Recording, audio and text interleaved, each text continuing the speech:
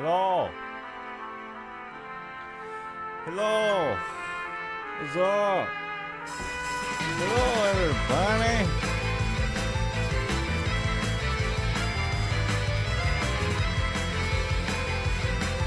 Hello, everybody. I'm gonna eat.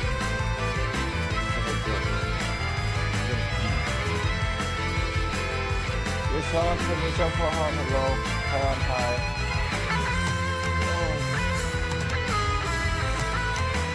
Yeah, I feel good. I rested a lot yesterday. My nose is a little bit clogged right now, but that's just because I woke up recently. I'm eating food. I'm gonna eat. I didn't eat breakfast or lunch today because I just woke up.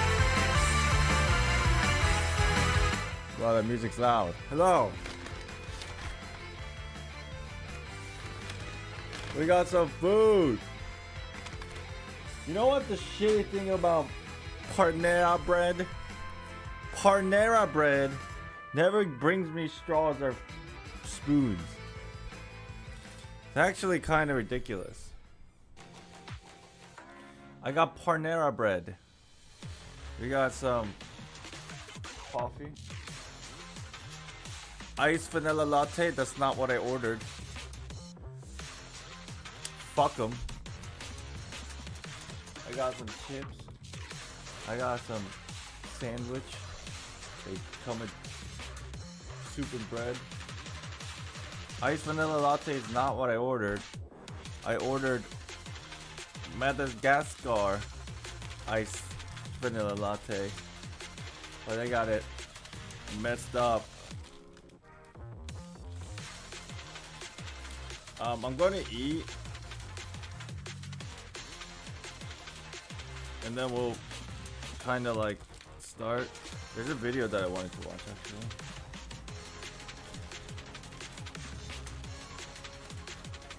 It sounds good though. It is good, but it's not what I ordered.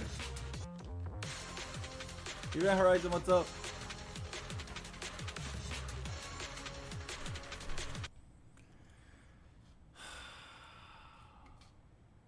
This thing.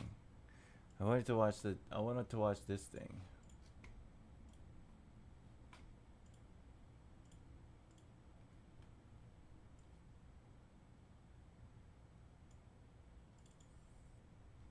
I don't know what this is. I'm gonna loop it.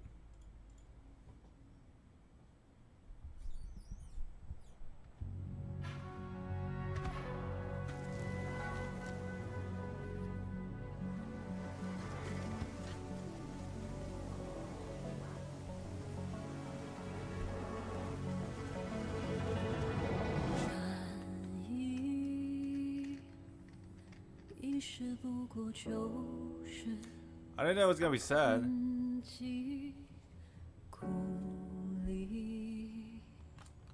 This is endless. As you can tell from those ugly ass dumbass ethers.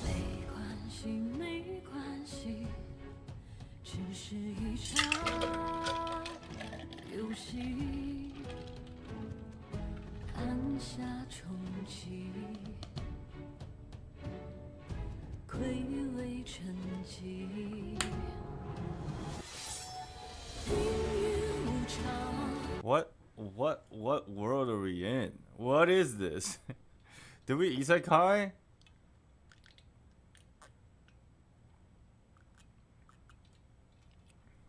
I missed it. Did we isekai?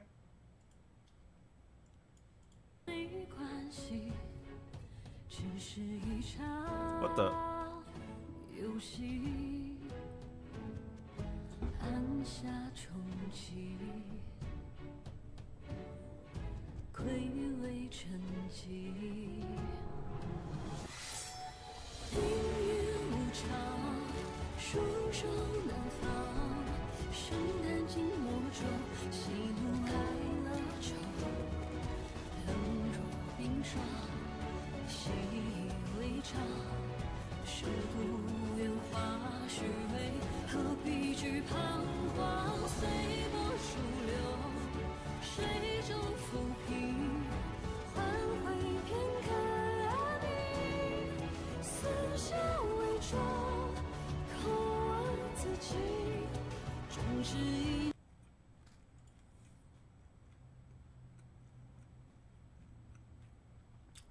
Her past life before she became an android, I guess.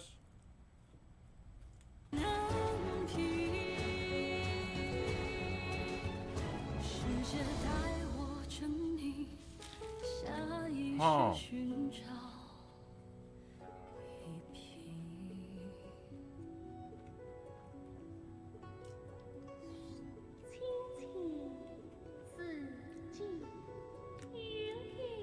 What the fuck? What's her name here? What's her name?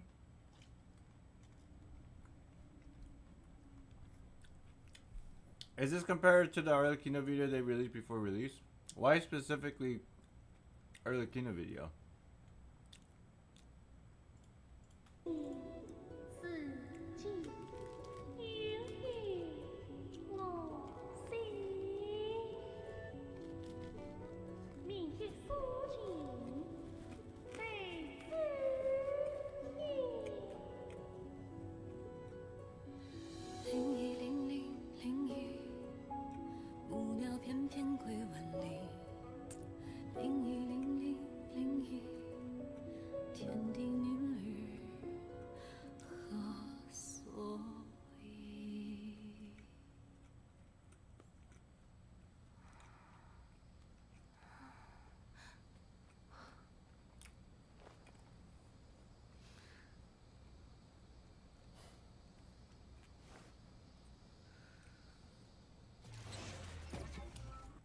That's sad.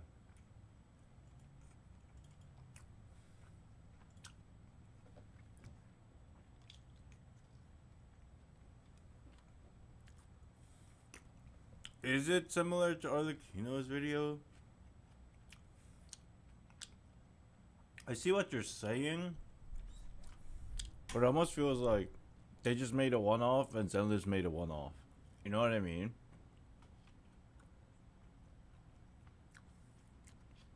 That's a bit of backstory though, for sure. I'm polling for her. Yeah. Grace Howard, you are an invaluable member of the Engineering Institute and my most exceptional student. March proudly into the future. Nothing can hold you back. The goal is simple. Based on Uncle Horse's prototype, build a new class of construction carriers that are lighter, easier to mass produce and maintain. It's a slight deviation from my original major, but my goal is to create a child that's smart, adorable, kind, and strong. Above is...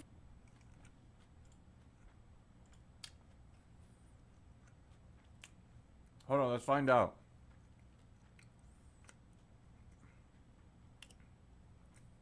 Shubuyuan had an EP. Chingy had an MV. Ellen had a...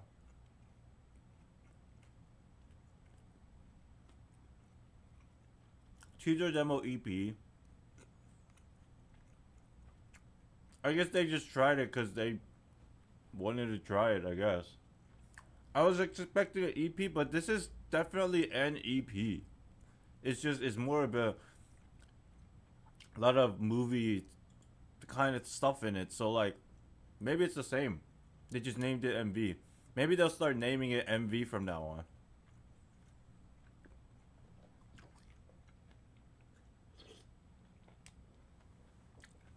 We'll see when the next character comes out. Hints at her lore though. This hints are they all kind of hint at their lore, the EPs. This is more deep though. Maybe that's why it's called MV. As an EP PV tag.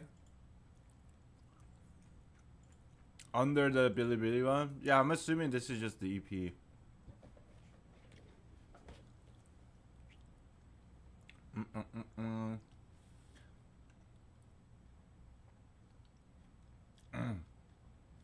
I am pulling for yes. Gonna pull for Chingy because her weapon is cool, but I am happy each character gets a music video. Yeah, it's like what Reverse does. Reverse 1999 makes an EP for every character they release. I always enjoyed about it. I'm glad Zenless is doing it besides the teaser and the demo. You could kind of like guess why they do it, because they don't have like a collective miscellany, or what's that thing called in Star Rail? They have something similar in Star Rail, but they're not doing that for Zenless, so they're doing something else.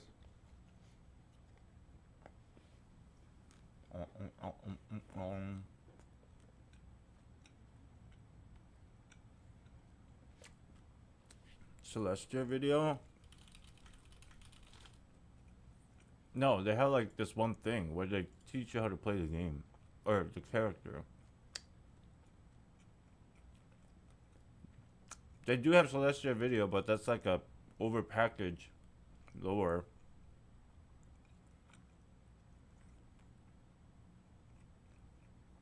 The one with Albert. Keeping Up with Star Rail, that's what it was. Do they make a Celestia video for every character that releases? Is that common now? I guess they do. Huh, I guess it is like that. Huh. Maybe it's more similar to the Celestia video. Because it's more cinematic. Is the development log for the new in-hollow special purpose industrial machinery by Grace Howard Entry 1. Just put it over there. Good girl. Let's keep pushing forward together. Great. Basic framework verification complete. Data simulation successful. I really am a genius. Every Main two power characters? unit on. Hang in there, kid. Whoops. That was the circuit breaker. Grace Howard. New in-hollow special purpose industrial machinery log. Entry 85. The power unit degradation has been fixed, but the voice command system seems to be a bit glitchy. The command test. Shut down. Huh? Shut down. Whoa, wait, stop now! Behave! Stop! Whoa! Is everything okay, sis? How'd you get hurt? We should change the energy deployment plan. You listening to me? Come here. Let me just watch all those endless videos I didn't watch while I eat, okay? Oh yeah, that hamburger today was really good. Nobody asked about lunch, and we had chicken. Be gentle. This is Grace Howard, the new in-hollow special Bangbu purpose mask. industrial machinery devlog, entry 163. I seem to have underestimated the difficulty of the logic course application. Looks like I need more specialized knowledge. Seems unlikely. That's it. Where is it? Command test. Move forward.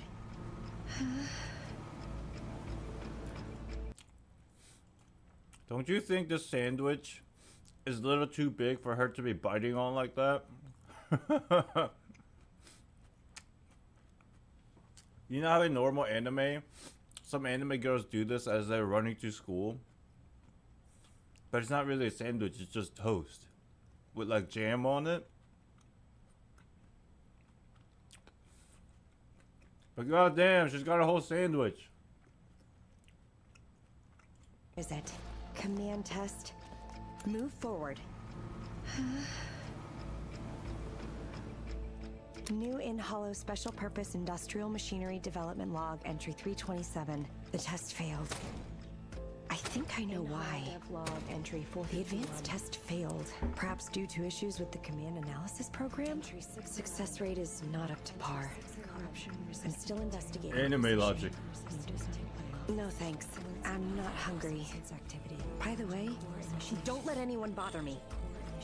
Hold on. Hold on. That's it. Just like that. Damn! Damn. Grace Howard, you are an invaluable member of the Engineering Institute and my most exceptional student. March proudly into the future. Nothing can hold you back. Nothing can hold you back. Nothing can hold you back. Grace Howard here. New in Hollow Special Purpose Industrial Machinery Devlog. Number 1001. I have finally found a way to stabilize the system. It might require ether substance stimulation, which means nothing can hold me back. Just a little bit more. I'm begging you. Wake up! Self-diagnostic complete. I'm a new in-hollow special purpose machine. Smart, adorable, kind, and strong. Isn't that the thing inside the story? Excuse me. Can I just be an adorable machine? Pleased to meet you, little one.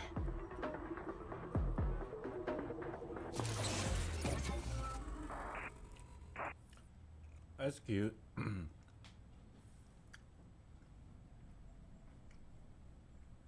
She is like, kind of like what I do. I'm too focused on one thing. I tell people to stop bothering me.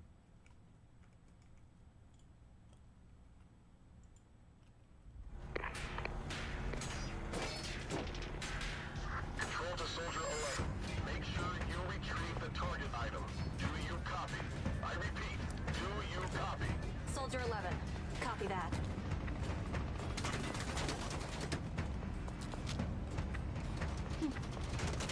Soldier 11 is like what Anby is inside of movies. I just realized Soldier 11 and Anby has like, they have like similar personalities, except Soldier 11 is actually living the movies and Anby is like a spectator, a viewer from the breaking the fourth wall. Boss, it's the girl. She took our goods. So, the Defense Force wanted to steal...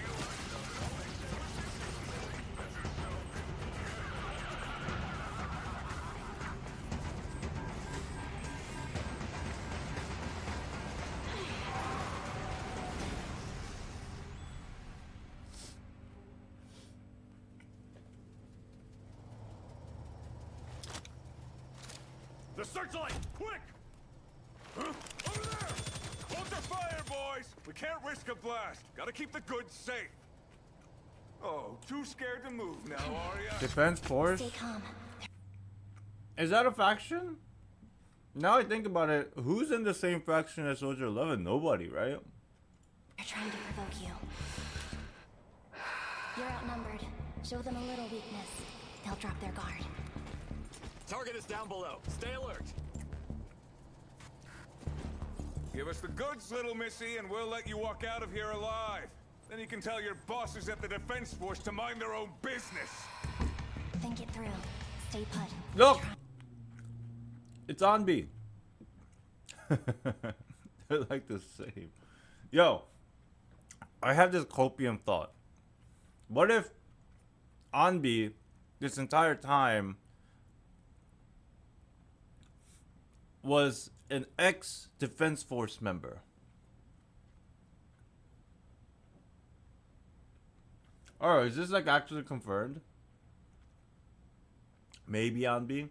What if it's like Anby and Soldier 11 are from the same place, but then Anby just like kind of like broke out of it and like wiped their history? I'm only saying it because they both have white hair. That's my only reason. Kinda sus. Try not to provoke them. I have your goods right here. Come and get them. Yeah, like a Firefly thing. Like, what if in this game, Defense Force is like girls? Like, you know those animes or games where like these girls, cute girls are like, the whole idea is that the characters are from the military, but they're cute girls, like cute anime girls. Like Azure Lane, I think. Girls Frontline or whatever. What if it's like that? What if it's like a faction This bunch of like girls that are overpowered, but then it's almost like a secret society. I don't know. I don't know if that'd be so funnily crazy sick. That'd be so cool.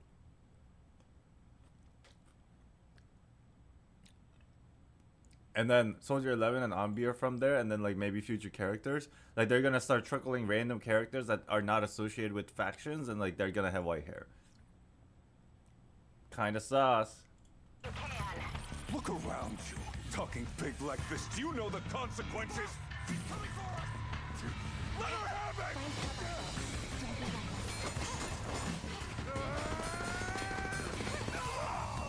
Pace yourself. If you think about it, yo, chat, this is a crazy ass theory, but if you think about it, they kind of have a similar fighting style in which that they spin when they use their sword. They use the same weapons, and then one is fire and one is electric. So there's gonna be one that's ice. There's gonna be one that's, you know, like ether. Think about it. This copium theory is getting bigger and bigger.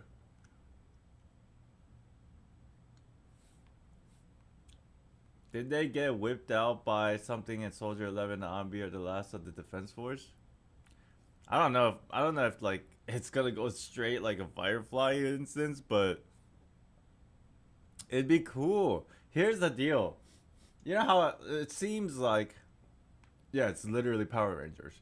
It seems like every patch, what they're doing in this game is basically focusing on one singular faction. For example, version 1.0, definitely like, yeah, we got our main characters, and then, you know, basically every chapter in the game is focused on one faction, right? I forget which chapter.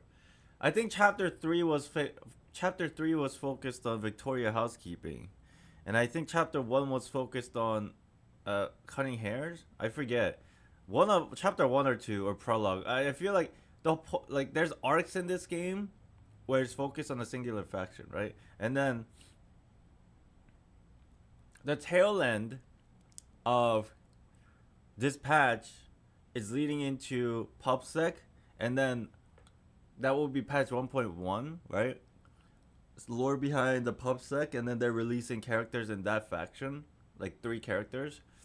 And then after that, after this patch 1.2 that they drip marketed, it's that version is gonna be all introducing whatever that faction was. Shit, what's it called?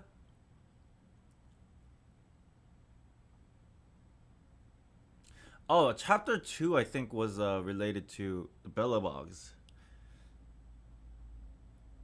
Something's a Caledon. Yeah, isn't that that's the version 1.2. Yeah, that makes sense. So that's 1.2 is gonna be focused on that. So what's after that? What faction are we focusing on after? You gotta look at characters that are kind of released in the game, but still don't have full characters of the faction. For example, that one faction with what's her name? Sokaku? With Miyabi and stuff. That's all gonna like drop in a big bundle in one of these versions. What else is there? Who else? What character / factions that's in the game already that's kind of teased that hasn't been like fully dropped? You know what? The best answer is look at that one video that we watched the other day.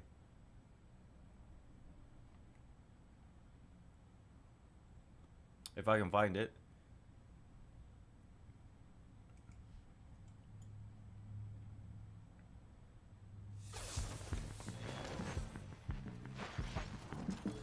This faction needs to be fully released. This is coming 1.2. This is coming 1.1. So far, Miyabi's faction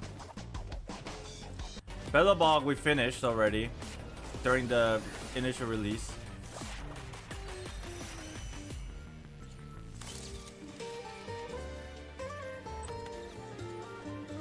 Victoria Housekeeping we finished. And then Sons of Caladon 1.1.2, as we already said.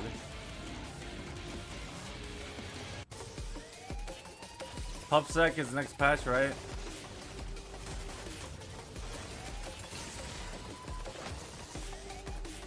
Oh my gosh, it's so hot. Oh.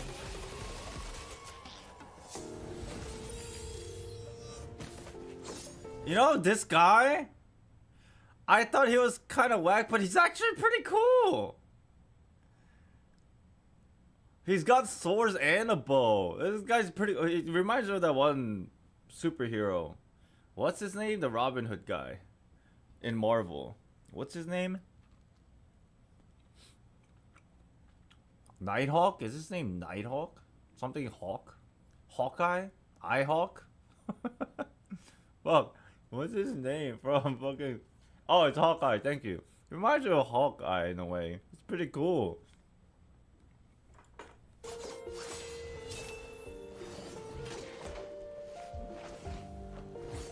Oh my god.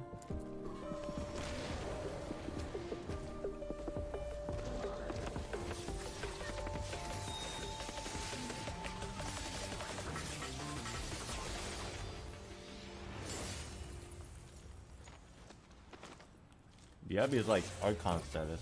Alright, that's it. See? So, yeah, people keep telling me there's an idol faction. I don't know what the hell the deal's with that. I never even heard of it. Never even seen it. It's probably in the game that I didn't pay attention to because everybody's saying it's like in the posters or something.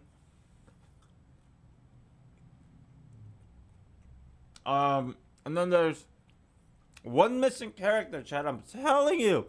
It's kind of sus. Think about it. Look.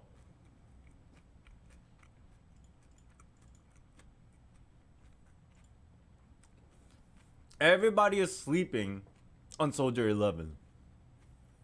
What is her lore? Defense Force? What the fuck is that? She's not affiliated with any of the factions that showcased in the game so far in the trailers. And then,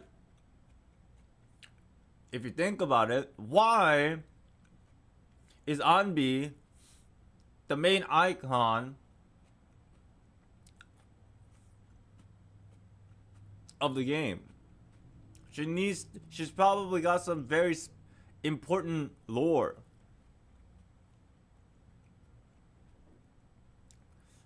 What I'm saying is, if you guys just tuned in, what I'm saying is, it's kind of suspicious that Soldier 11 is the only person that's in the entire game that's playable that is not associated with anybody else from her faction. There's no other character from her faction. That's what I'm saying. Like, not actually introduced into the trailers or anything. We literally had contact with the ally. Did she show up in the actual game? I mean, her faction's obviously Defense Force. That's what it is. It's Defense Force. She's from the Defense Force. Guys, you're not understanding what I'm saying. I'm not saying she doesn't have a faction. I'm not saying she's not related to anybody in this game. That's not what I'm saying. You guys just dropped in. You guys have no idea what I'm talking about. You don't have the context, so listen. What I'm saying is, all the characters that's associated with the Defense Force isn't like promoted as much as the other factions. So I'm saying it's going to happen in the future. But I'm kind of suspicious because even though Anby's with the cutting hair, there's so many similarities between Anby and Soldier 11. So I'm thinking in the future it might turn into like a situation where the Defense Force is a bunch of girls that are similar, like literally straight up Power Rangers. The reason why I say this, I know it's super copium, but they have the similar hairstyle or hair color. They have the similar fighting style. They have this similar idea that they infuse their sword with different elements. is kind of suspicious. It's not that other characters can't infuse their fucking thing to their weapons, but like, it's just the idea that they're both military nerds. I can see Anby from Defense Forces that like got amnesia or something, or like decided to break away.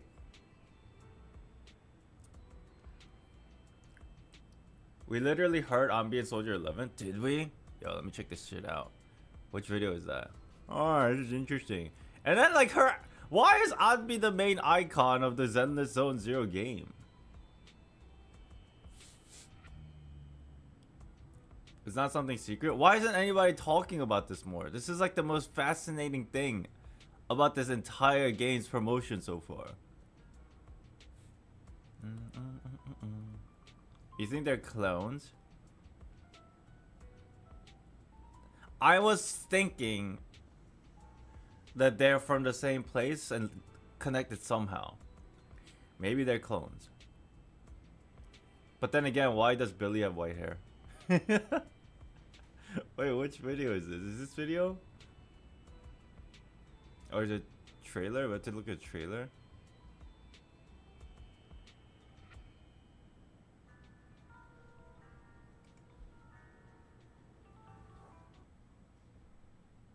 Is this it?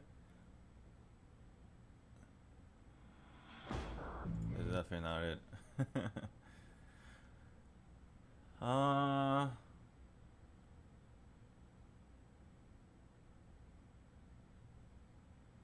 The teaser you were just watching? For Soldier 11? This?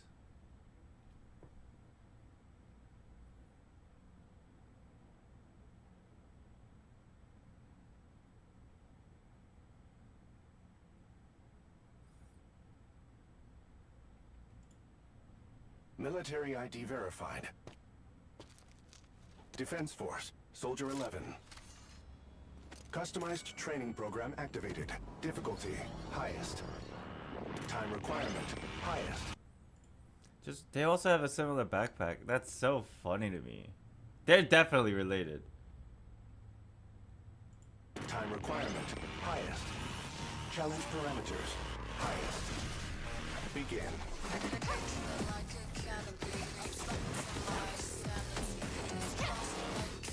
And then the way they spin when they attack. The one with the car, the faction video. Where, I wonder? I don't remember Soldier 11 ever being in this video.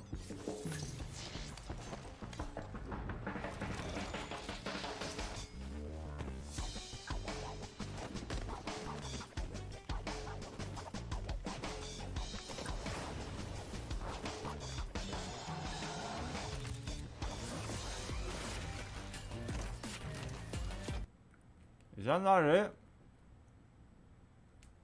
2D animated teaser. Of who? Anby or Soldier 11?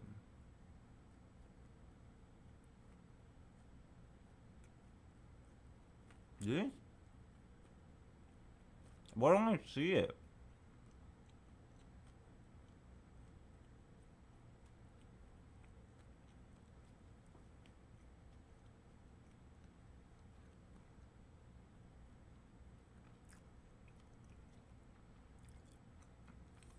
Kinda.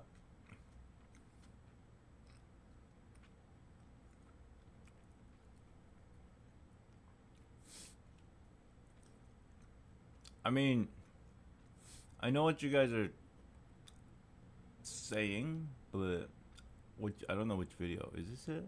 That's Billy. It's newer.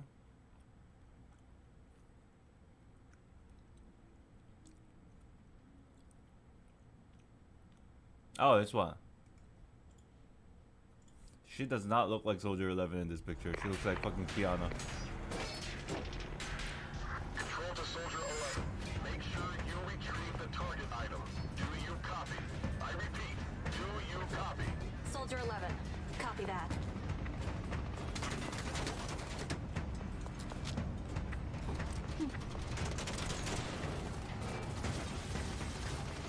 Boss, there's So, the Defense Force wanted to steal...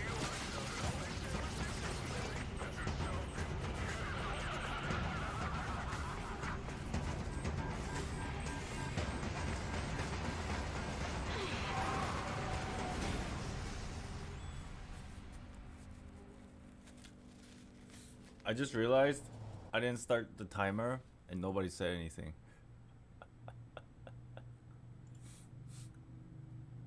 And we've been streaming for 40 minutes. Wait!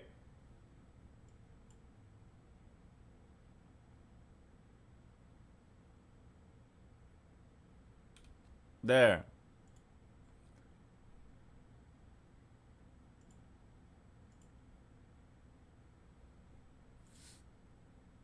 Oh, you did? My bad.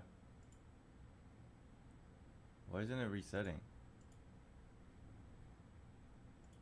There you go.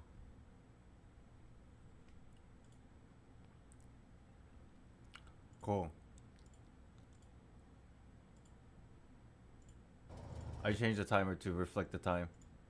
The searchlight! Quick! Huh? Over there! Hold your fire, boys! We can't risk a blast. Gotta keep the goods safe. Oh, too scared to move now, are ya? Stay calm. They're trying to provoke you. That's not Anby, right? That's not Anby, bro. That's her talking to herself. It is? What?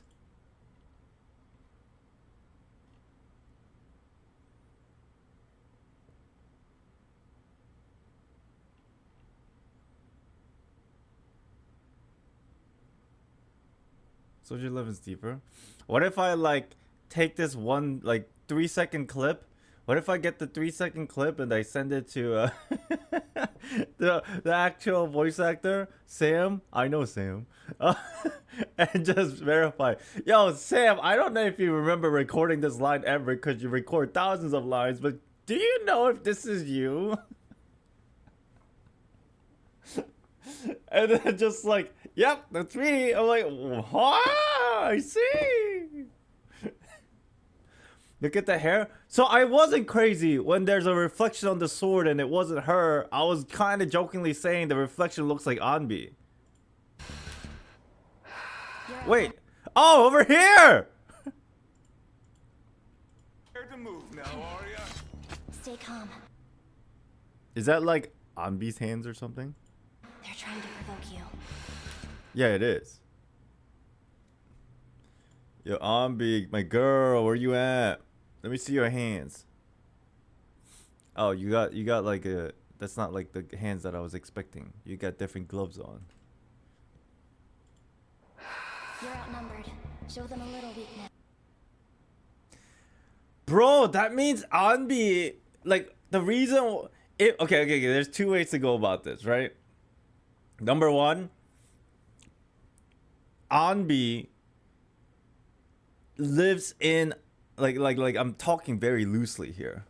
That means Anby's consciousness lives in Soldier 11's mind for some reason, or that Anby used to work with Soldier 11 and Soldier 11 used to look up to Anby. Which one is it? Right? If Anby's consciousness is somehow remaining in Soldier 11, that means Soldier 11 is a fucking clone. Right? But if that's not the case, and if that's not the lore, then Anby used to work with Soldier 11 directly. It's two ways, one or the other, right? Or it could be both. But that's interesting. That's why Anby's in the main picture, main icon of the game, because that's if Soldier 11 is a clone of Anby, then Anby is like way more important than we would know. And you know what the funny thing is? Sam, the voice actor of Anby, if like Anby actually ends up being a main character of the entire game, Sam doesn't even know. The voice actor.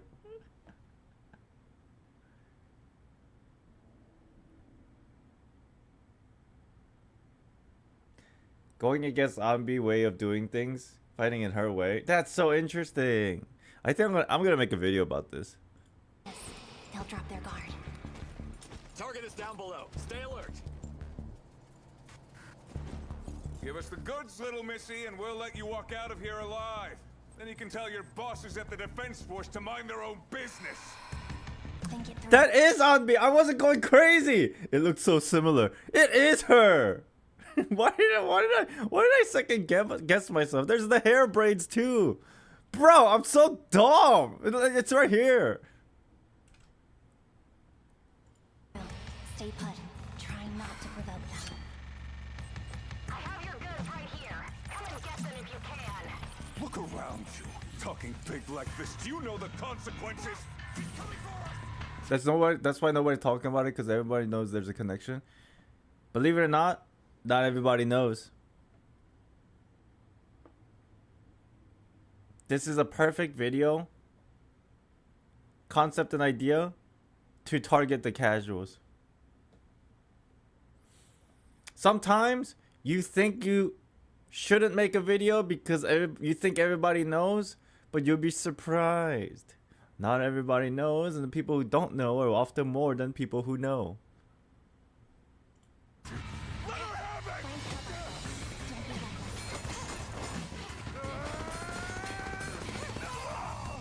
Pace yourself and save your strength. Yeah, I watched the Chingy video.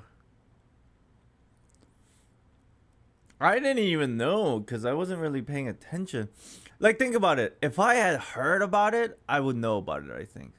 But then, if I didn't hear about it, that means it's not being talked about enough, I don't think. And I'm saying this not as a lore enthusiast, but as a casual. If I, as a casual, didn't hear about it, that means people are not talking about it enough. Because I didn't get to the point where, like, I'm digging really deep into the lore of this game yet. So I consider myself very casual in this game. And that's surprising. That's shocking to me. That this was, like, here this entire time and I didn't even hear about it.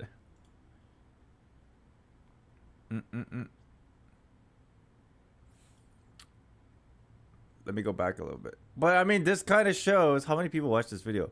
Almost three-fourths of a mil, 750,000 people, and this is the most played spot. So some people definitely know, but Didn't they only send one person?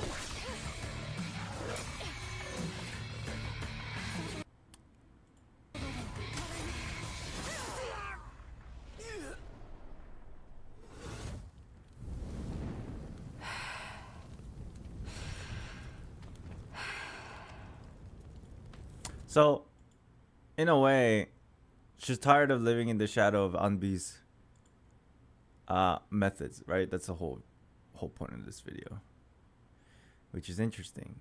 That definitely would make Soldier 11 like lower in rank, let's say, if that's the right way to put it, as opposed to Anby. But then Anby poof and disappeared. So the question is, why did she disappear? Like, in the eyes of, like, you know, the government. And then she changed her name and then she poof, like, disappeared.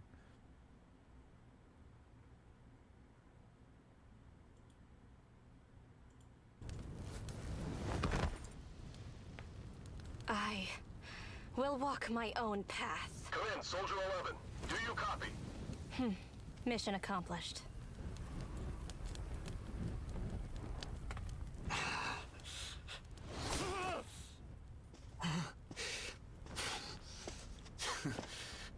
Go ahead and do your worst, brat. Want some? Huh? Cracker. Doesn't Anby also eat something? I mean, You're... I was told to be nicer with captives this time. They have the same eyes. They're pretty good. Do they have the same eyes? My mouth's on fire! My mouth is on fire. They have the same eyes, right? I can't see. Can you take off your glasses, please?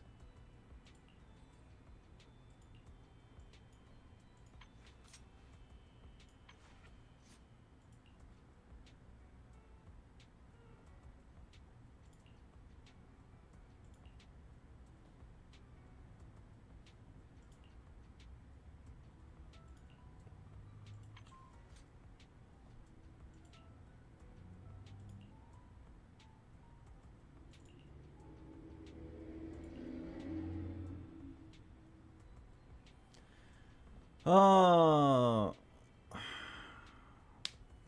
maybe I'm a Soldier 1 or something, and she changed her name and even took Nicole's family name. What was the lore? Like, she randomly met Nicole in like a parking lot and then decided to like have her basically quote unquote adopt her so that she can change her name. What's her last name again? What was it? Demara.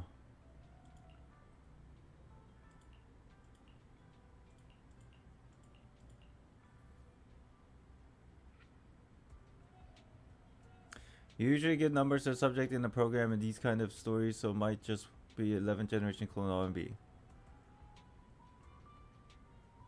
Yeah, I mean that's pretty possible for sure. There was like a whole lore somewhere in the game about like how these two met, but I forget where it was.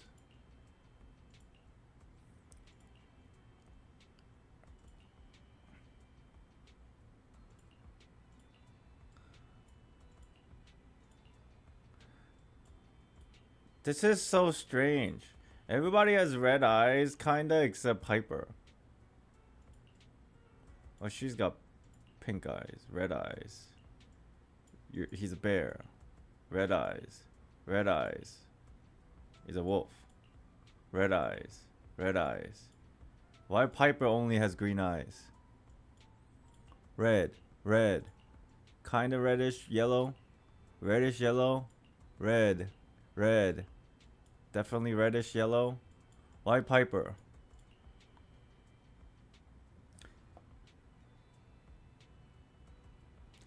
Any guesses? There's also Billy that is connected to the Sons of Caledon. This cutting hair lawyer is really mysterious. Cutting hair sounds like to me just the faction that's supposed to represent the culmination of oddballs. I don't know what the word is for that. There's a word for that. I think that's the whole purpose of cutting hairs. Even Nekomata, I don't know. She came from what's it called? The Red Fan Gang, right? From what I understand.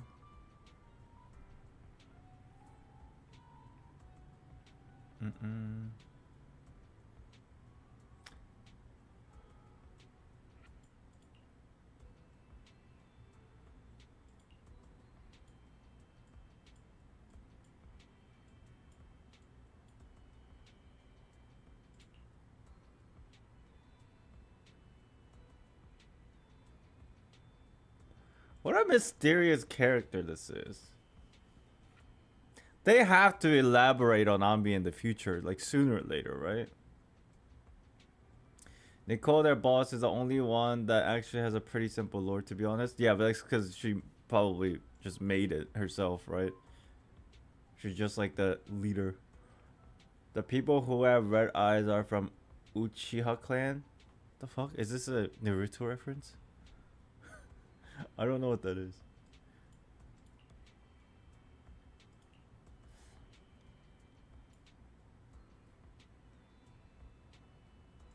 I already have two video ideas. Just the idea that cutting hair is just like a culmination of a bunch of shit. And then Anby and Soldier 11. This is very good short ideas. Like YouTube shorts.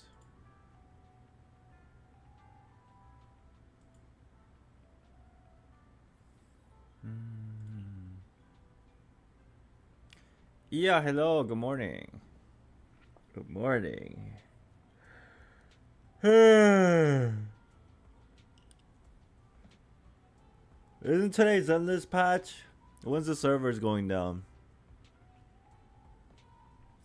I have to update the patcher.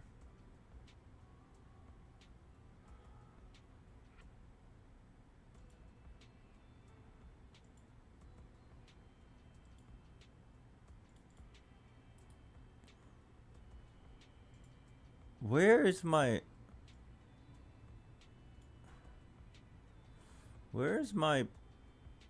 Hoyoverse? What the fuck? What is it called? Hoyoverse. What's it called?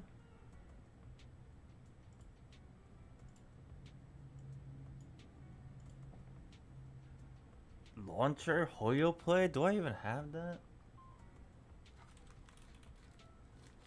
Oh, I do.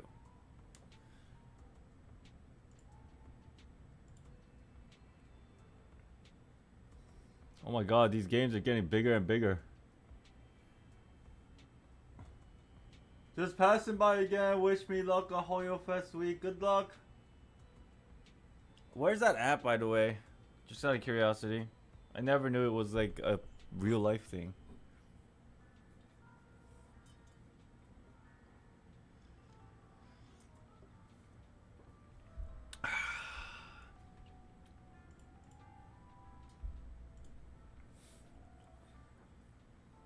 Oh, I'm so tired. This coffee needs to hurry up and kick in.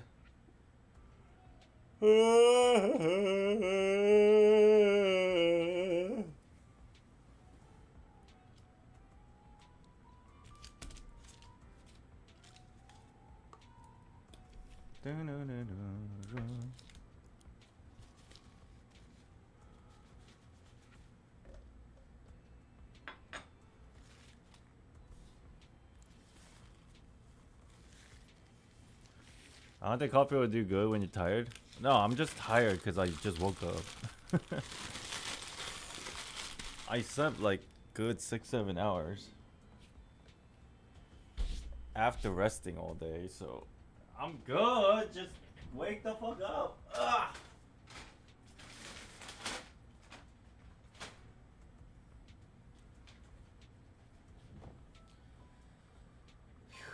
Just don't be tired. Thanks. I'll just not be tired. You're right.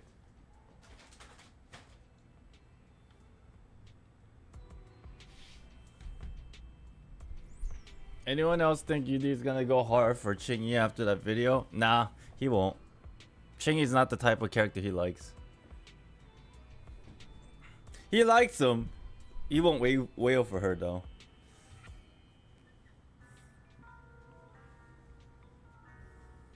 But that past is so Fuha coded. Yeah, but he won't pull. Like he won't wail. It's like hand in hand. He has a very specific character archetype that he likes visually, and then he also obviously cares for the backstory, but they need to go hand in hand. Like wow wow. And then you do this, wow wow, and then magically, as you let go, the wallet comes out.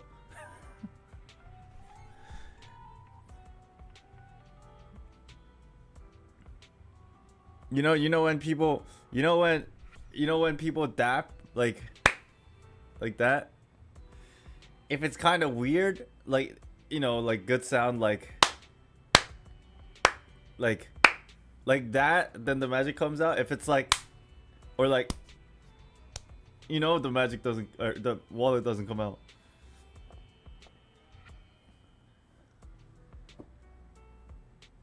Jane though, maybe he likes the seemingly criminal but maybe not characters.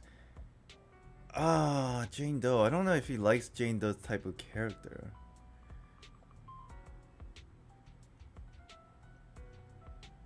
I think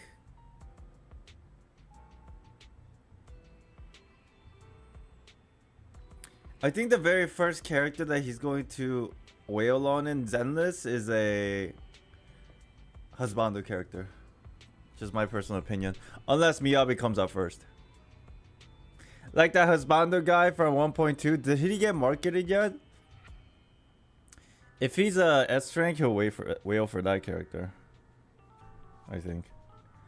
Or just not, maybe not him, but the guy that I was talking about earlier, the Hawkeye guy.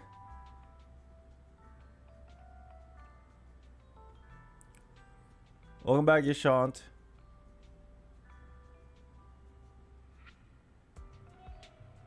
The cat guy? I forget. The Sons of Caledon guy.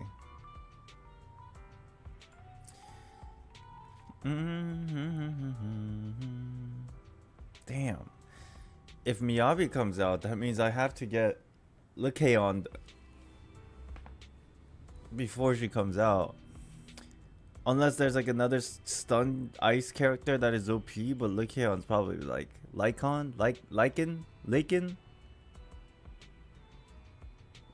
I need to try to get him. He's on a perma banner. Yeah, I need to try to like accumulate 300 pulls. Nothing to fear. The cunning hairs are here.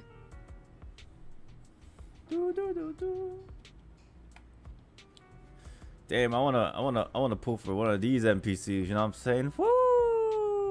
Woo!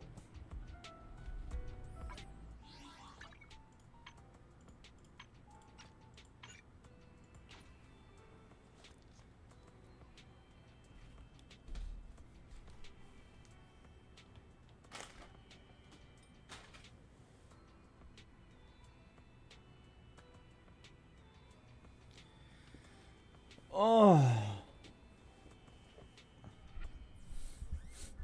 I need him for Ellen. You can get away with not having him for Ellen. Just need Tokaku. You saw her versus Nineveh Swarm Miyabi? Yeah. Am I gonna play Star Rail today? I'm probably gonna play Honkai Impact 3rd when the servers go down for Zenless. And then maybe, cause like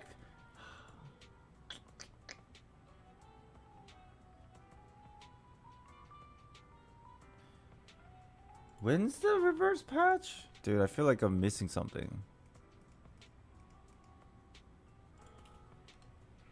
Is it 15th?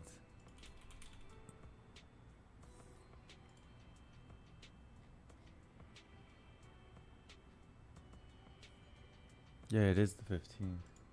Holy shit, I got 2 days. Man, I mean the main story quest is not going anywhere. It's just I have to get the outfit. I'll grind that tonight, I guess. No biggie.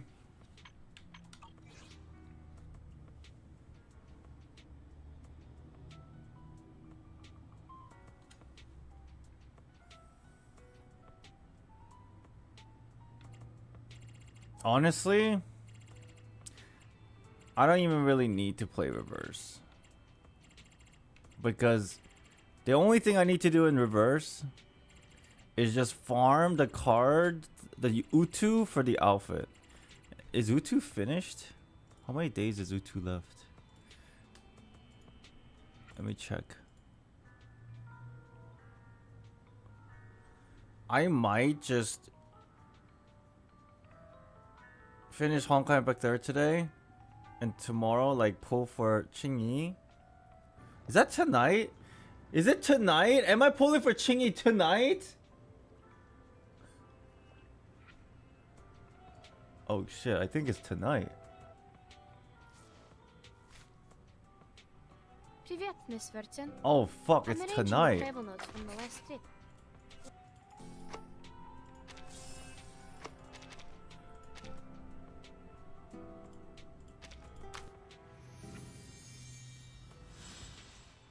Where's Utu? Utu. Oh my god, there's literally 1 day and 14 hours left. That's plenty of time for the outfit. We're good. Alright, here's what we're gonna do. Let me check what time the servers are going down.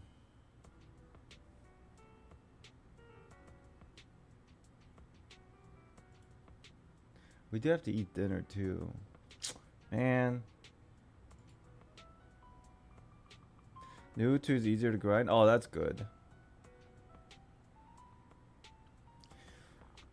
I think what I should do is just grind Utu off stream. Just enjoy my time with Zenless and Honkai Impact 3rd for the next foreseeable few days. And then whatever time I have left,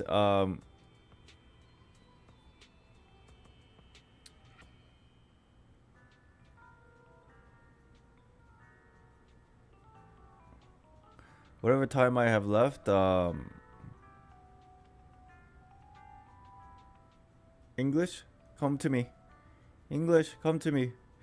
I'm gonna farm Utu off stream, and then like before bed or whatever, and then I'm gonna enjoy my time with Zenless and Honkai Impact 3rd, catch up on Honkai Impact 3rd, and then whatever time we have left, we'll play Star Rail.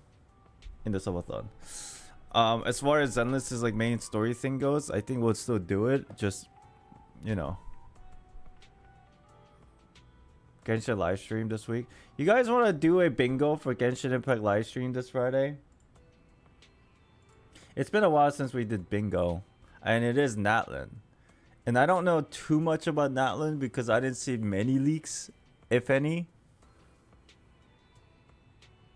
I can give you the grind. I can ping you the server for the easy strat for Utu grind. Sure. I just usually let it run auto. And then that's like good enough. How does it work? Oh, calamari we're doing tomorrow. I still didn't get the squid.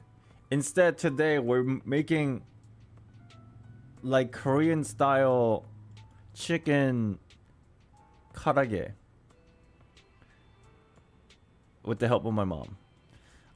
We're doing calamari tomorrow, and we're making fried chicken, basically karage, today. Dun, dun, dun, dun, dun, dun, dun, dun, dun, dun. You're making me hungry. Sorry. Oh my god, I hit 1 million Denny's. Poggers.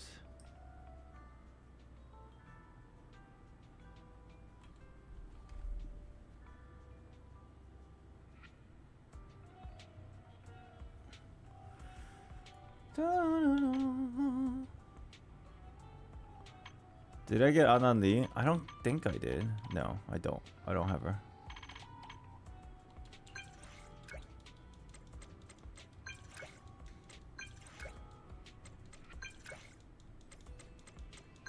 Since maxing out most of my Stario 5-star, I found myself reaching 20 million credit without ever realizing it. Are you perhaps max level? Because don't you get money now for experience if you hit max level? That's one way to get a lot of money fast, yeah.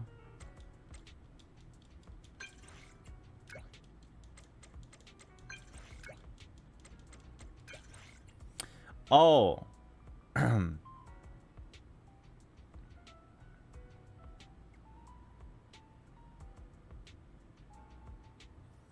I think... Okay, for today...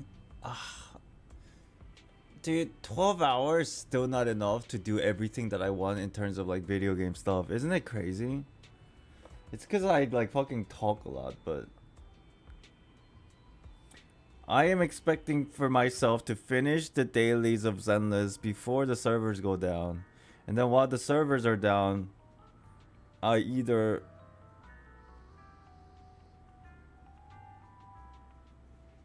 While the servers are down... What time does the servers go down?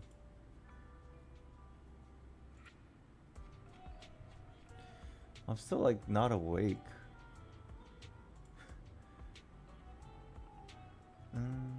Uncle Fudge, thank you for that thing. Appreciate it. Oh, it's like a speedrun strat.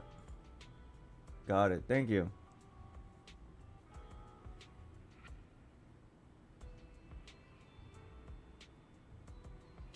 Did I finish the battle path? What battle path? For Zenless? Is that what they're called? Battle path? Oh, fuck. Where's my mouse? Oh, there. Oh, I have to select this.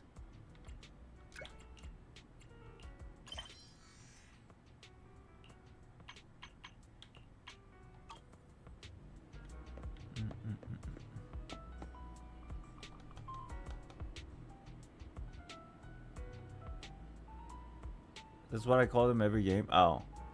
The battle pass? Yeah, I finished it. It's gone now, I guess, huh?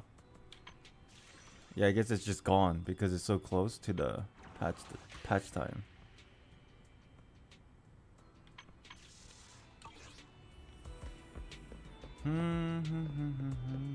Yeah, which game?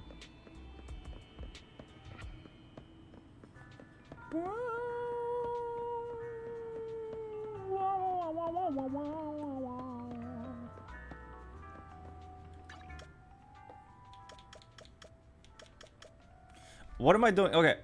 Hold on. Let me think. What time does the patch happen? That's what I wanted to know. The patch happens in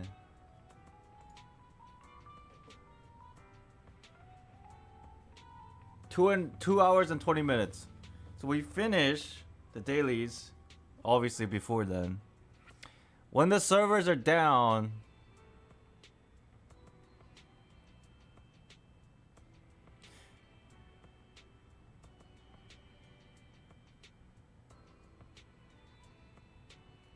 what do? I want to start cooking at 7. So what do we do during that 1 hour? Just watch videos or some shit?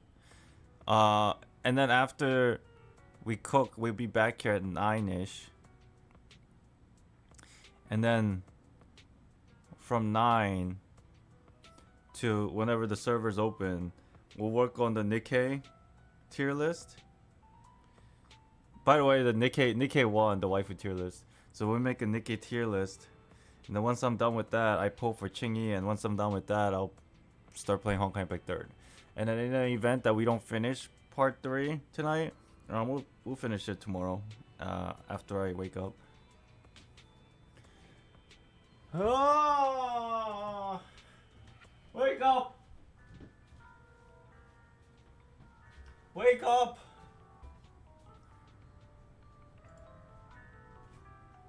Wake up! Wake up! Ah.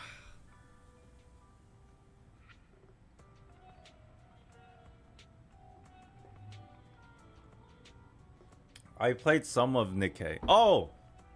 I got a message back from my customer support thing. They give me like a couple of ways to like try to fix it using Twitter. So I'm gonna try that, but they did message me back. They were like saying stuff like, that's just something wrong with Twitter. Try changing your password for Twitter and logging in. That kind of like refreshes it. And I don't know how that works, but apparently like that's what they suggested. So we'll give that a shot, I suppose.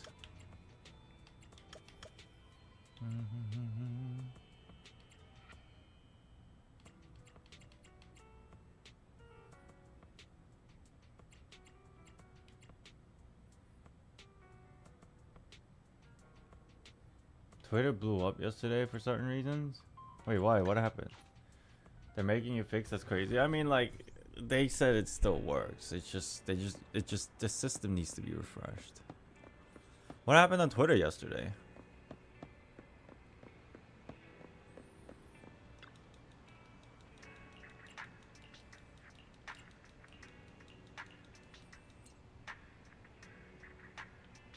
Damn, this guy wants a photo every day, I swear. Jeez, man. Find a new spot, too.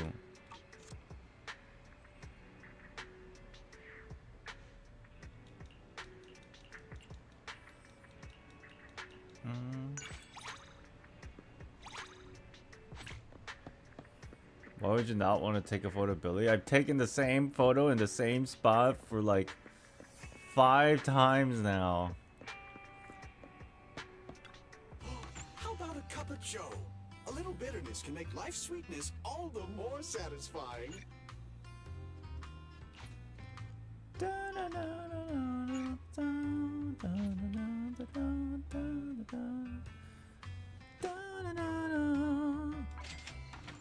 I decided that I will wail for Chingy. And when I say wail, I mean a character and a weapon. I decided, you know why?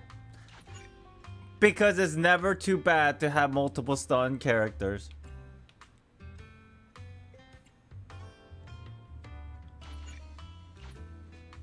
Whenever you feel. I found a cockroach in the bathroom and can't handle it. Get used to it. I see it every day. I see it every day. Shit, after a while you just get tired of it and you're like, well, another one. Sorry that you're freaking out, but get used to it.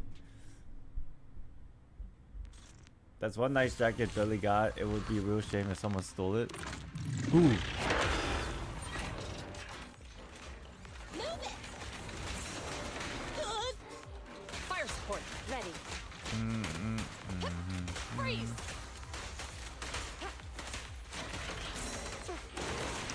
Heavy flamer.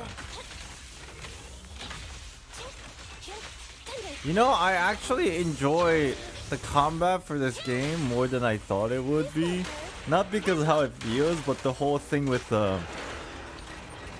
if you play this game, you probably have a good idea. Or if you don't play this game and have played fighting games, you have a good idea. There's like different ways to do similar things, but like with a little bit more situational differences, depending on like when you use your certain combos. Like you would think that sounds like obvious, but because of the way this game operates on the EX bar system, it's actually quite unique.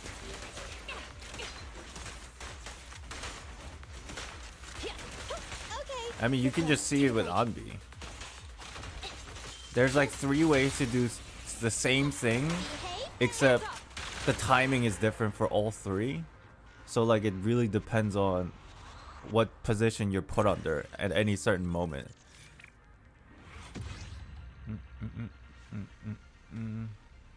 Like getting a perfect evade by timing Shuyu and side roll, I can't even do that. I know exactly what you're talking about, and it is fucking sick, but I can't do that at all. I just fucking like just swap.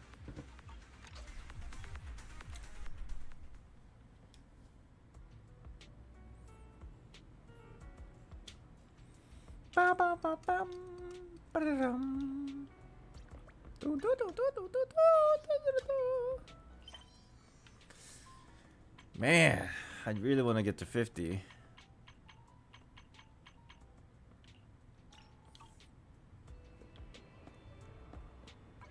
So what does I need? How many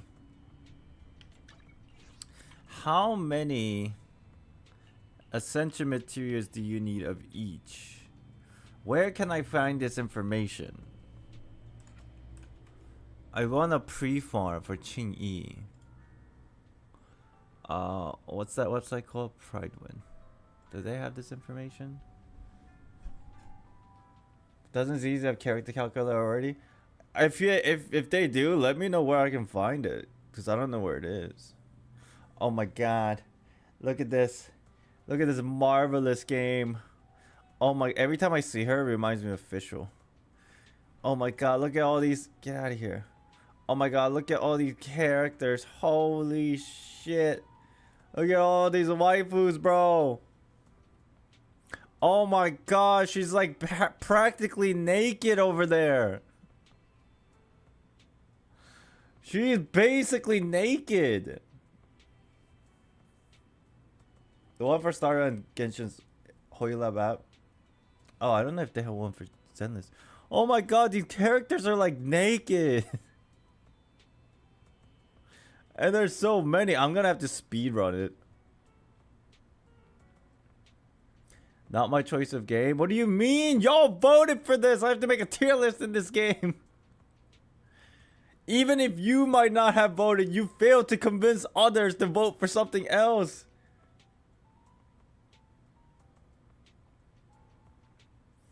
Nikkei, I have yet to check out all of their characters. I stopped like several months ago, so ever since then there's been new characters. Like I don't recognize some of these characters. Be thankful it's not FGO. Too many characters. Yeah, I have her on my account, and she reminds me of Official. I didn't know you like this kind of game. Yo, if you ever played the game, you would know.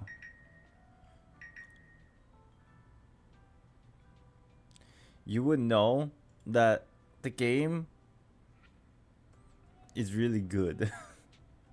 I wish I had all these collab characters, man. Fucking Chainsaw Man, fucking ReZero, fucking I wish I had all these collab characters. I have 2B and A2.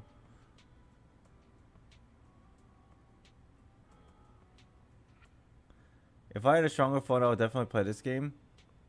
Does it take a lot to play this game? I felt like it didn't use too much of my phone power. Like processing. There is a PC client supposedly, yeah.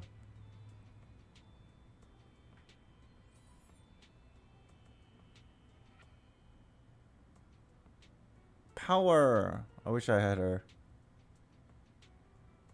It's too bad these like collab characters are like never coming back. Yeah, like seriously, half of these characters are like fucking butt naked. But then again, like, what is the rating on this game? Let's go with that. Let me look this shit up. They did a ReZero collab? Yeah. Well, I quit. I went away temporarily and they had like 2 more collabs.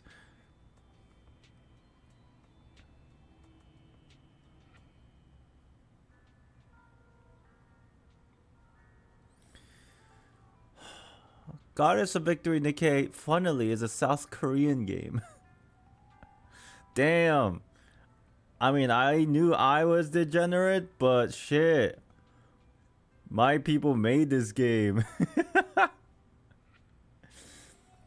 I did get 2B and 3A, or A3. A3? A2?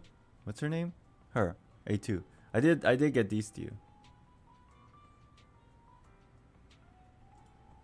They are highly cultured. What is the rating of this game? Doesn't tell me on like the wiki.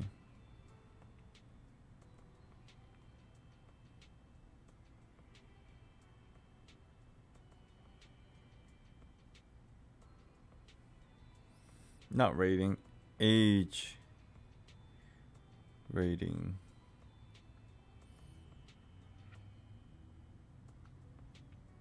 Chat, guess in the United States where I live, right? That's where I live. Last updated July 4th, 2024. You have to be X years old in my country to play Nikkei. Guess what it is in the United States? How old do you think you have to be in the United States to be able to play Nikkei? I am shocked. I am utterly shocked. 16, 18, 15, 14, 21. You're all wrong.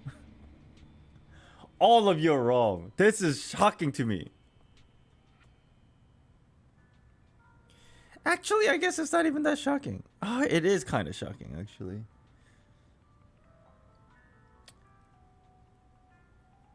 You have to be 13 years old. That means basically, you know those like movies that says like PG-13? Like a bit mature, but it's not rated R. If you can watch those movies, then you can play this game. It's not PG. It's not for everybody. It's just, you have to be 13 or older. You guys know what I'm talking about, right? Every country has like a different movie rating system, but at least in the United States, we have rated PG, rated G, and then G is for anyone. PG is for parental guardian, which is like, you know, like you should go with the parent if you're like a kid. PG-13 is if you're 13 years old or over, you can watch it yourself. And then there's rated R, which is I think 17 or 18 and up, you can watch yourself, right?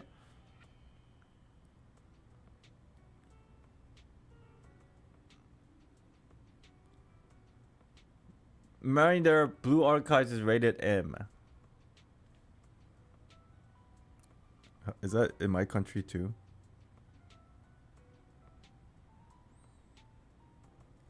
It is.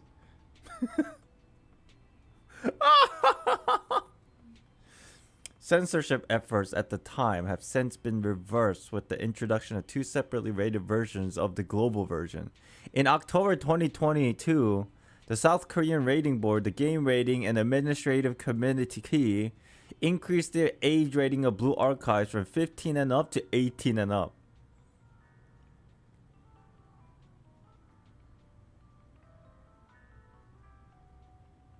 There's like apparently an adult version of 18 and up. But I don't know which one I'm playing. Akko, what's up? How did they manage to get that rating as a mystery? Yeah, I don't know either. Like half of these characters are butt naked. So like, I'm just gonna let you know, this is not, chat, this is not supposed to be an uncomfortable stream. Legally, I'm making the correct decision. if it makes you feel uncomfortable, that's beyond me. I'm sorry, but I didn't choose to do this. Collectively, our community chose for me to do this. So showing these characters on stream, it's okay because it's rated PG-13. It's 13 and up, okay? I don't know how this is 13 and up, but it is. And I can show that on stream because I'm not breaking any laws. I don't know how this is 13 and up, but it is. I'm assuming you're all 13 and up. I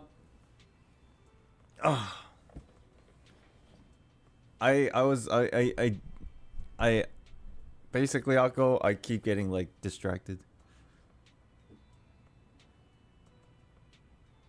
At least it's a static art. That's true. You go in the game and all these stuff start bouncing. Like, because they're shooting guns. Duh.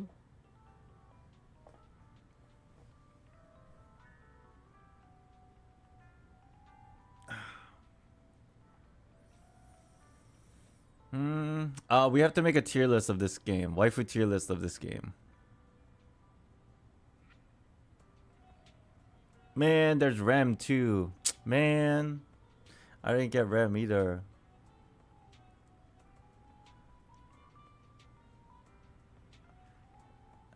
There's Amelia and there's Rem. Isn't there supposed to be? Oh, there's Rem. Yeah, 4-star. Makes sense. Who's Rem? She's from ReZero. Yeah, usually Nikkei, when they do a collab, they make 3 characters. I'm assuming that when they do the Evangelion collab, like soon, I think it's coming like next patch or the day after, or the patch after, because they already officially announced the Evangelion collab. I'm assuming Asuka is a S rank, and then Rei is a S rank, and then Misato, is that her name, is going to be a rank. Because they always have 3 characters.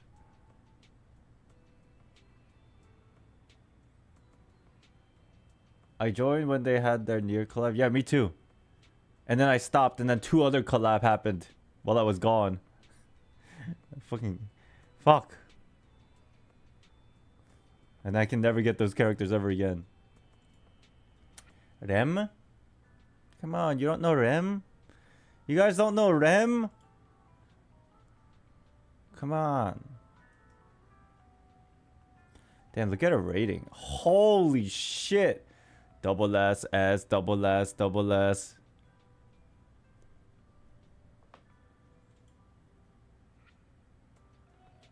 Oh, you guys are memeing. You guys are fucking lame. You guys are fucking lame. You're lame.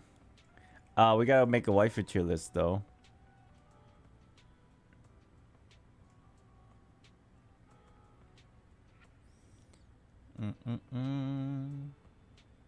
But anyways, what I was trying to do 30 minutes ago before I got sidetracked by Nikkei is to see how much materials I need for like any individual character to be released. Like there doesn't seem to be like a calculator or anything.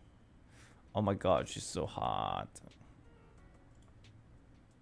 Yeah, you too. Caesar. Oh my god, she's so hot. Like actually hot. I'm gonna pull for her. Caesar, do I really want to pull for her? Waifu, I should.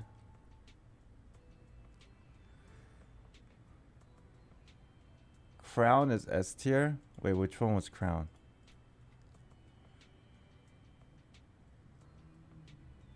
Crown. Her? Is this what you're into?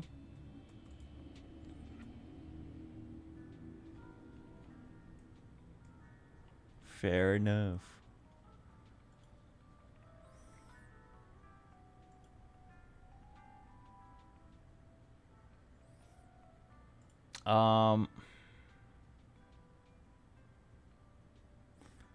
Bum, bum, bum, bum, bum, bum, bum, bum, bum.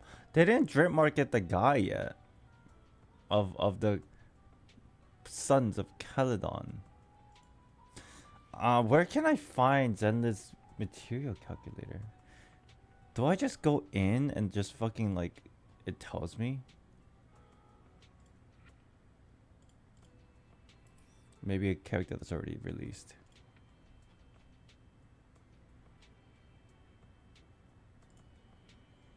No, it doesn't. Okay. He ain't coming, it seems. I think he is. It's just today or yesterday. I don't think they wanted to overlap like Chingy's MV with like a drip market maybe. Probably 1.2 only has 2 units, no way. You think? You think so? You think so? Shit.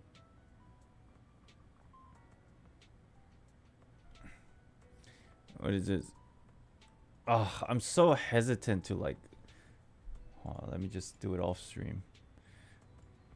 Because there's always leaks when I look stuff up like this.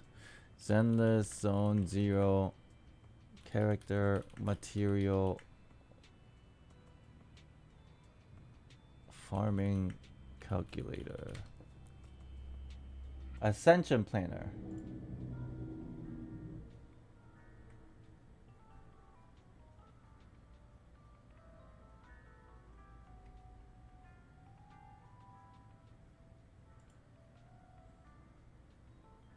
Is this it?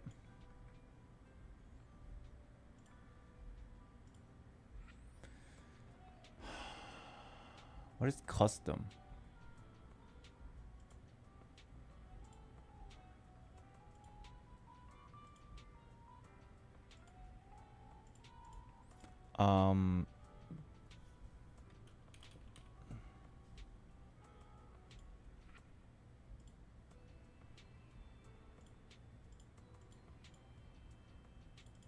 I want her to be up to level 50.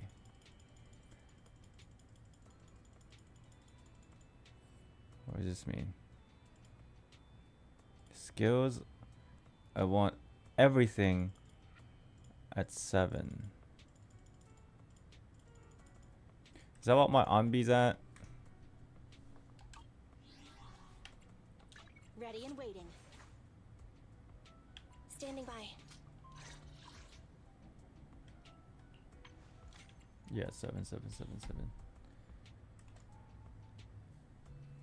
7. Oh shit! I gotta poop.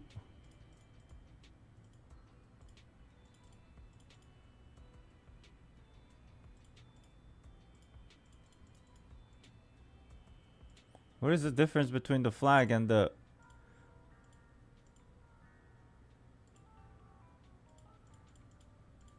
I don't know what I need for this character yet, so fuck that. And then W engine. Let's just go with this.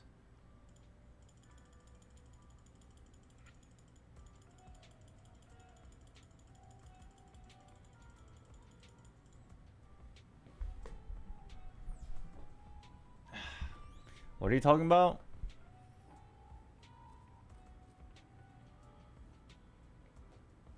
Denny's?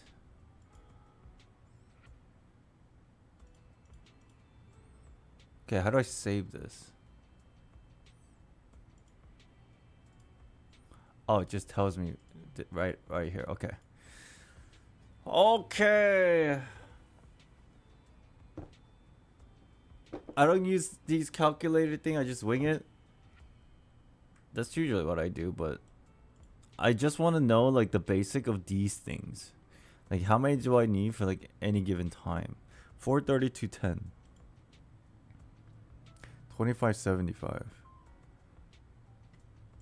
Oh, and then 8 it goes up. 432 10. Is that the same? 432 10. 432 10. 432 10. 432 10. What a weird number. 432 10. 432 10.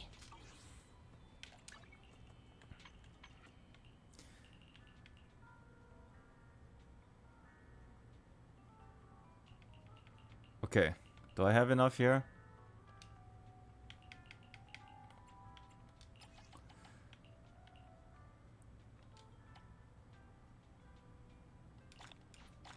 Four.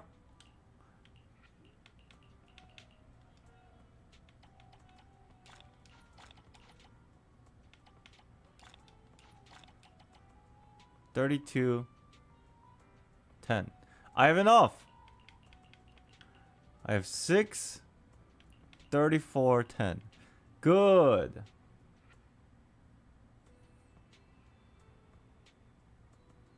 And then I need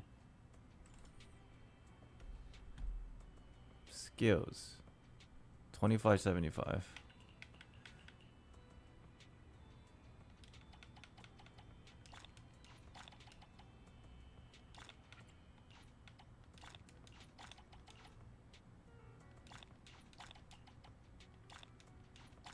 I'm close. 25.72.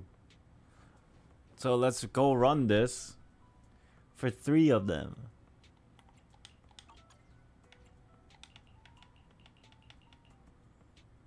Yes, yes, yes. Very good. I just need 3. There you go. Save some stamina for the other shit. 432.10. Yeah, I'm not even worried about the discs. They can come later after I hit level 50.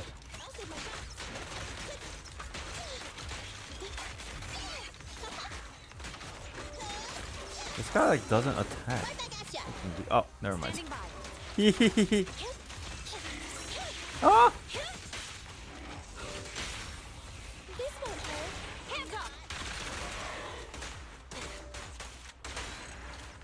I should make it so that I stop seeing the numbers when I fight. Like having numbers show up is great. Like, oh my god, look at all the damage, but it gets in the way of like visual stuff. I think there's a way to get rid of it, right? I think I've seen it in the option somewhere. I love the poses they do. Me too, except sometimes it's super sus. The certain poses that they're in is very sus.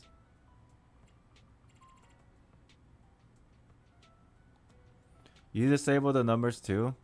Does it actually feel better?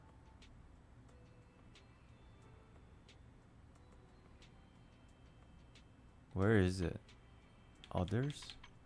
There it is. Yep. That's better, I think. Okay. So did I get enough here? What was the numbers? 25 and 75? Nice. And then we need, what is it? 432.10 of this.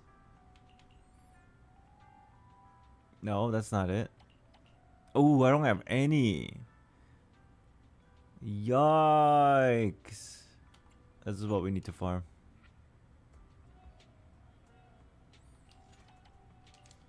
These weird scarecrow robot looking things. Okay. Let's try fighting without the numbers. If I can see better. I mean, do you really need to see the numbers? You just need to see the health.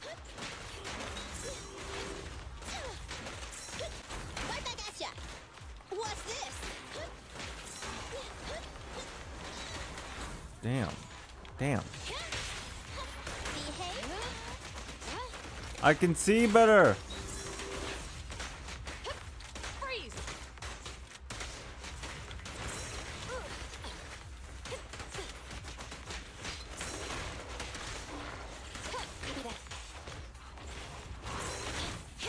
I can see better.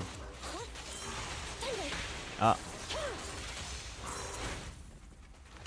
Stupid Ruin Guard wannabe having.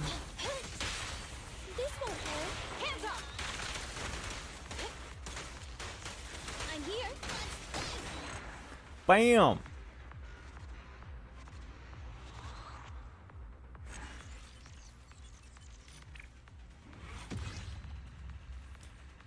Damn, this is gonna be long. All right, what was it? 432.10. shit.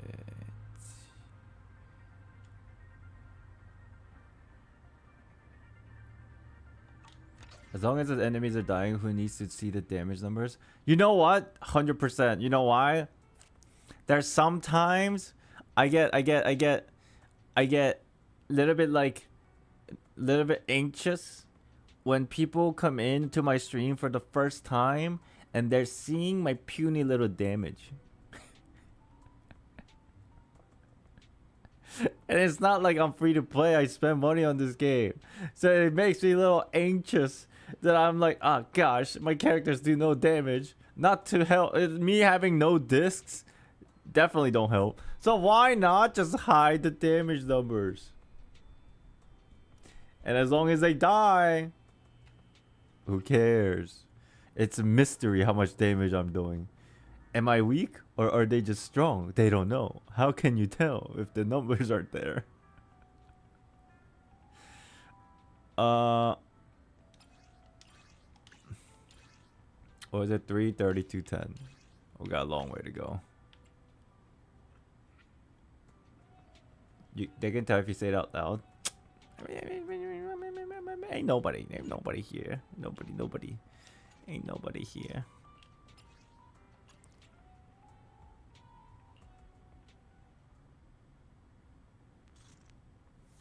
Soldier 11 is the only character with this on my account, and I'm level 44. Yeah, I think I was kind of similar in that way too. When I say only have, I mean like kind of upgraded.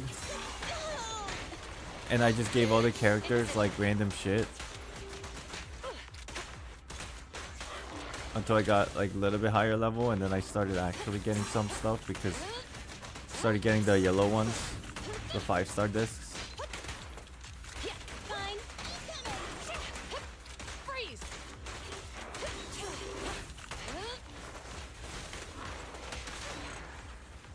I don't like seeing damage numbers if it makes me feel ashamed. Get rid of them. I feel happy now.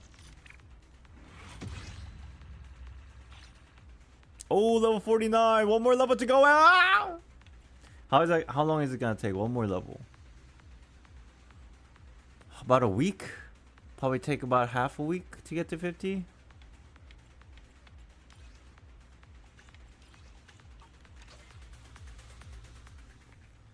Did you see the new Elysian Realm event in Honkai? I did not. Didn't even know that was a thing. Did not see it yet, no. 3:32:10, right? Is that what it was? Was it 4:32:10? 4:32:10. Okay.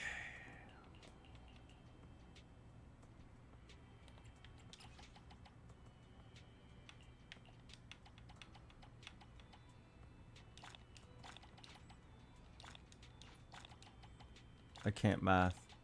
5. I need 32:10. Wait. No. It's not. That's not what I want. I need 10 of these.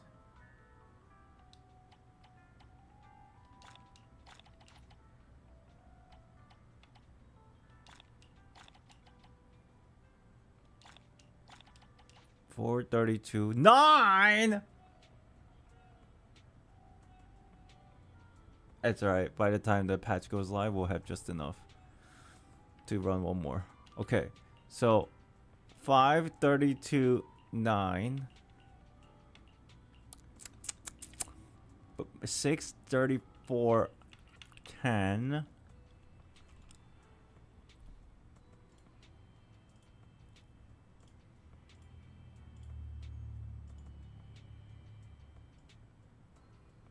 25.75. I'm good, right? 20, 75, 28. Good. We're set. We're good for Ching E. We just gotta try to get lucky, and I don't spend a shit ton of money tonight.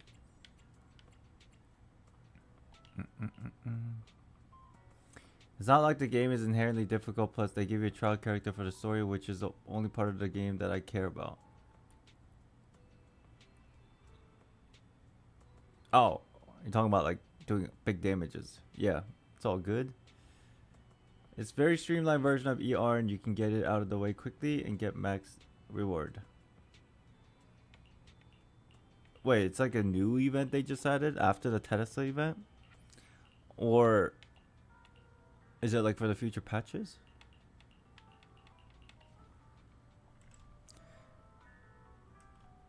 Damn, there's just so many Denny's. 400, 650, 1,470,000. Okay.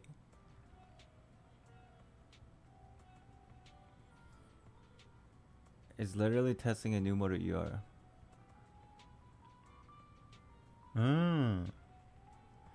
Interesting. 94, 150. Okay, we just need a bit of Denny's and whatever these things end up being. Good. Good. We are set for tea.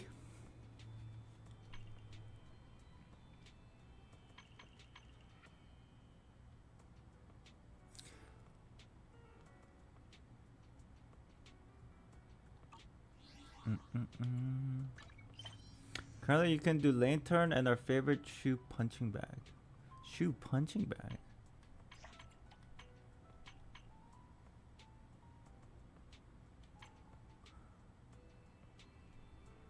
Ooh.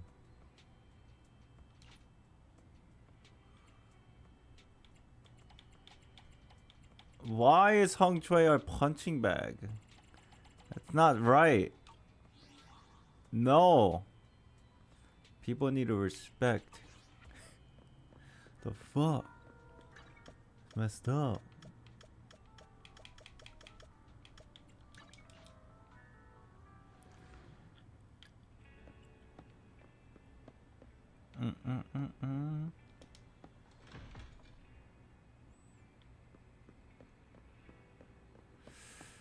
Are we good here? Oh, Inky. You see, the small black cat from before. There are other cats with it. Oh my god, there's Chalky. There's... I forgot the other's name. What do you want to do? Play with them. You play with the cats. Dude, this is sick. I can take one picture and it will include all of them. And the reason why that's sick is because I hope it counts towards the thing. What the fuck? Oh. Take a picture of Chalky next to the arcade. Man. I'll just save it. I'll just save this picture.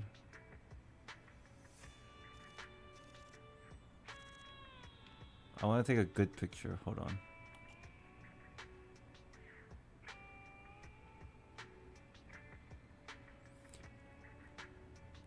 Can I go down? Can I kneel? I can't kneel.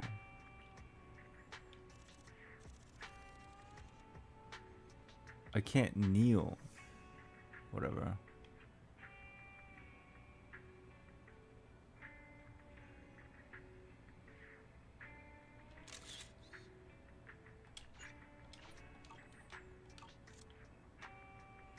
Trying to figure out if the Bale's a doll or a person. It's a real person, I think, because how else are they eating? Hey, is this the girl from the event? That was on the stands over there? Or are they twins? Oh, no, that's gone. Oh, she's over here now. They never moved, though. It's a person. What the fuck? Why is Chalky here? What the fuck? Why are there two Chalkies? Huh? Huh? Huh?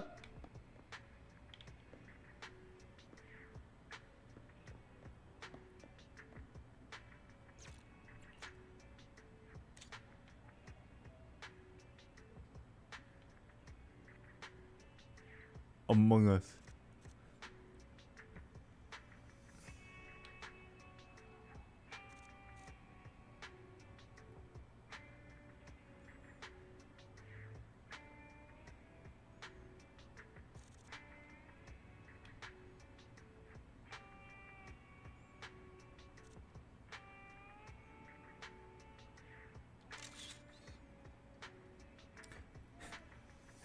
Yo, chat. What if I tweet this photo? You think people would know?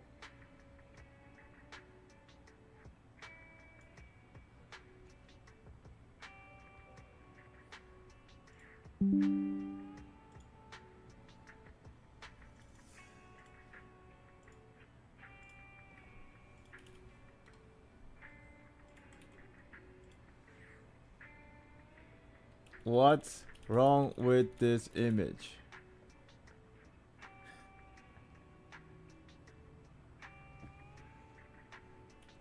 This is insane. Can you tell what's wrong with this image? Post. And then, just to prove to people,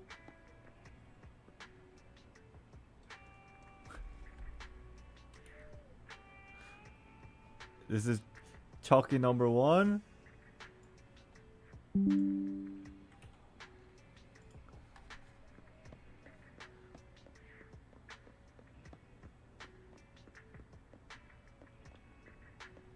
And chalky number 2.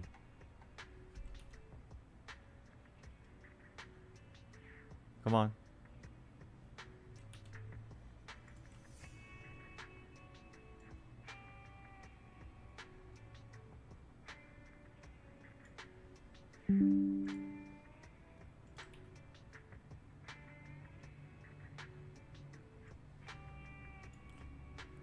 Haha.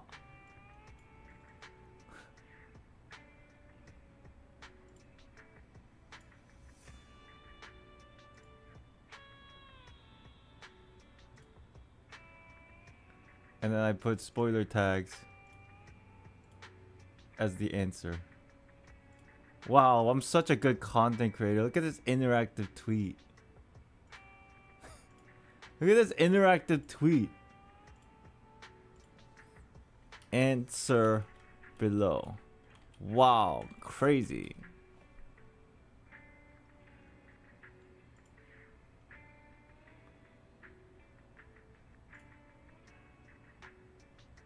Wait, why aren't they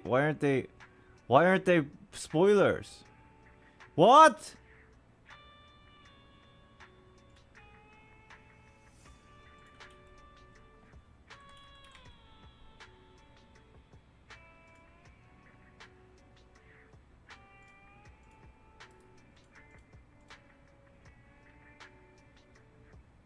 What the?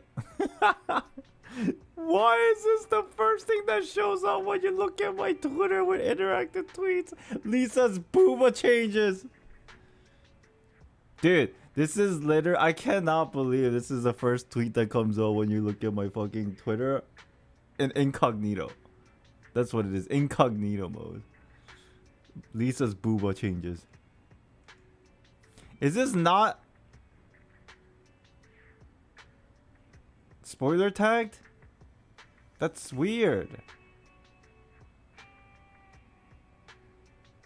Can anybody check? Wait, I can check. I have 2 accounts.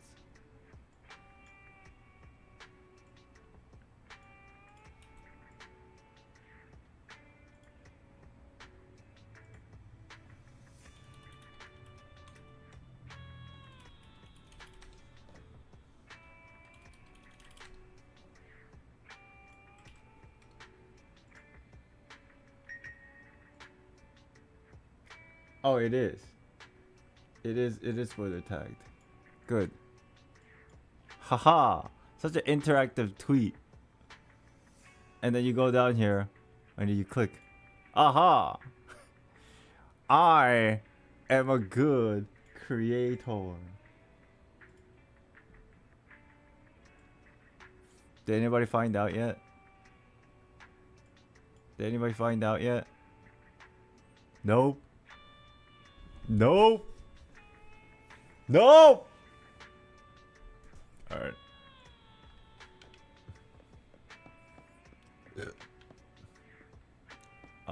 What do we need to do here? We gotta rest.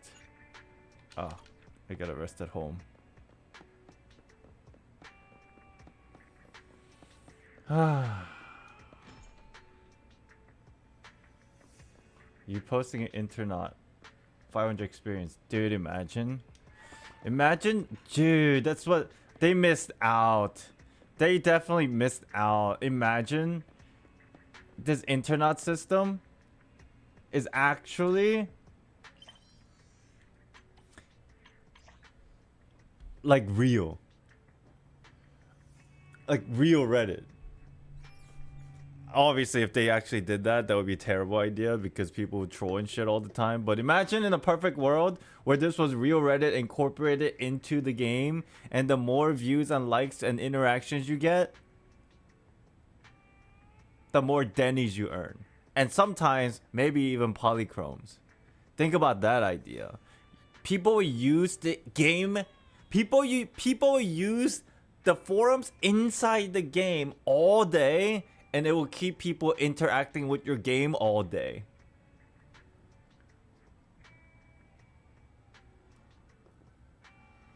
That is meta. All these companies want to have you engage in your game all the time. So instead, making the internet thing like pre-made, just make it into an actual forum inside the game where you interact and spend more time in it. You earn currencies and pools. That sounds like it's gonna be toxic. I know. That's why I said it was a bad idea. But in a perfect world, that will be the greatest idea ever. It would be a shitty idea, but it's also an amazing idea.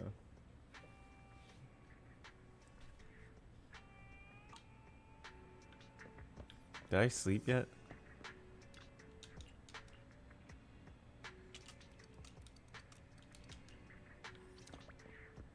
What the? What's wrong with you? What the? Were you sleeping too?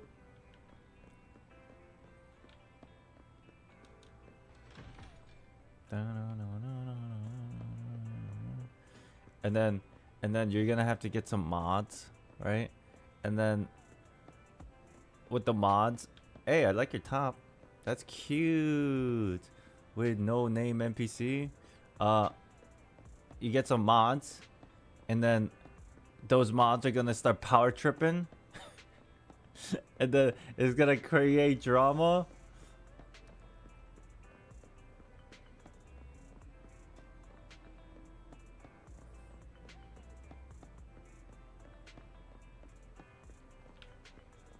Damn, I really done everything. Eat one bowl of noodles.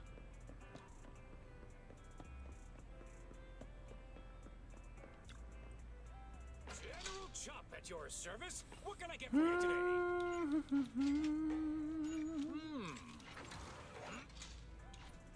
You even finished all your 300 experience.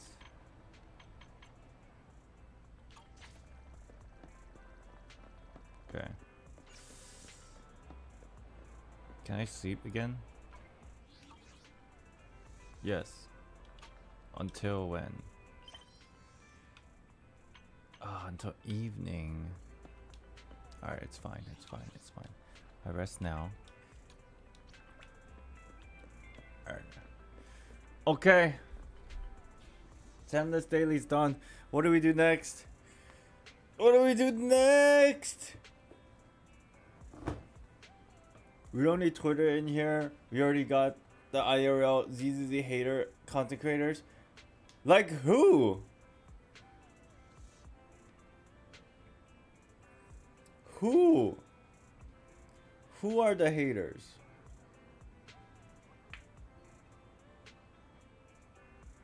Maybe we start playing Honkai Impact 3 a bit. Maybe an hour or so, push the story. And then maintenance rolls around. We cook. And then after maintenance is over, we go on Zenless, we pull. And then we make Nikkei tier list, and then we go back to Honkai.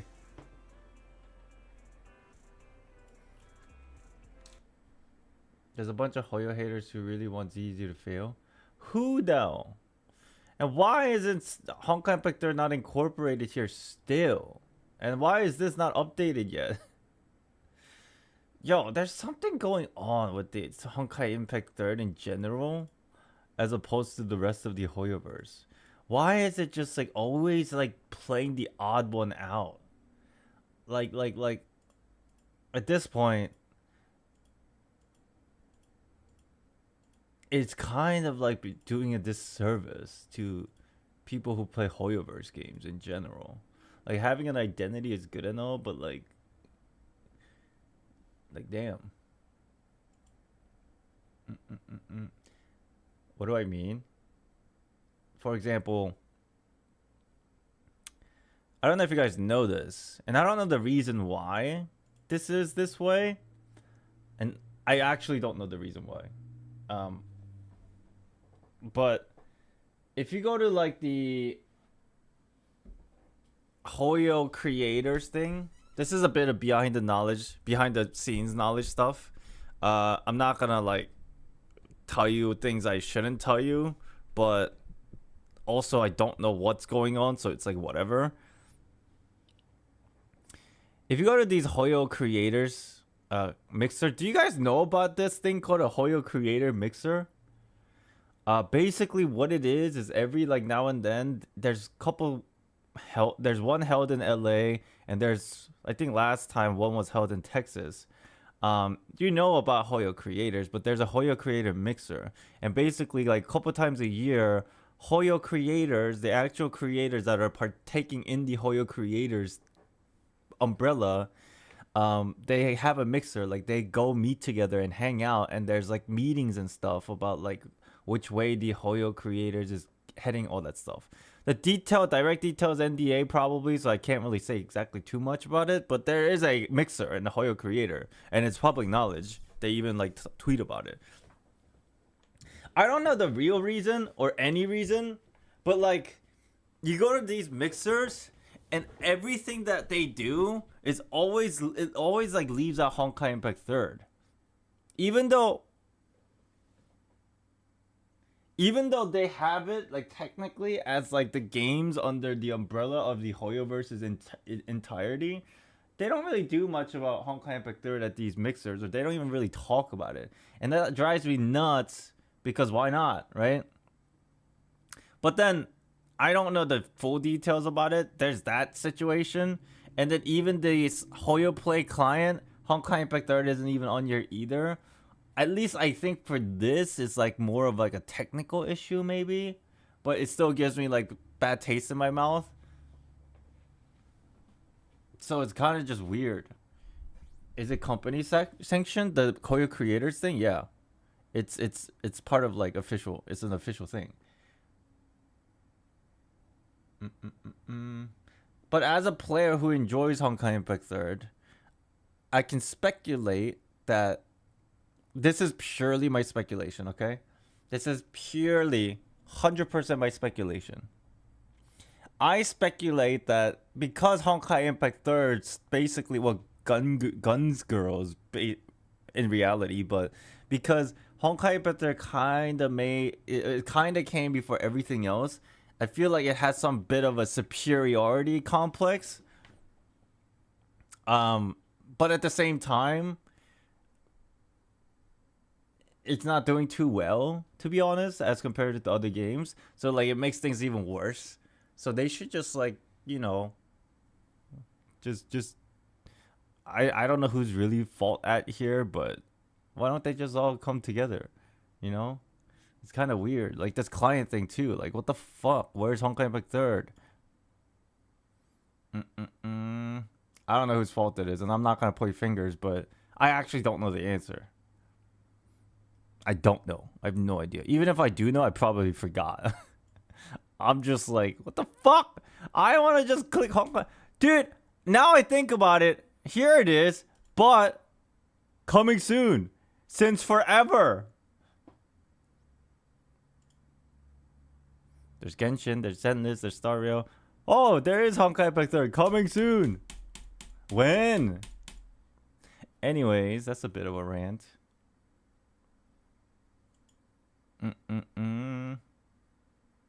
No Tears of Themis? It's probably because they don't have a PC client, do they?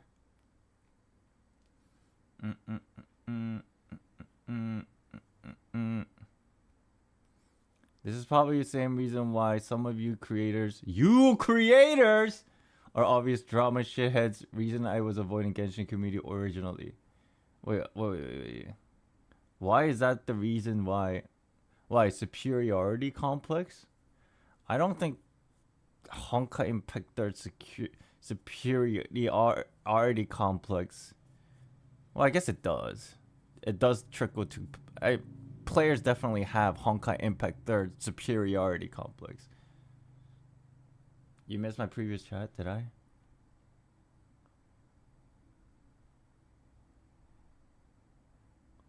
The ones running Hoyo events in the West doesn't play Honkai Impact Third.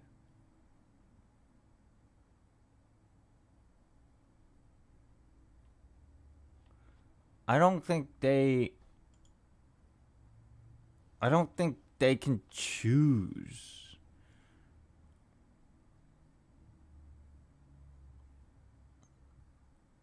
I think it has to do with, like, honestly, this is my personal opinion. Honestly, I'm just being honest. This is my personal opinion. I don't know if this is true or not, because no, I didn't really ask anybody or told people about this, but you can kind of tell. I honestly think, man, I'm gonna get so much shit for this. I honestly think it's because Honkai Impact 3 doesn't make much money. Same reason with Gun Girls and Tears of Themis. I think. And that's why they're not, like, cordially, like, you know.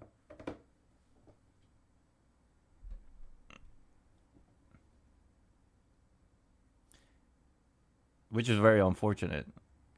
That makes me sad. I wish this game did better. But it is what it is. This is the reality. It's reality.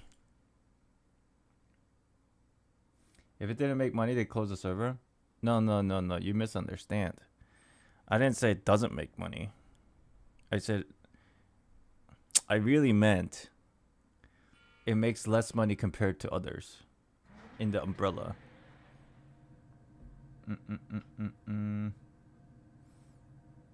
Did you see the chart? Honkai Impact 3 makes less than 1% of MiHoYo's entire revenue. Like, I don't know if that chart was official or not, but it's, from what I understand, very credible. Captain on bridge. Is that a good thing? No. It's very unhealthy. Imbalanced.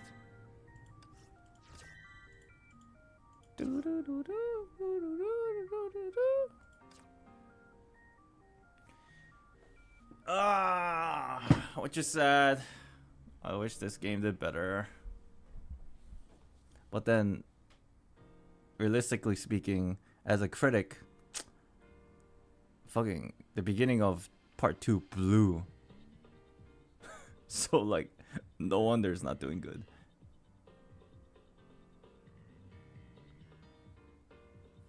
I wonder if they still have history from 2019. I don't know, but it probably was definitely a different story. Cause during Elysia or like Flame Chasers or like Everlasting Flames, I bet Honkai Impact 3 made a lot of money.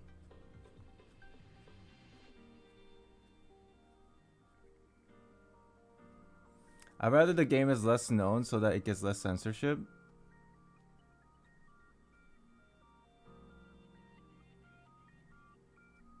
I guess that's true. But considering everything Hoyoverse is like moving out of China's government, if I understand correctly, then I don't think censorship matters at that point. I don't know, where were they moving their base headquarters? I don't remember.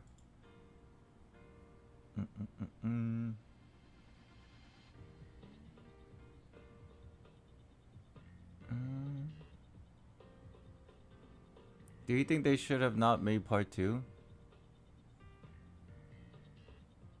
They should have done a better job with it. Singapore? Is it Singapore? Say that to Genshin and how it got censored? Yeah, but there's still like... Do you know how censorship works? The censorship is not based on community feedback. Well, it kind of is. Here's how it works. It's very similar to how the situation with Nouvellette goes. If you don't remember, Nouvellette had a bug fix, and people got upset by this fix, the spinning canyon, water canyon thing. People got upset, but not only were they just upset, they try to enforce legality stuff to it, saying it's a scam if they change it, and then report the company to the government. And because the HQ is in under the umbrella of the Chinese government,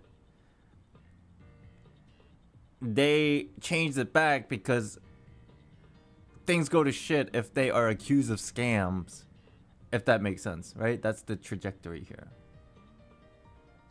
So a lot of the times what happens with censorship is, as long as they get it past the government initially, they try to release it, but then people bitch about it, and then they try to report to the government, so they have to revert certain things.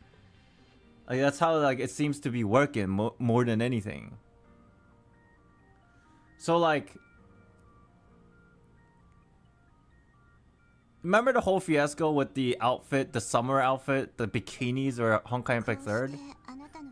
Even though the game wasn't as big as popular as Genshin, they still got shit for it because like people were making a big deal, and then like, you know, getting the government involved, and then that's why the censorship had to happen.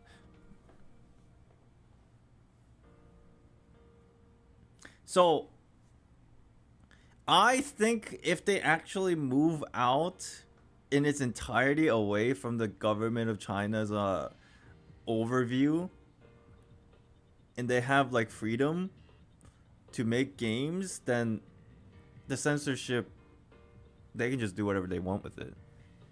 Like, think about it. How does fucking game like Nikkei exist? It's because it's not a Chinese game. It's a fucking Korean game. How does Blue Archive exist? It's not a Chinese game. It's a Korean game. Exactly.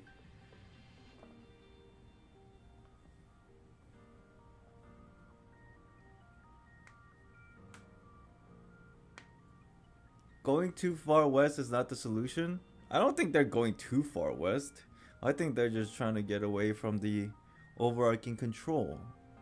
But like, think about it in another way. Like, some games in the Western world, they even have like obviously they have implied sex in their games, like Mass Effect and shit. There's a dark side island who's reporting. Is it really just people or hired goons from Hoyo competitors?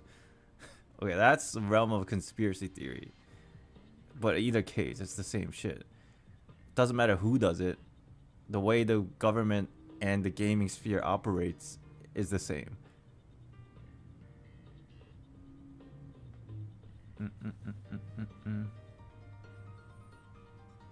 And again, Nikkei is not really like a good example because Nikkei is a South Korean game and their government is like not as strict in terms of like censorship.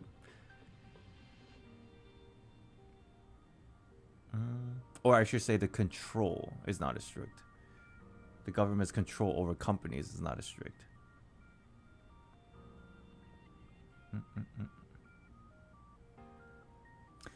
So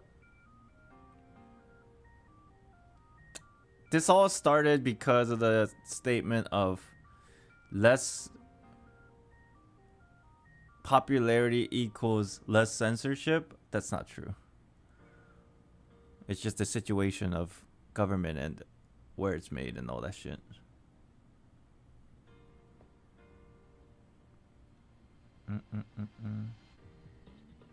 Thing is, will China let Hoyo leave fully is the question. I think they are leaving. I think if anything, they already left.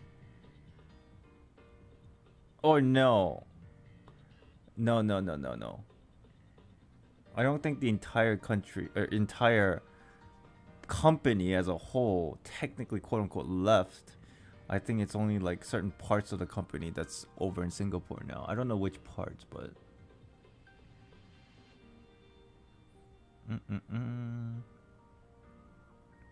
and wasn't Zenless like completely made under like a different like branch of the company or something? Like, I'm kind of like, I don't remember exactly what happened. Maybe like someone like Chaotic has better idea of like how the business side of these things work, but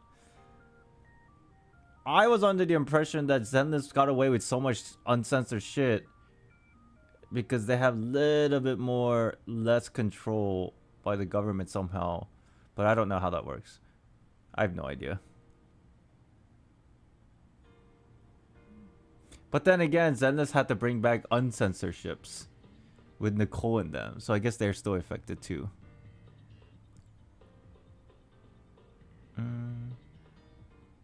I thought China in general didn't like Hoyoverse because of Tencent. I don't know how that works. Maybe it was just Tencent. Maybe all gaming companies don't like the government's control.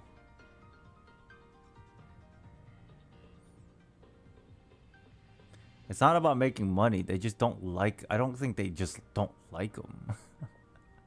Or is it like both ways? Does it go both ways? It's like...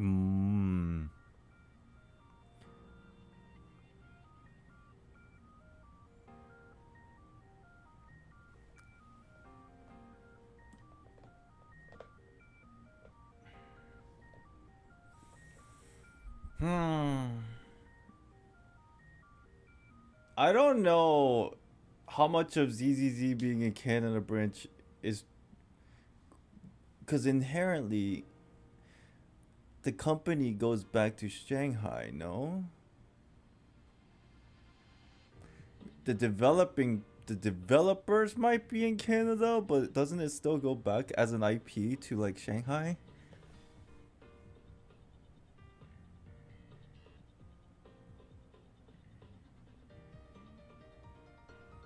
I don't know how any of this shit works.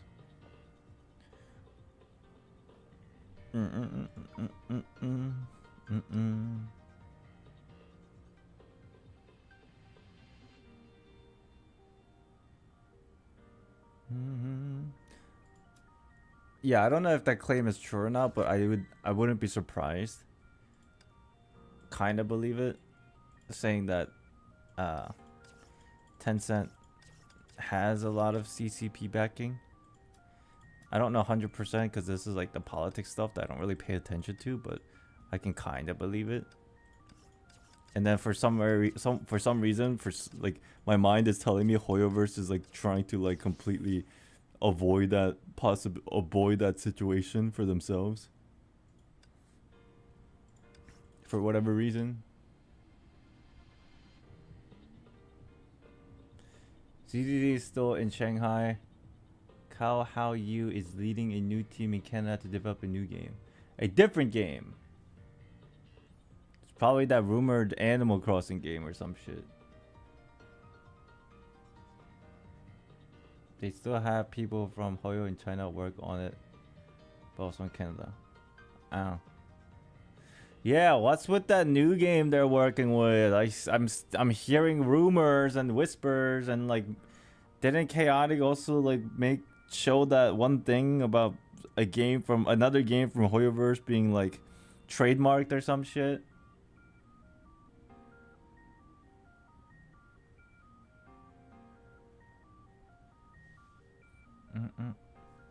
Something like a cozy game. People have been talking about it, and I'm like, oh, it's gonna be Animal Crossing, bro. Stardew Valley, but Hoyofied. Are they gonna make it into a gacha game or not? Can we like stop making more gacha games, please? And just like use the money you earned and make like a free game for once. I'm tired of spending money.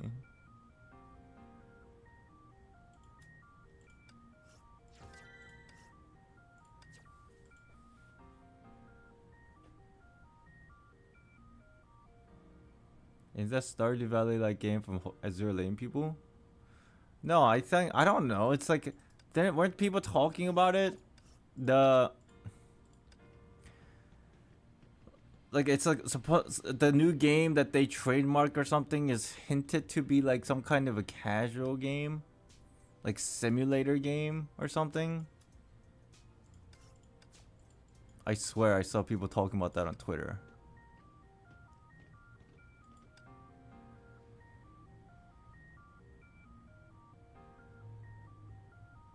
But they're all free games. Shut up. Shut up. You shut up. Free game my ass.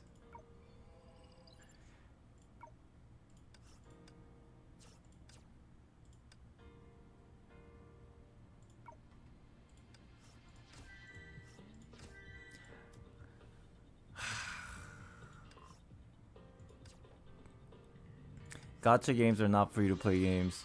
You can play it for free, that's for sure, but it's not a free to play game. If it gives you the option to spend, nowadays I feel like the conversation is reversed. You know how it used to be like, it's a free to play game, you can spend money only if you choose to, but it's still a free to play game. You know how people used to say that? I've gotten so like fucking used to getting wrapped up in the advertisement and like no self-control. Nowadays it feels like it's a game that you should pay, but if you choose to play like a shitty person, you don't have to play. To me, it's like backwards now. It's like, it's not a game. It's not a free to play game. You should pay, but if you want to play like shit, you don't have to.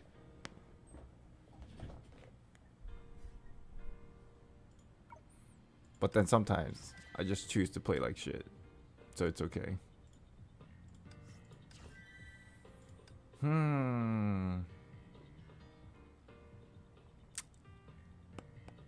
It's still free to play then?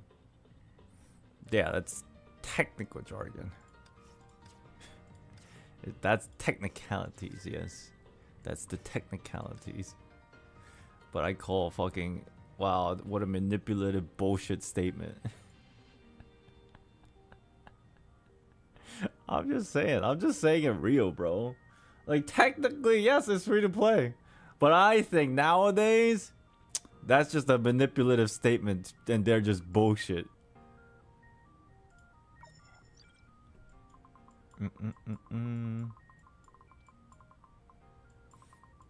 You guys know what I mean. Like, yes, we can all agree that these games are free to play. But come on. Let's be real. You can play without paying, yes. But they're advocating it like everything is free, which is definitely bullshit.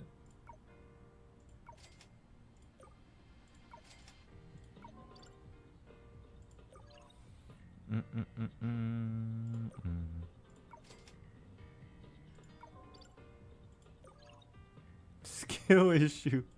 Oh shit, you're right. It's all my fault.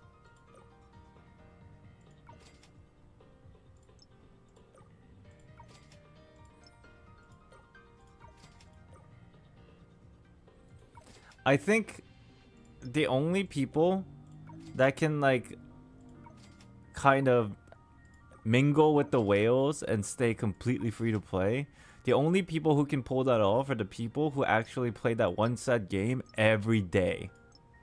Every single day without missing a beat on your stamina and then also getting pretty lucky. These are the only people who can like keep up in any set game. And hell no, I know I can't do that. Even if I wanted to, I can't.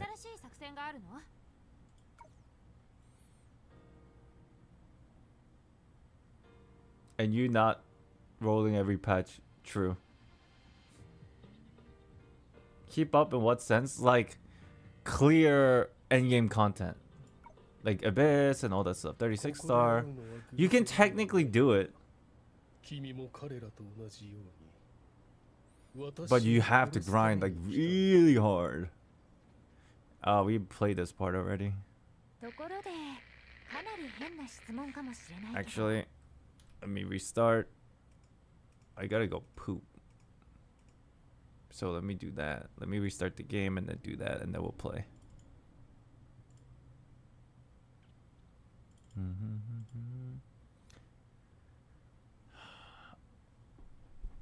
Abyss is utterly irrelevant in the grand scheme of things. That's true. And that's probably only because there's no ranking system. In Honkai Impact 3rd, I think is a different story because they have a ranking system, but most of the time Star Rail, Zenless, or whatever, Genshin, they don't have a ranking in the Abyss. You wailed in Genshin, why don't you 36-star Abyss now? I didn't wail enough. There's a balancing act. Okay? Let me explain to you the act of balance. You might already know this information, but for the sake of everybody, look, here's the line of balance. Okay? Here's the line of balance. Okay? It's perfectly balanced. And then here is a line of effort and dollar. Okay? Money, effort, okay, or grind, okay. The higher money you spend, it's a very linear fashion. The higher money you spend, the lesser you have to grind. The more you grind, the lesser money you have to spend. It's a perfect balance. So if you want to grind a little bit, you have to spend the money a little bit. Okay? For me, I grind not that much. But I'm trying to get away with not spending a lot of money. So the balance does not get me to where it needs to go in for me to clear endgame content. If you spend the money a little bit, yeah, you should still grind a little bit. But I'm like down here. And I'm grinding this much and expecting to do exactly as well as the other people with spending this much money. It ain't happening.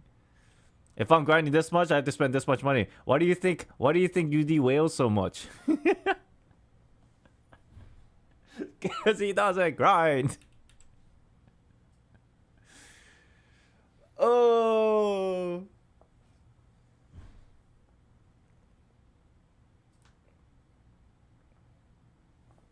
In Genshin, it's not true. What do you mean? Grinding does not mean like at that moment. Grinding means the entire duration of you actually playing the game.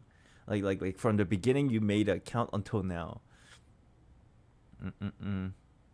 You guys do know whaling for content doesn't make you money as much as like you spend. Like you don't. If you make a video for whaling, it still doesn't even cover the amount of money that you would have to make to cover for the amount that you spent. You guys know this, right? You can write it off as taxes or whatever, but you still lose money, like a shit ton of money. Sometimes people just do it because they just enjoy gachaing.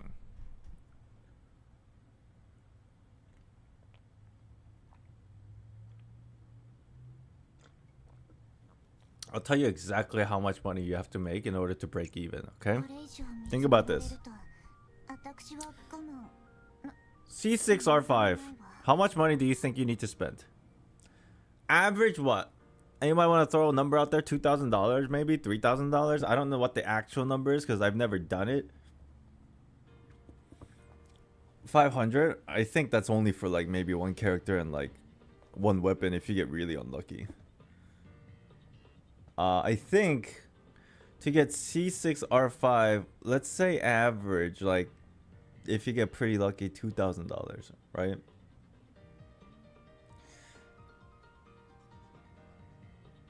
Oh, it's 1,500.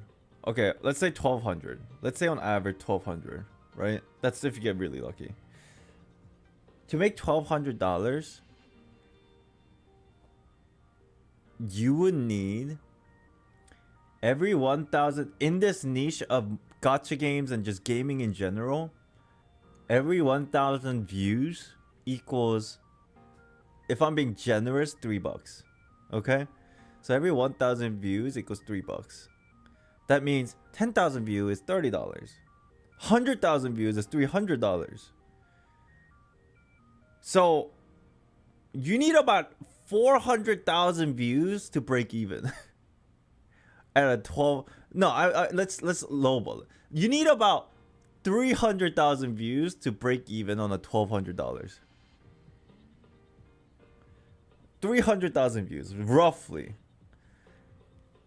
Do you see any gacha polling videos break 300,000 views? Never. I don't even think Tectone does.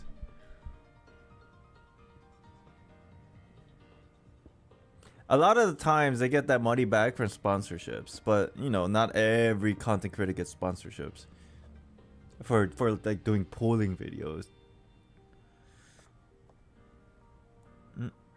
So like that kind of gives you a perspective of like these whaling gacha content, they don't make much money at all for the amount that people spend for it.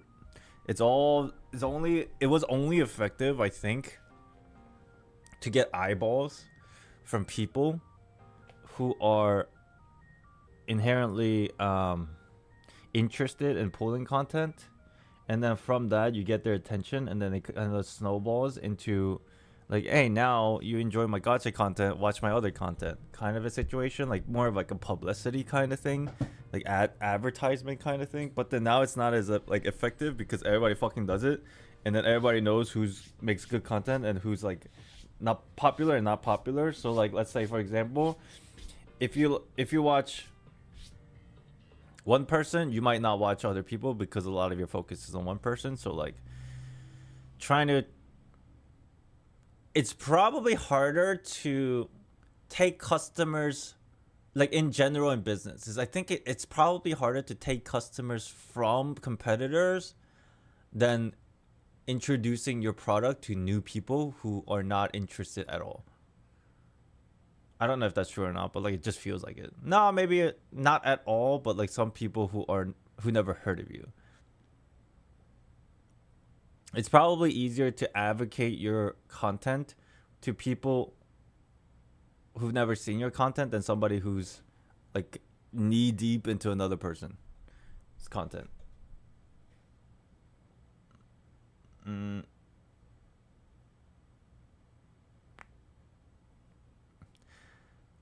So, why did we have this conversation?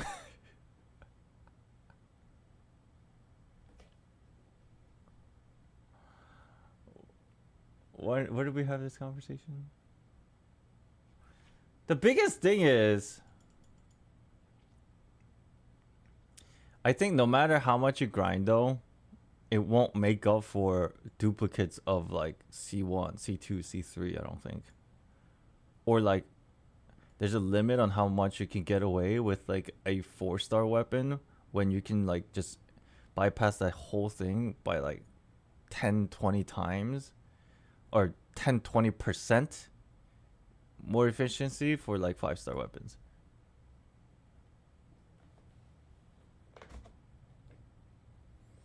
You don't go for weapons and cons are free to play.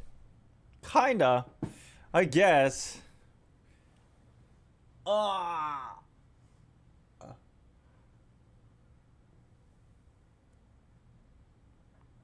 There's a limit of how much you can get away to with whaling. What's the limit? There's absolutely like no limit. If you whale, I mean, a bit of RNG for artifacts and things, but then if you whale, you have a better shot of more. Like getting more artifacts. So I guess you're right, there's some RNG involved, but then at the end of the day, you just have more chances, so you already still win.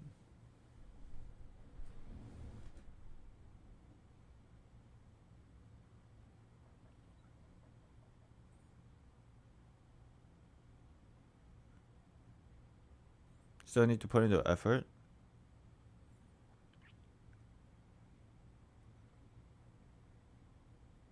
You're talking about like a skill ceiling? Like combats and stuff skill ceiling? I don't know, man. I've seen some videos of like Arlecchino at C6 R5. It just seemed like they didn't do shit. They just swing and everything dies. The mere grind? What are you grinding for? Materials? That's like...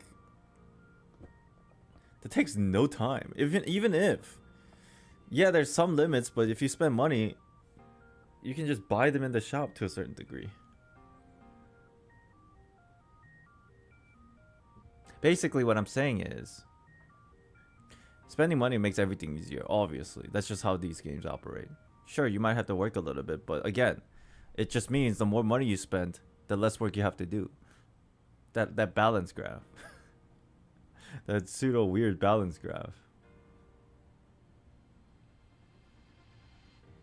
If somebody was spending whaling and spending the entire day playing, obviously they're gonna have a better time than somebody who's just playing entire day without spending.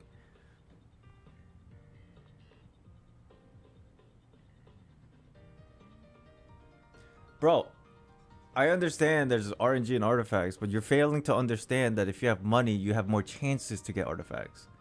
You might not get lucky, but you have more chances. It's like saying you have you buy tickets for lottery for 1 ticket, and then you buy tickets, another person buys a lottery for 100 tickets. Obviously, probability wise, the 100 ticket person will probably do better. Not as much, because there's such bad odds, but it's still better. And I say better because this is not a sake of probability. If you're flipping a coin, it's a different story, but this is a sake of like,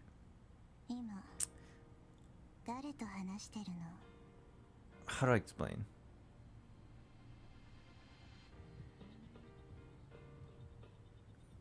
I feel like you're overestimating how much you can whale spare you from grinding. It does though. It does a shit ton.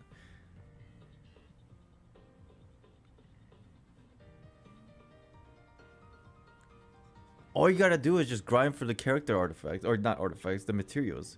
The artifacts, they come, like, let's say hypothetically, you can, even if we watch the artifact situation, because it's so RNG, let's just pretend the artifact doesn't even exist. Then what's left? You know, it's just the characters and weapons. Honestly, we can't even like add the artifacts. I guess for the sake of conversation, you should add it because that's like a lot of RNG, and that's also like half the characters like damage. But like,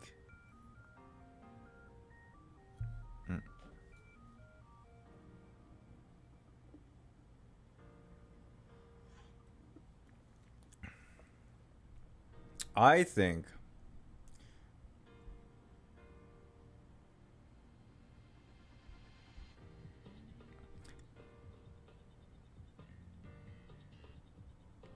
because the artifact and relics and stuff are so RNG, even though we could hypothetically use it in the argument, realistically, the variable is so much when it comes to artifact and relics.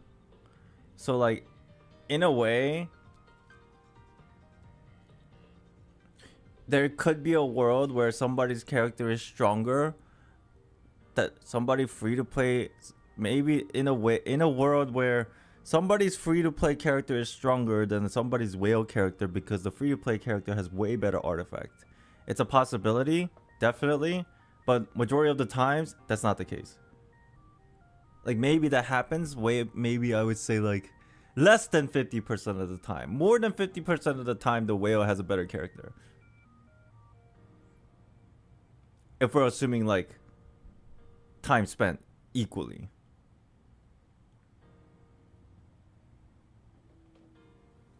Talent? There's no talent involved in artifacts though.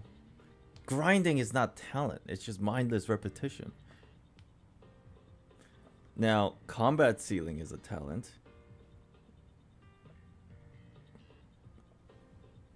But if you have a whale character, you don't even need combat ceiling.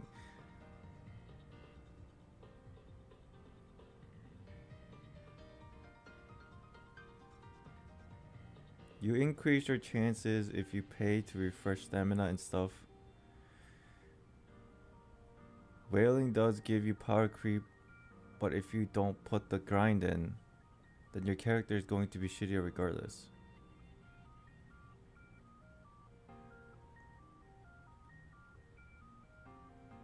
I mean,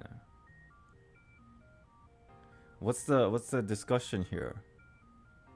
That a whale who puts no grind in will have a shittier character? Isn't that like pretty normal? Like, whales still play the game. They just have to play less. They just have to grind less if they want to be on par with somebody who doesn't whale. That's the whole point. A whale can get away with spending less time than somebody who's not whaling. Almost like, I would say it's pretty equal.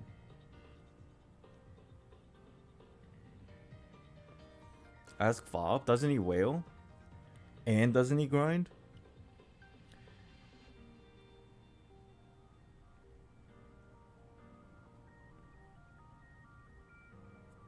Whale increases your floor. It depends on what game you're playing. If we want to go like down to the specifics. What about a whale character but cursed with the worst artifacts? You still your character's still strong. Even if you're like subpar artifact, you'll probably be like just as good as like somebody who has decent artifacts, because like kind of the money kind of like makes up for it, because like the constellations and refinements are just so damn strong.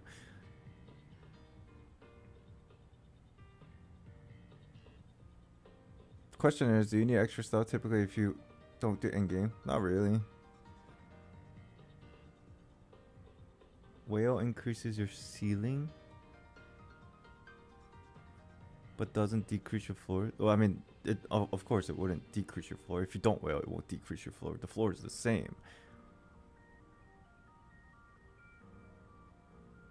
You mean it doesn't increase the floor as well as increase the ceiling?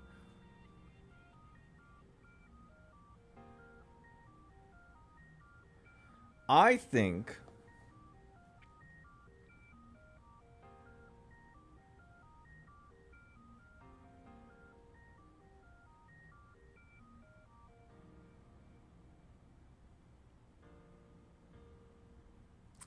whaling definitely increases the ceiling. And within that whaling, what also increases the ceiling is your actual skills, depending on the game you're playing, but your actual gameplay skills. Not grinding, but actually combat and stuff, right? So whaling increases the ceiling, but not as, okay, so whaling increases your ceiling, and your skills also increases the ceiling, but not as much as the whaling, because there is some limit in the raising of the ceiling with just purely your skills. Now let's think about the other way. Whaling and the floor. Whaling also increases the floor, but probably just as the same amount as your skills increasing the ceiling.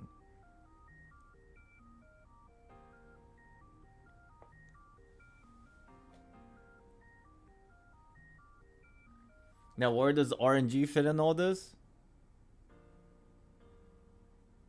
RNG is so volatile, it increases everything or nothing.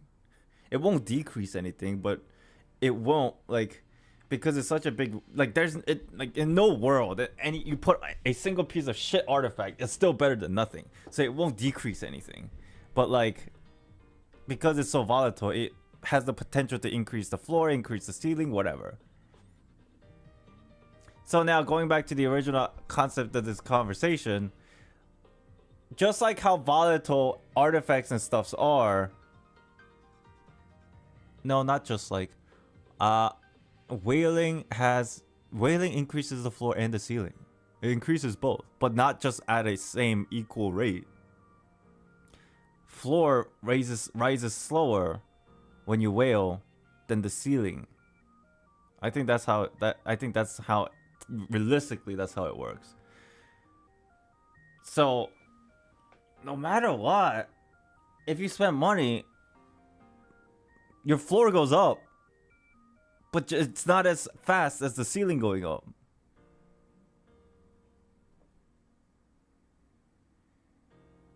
Why would whaling decrease the floor? Whaling will not decrease the floor at all.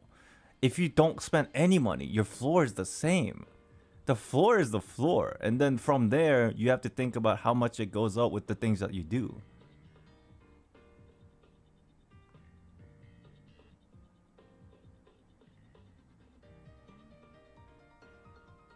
Floor equals how fast you can get the character usable. Any character is usable. It's not... nothing you do will decrease the floor of a given character. There is an inherent built-in floor that never goes below but starts rising. Like, for example, Amber's floor is very low, but it won't go lower. It's just you start at a lower point. Floor doesn't go down. Where do you originate from? Someone like Zhongli's floor is obviously a lot higher than Amber's floor on usability, but no matter what you do, neither of those characters' floors will go down. It only goes up anything you do to the game, like whether you spend money, whether you spend like time. Here's an example. Blue meta has lower floor, easy for people to make characters for. You're talking about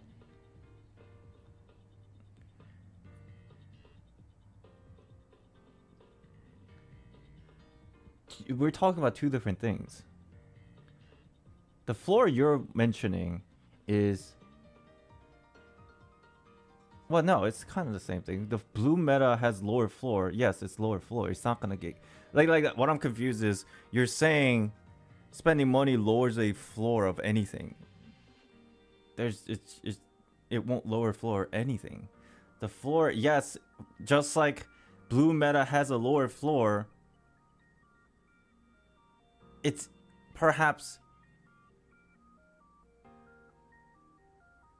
like no matter what, let's say Amber, for example, she has a lower floor, but it doesn't mean that it will be quicker to raise her floor by doing a certain task as opposed to other characters, because the median of Amber is like not that good to begin with.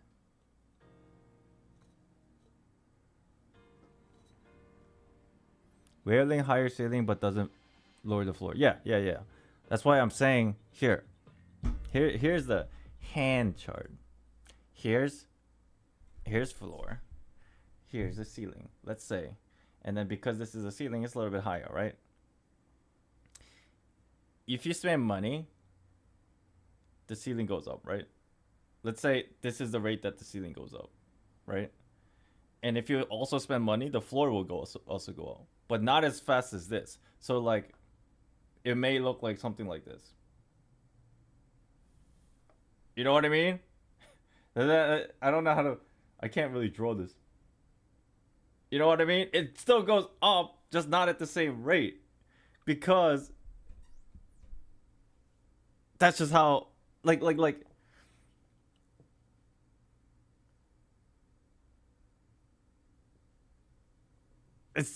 Yeah, words are hard.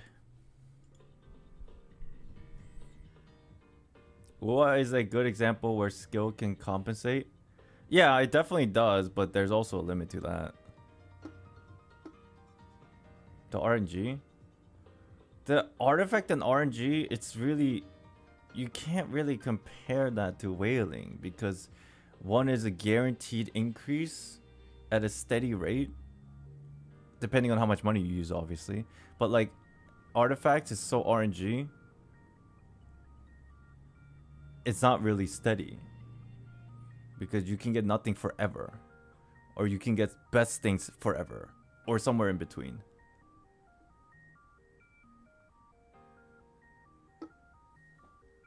My point is, no matter what, at any given time, if you spend money, your account will improve. And the more money you spend, the more your account will improve. Unless, of course, you know,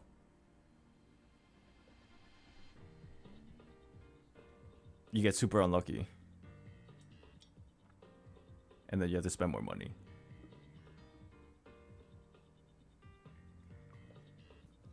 Oh, I don't even know what the fuck we're talking about.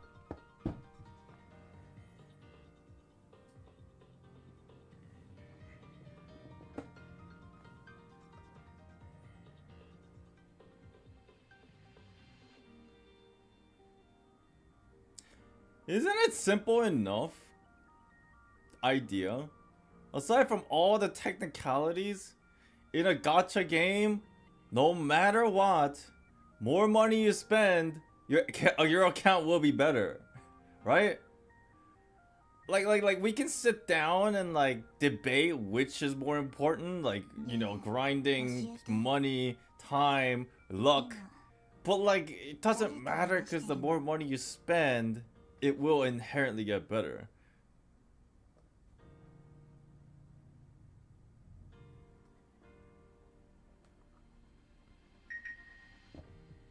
But the premise is free to play.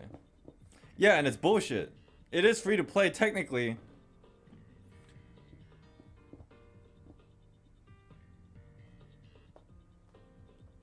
Oh, how do I communicate what I'm trying to say?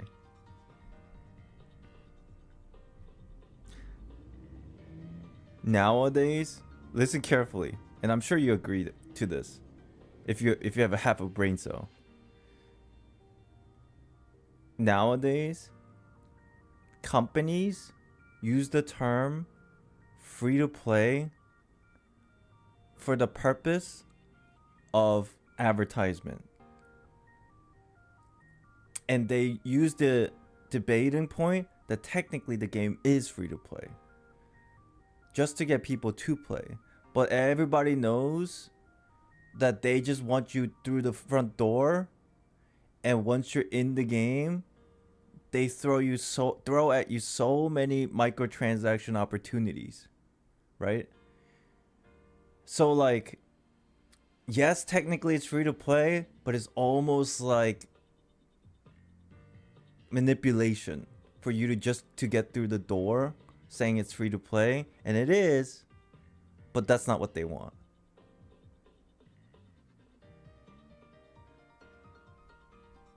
But I mean, that's the whole point. Yeah, that's the whole point of advertisement, just to get people in. So that's why I say that the idea that even though it's technically true, I still think it's very sus when people say it's free to play, it's free to play, it's free to play. If it's really free to play, they wouldn't even advertise it. And then whenever people ask, hey, do I have to pay? And they would just ask, or they would just answer, no.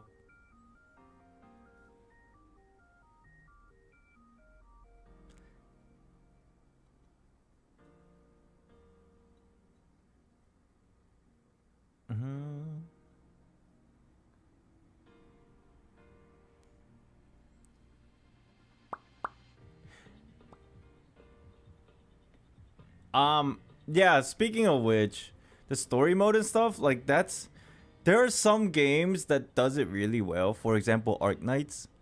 Like Arknights is a type of game where they kind of gate you through the story progression with a very balanced, like, you should get your character to a certain strength before you move on. I think some games do it well more than others.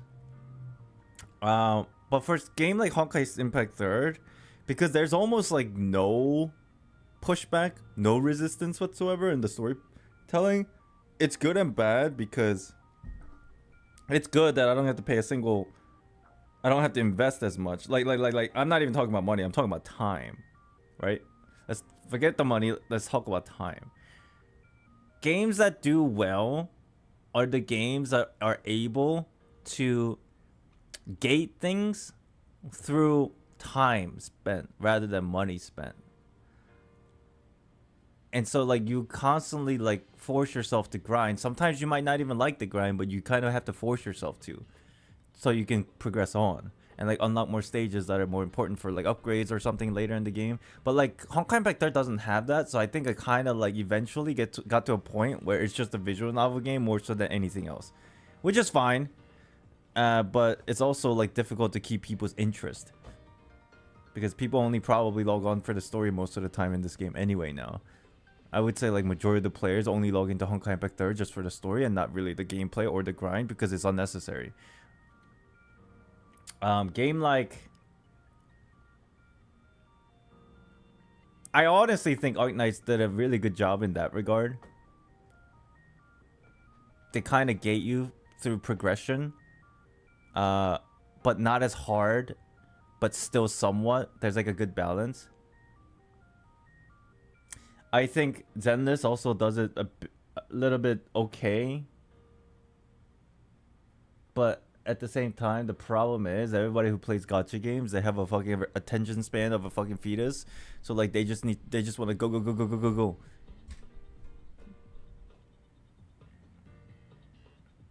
What game have you played in the gacha world that has like a really good balance between progression and like gatekeeping? Reverse is easy. Reverse is super easy.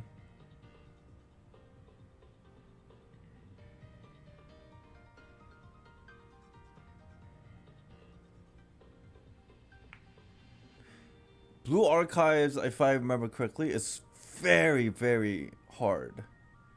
After you hit a wall, you fucking hit a wall and you cannot progress for like months at a time.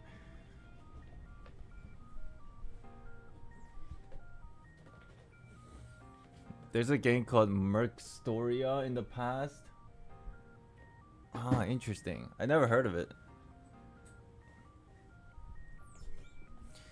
Even I think Nikkei has a big wall. Doesn't Nikkei have like a huge wall? After you like get stuck, you're stuck, period. And like every day you grind, it only gets you like maybe 1% of what you need to get there. So you're grinding for like fucking weeks and months. It does, yeah. And after a certain point, I think the reason why I quit is because after a certain point, I felt no progression.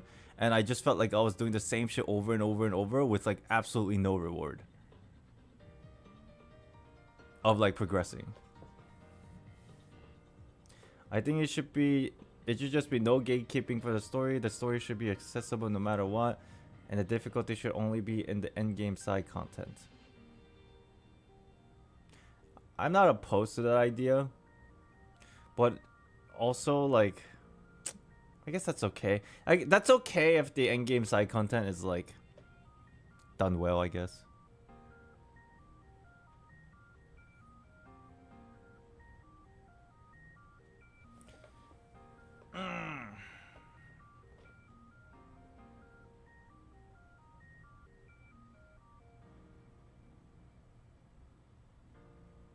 Yeah, I guess Genshin's a pretty good example of that, actually.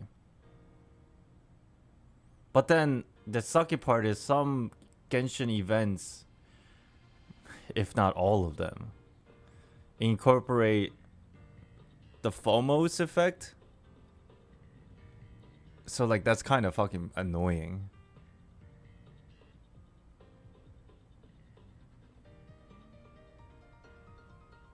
Honkai Impact, their main story is stupid easy. Man, look. The thing about this game, I feel like they always retell it. That's true. They regurgitate the same fucking concept over and over. The thing about Honkai Impact 3rd difficulty, this game is not even that hard of a game to play. Like, to clear. If you want to climb the leaderboard, that's a little bit difficult. If not the only difficult part of that about this game, but to clear this game's like main content, it's so like a snooze fest. But then I would argue like make the boss fights more difficult, but they can't do that because inherently this game is on the PC, on the console, and on the fucking mobile. So there's like a difficulty issue of balancing. So I think a lot of these games, they keep that in mind as they make the fights in terms of difficulty. Like what are they gonna do? Make a fucking Dark Souls difficulty gacha game? That's never gonna really work. You can, but you know they're not geared towards casuals.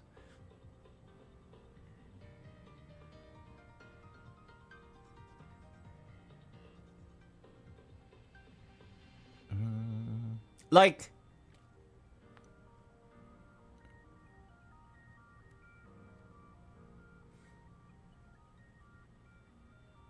it's casual games is casual games, I guess. PGR. That's the one thing I like about their games. The combats are actually difficult, but then that's geared towards like meta players. They're not really geared towards story people. But then again, that's not even the main story. It's like side content or the end game content. So I guess that makes sense. Realistically, no game should make the story content difficult to begin with. And then just make it so that the replay boss of the same boss is just difficult. I think that's why Star Rail lowered their difficulty in one of their boss the day of, didn't they?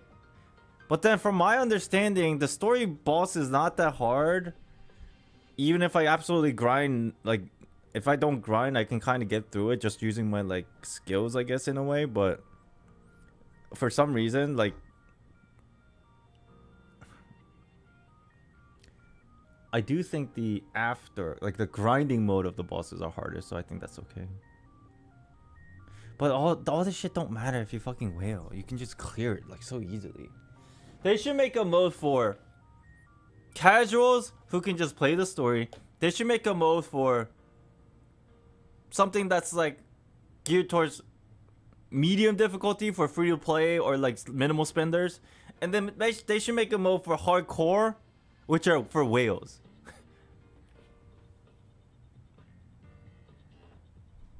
And just separate it. Just give me different levels of difficulties. And then there will always be that one person like me who try to do the hardcore mode with, like, minimum spending. And then stress out over it.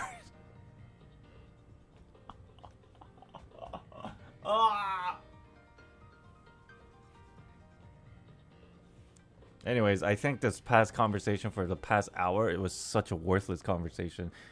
Everything that I spout out of my mouth, ignore everything. I'm just complaining. Ignore everything I said for the last hour. I'm just salty about nothing. What am I salty about? Absolutely nothing.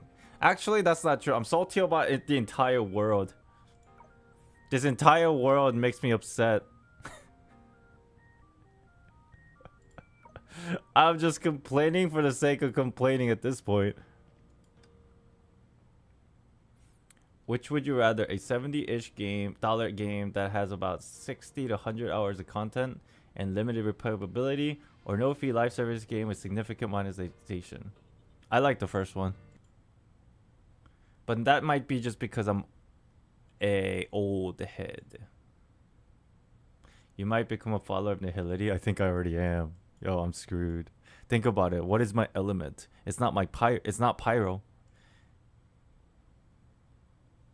It's imaginary.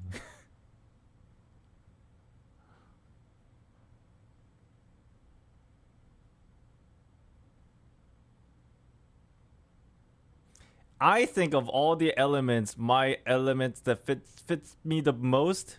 Chat, what fits me the most? Quantum or imaginary?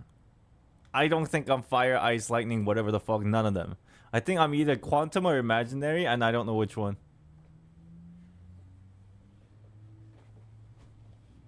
Ugh.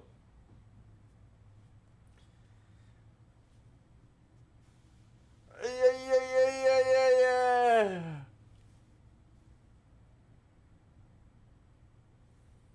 Wind? Physical?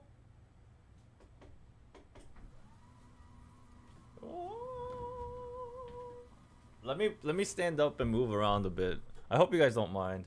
We're just chilling, right? Yeah, I'll probably play Honkai Impact 3 soon, but we're just chilling. I want some water.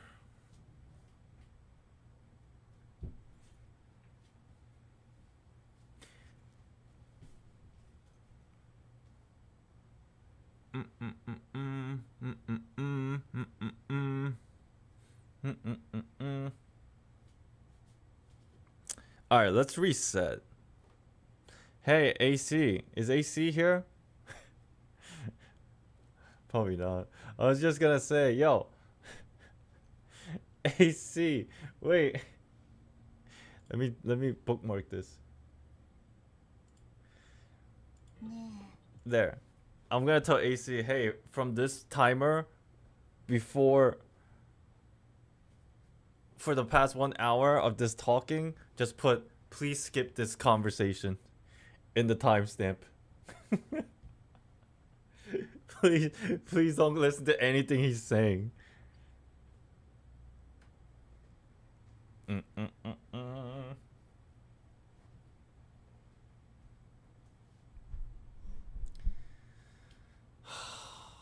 Here's the weird thing about myself that I knew before, but I just want to reiterate. I don't know if I'm a hater or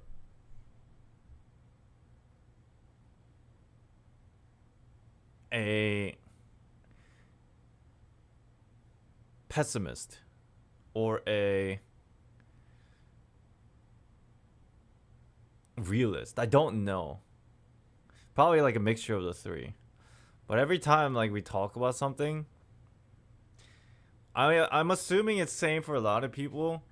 You have an opinion about something that you believe in, and then you try to validate that opinion with some logic. But then again,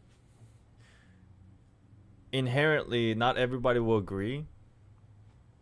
So it's a bit frustrating to like try to like explain my thought process. But then in the process of doing all that, I think this is fine, but in the process of doing all that, I start spouting bullshit sometimes. And then now I'm just like, I don't even know what the fuck I was talking about. It's almost like I'm fucking drunk. Should just shut my mouth. But then again, if I always shut my mouth, how am I gonna ever like explain how I feel about anything?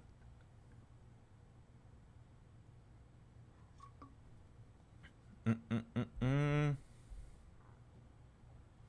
教えて。今誰と話してるの？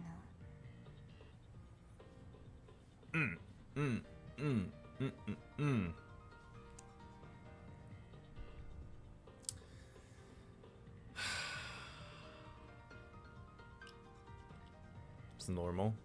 Probably. I do that, I get mad about something and forgot why I'm mad. Yeah, and then I just get like tired and then I feel like confused. Man!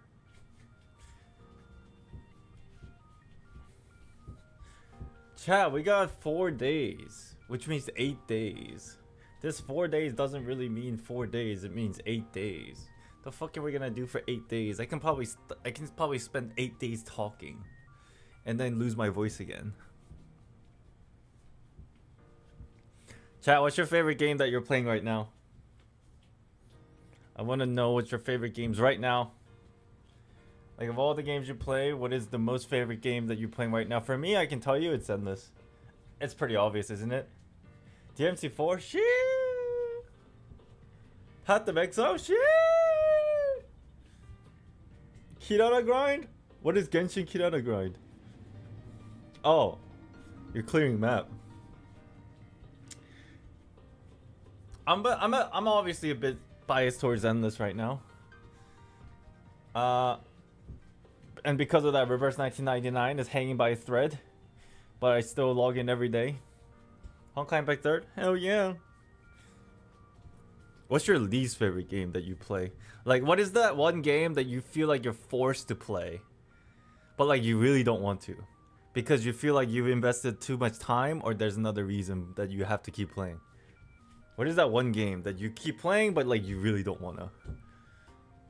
Star Rail? Me too, man. I still play it when I can, But like, as you can tell, I'm already like super behind.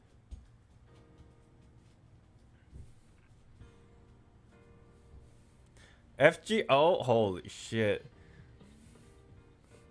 Yeah, man, that all the time and money you spend at FGO, now you're stuck. Halo.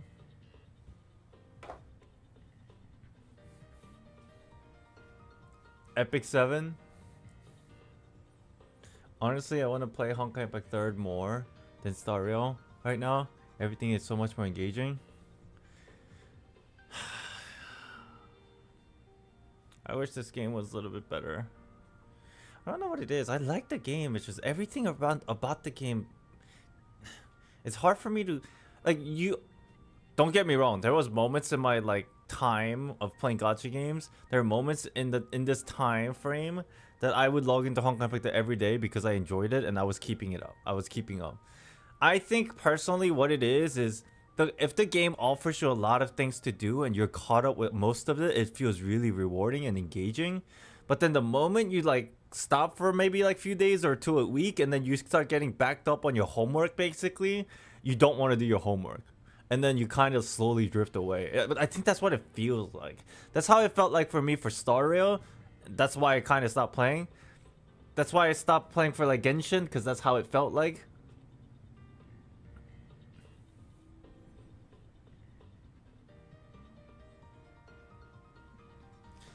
They need to have a pretty decent balance of like events. But if there's too much, it's also overbearing. If it's too little, it's boring. And so like, I don't know what that good balance could be because I'm not a developer, but like that interest level because of the said balance goes up and down for any particular game a lot of the times.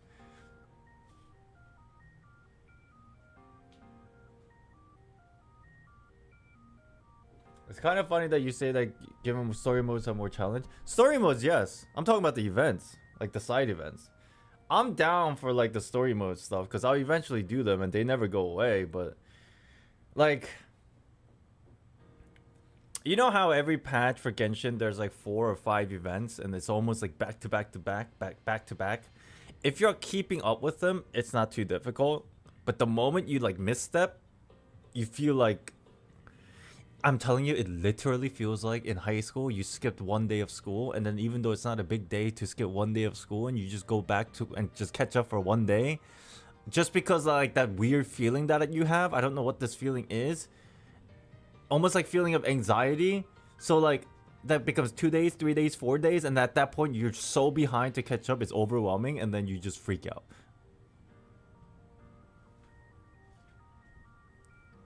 That's what it feels like with gacha game events for me.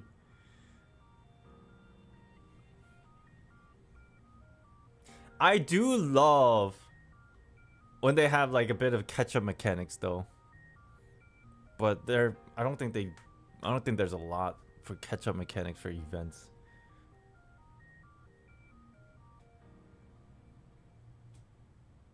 Similanka has the benefit of small not being too big.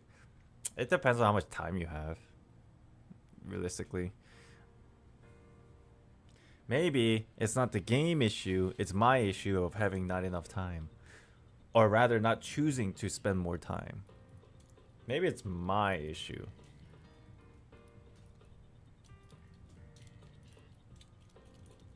I think your problem is that you play too many gachas. It's so easy to fall behind and it feels like your job or homework because it kind of is. Yeah, that's exactly what it is.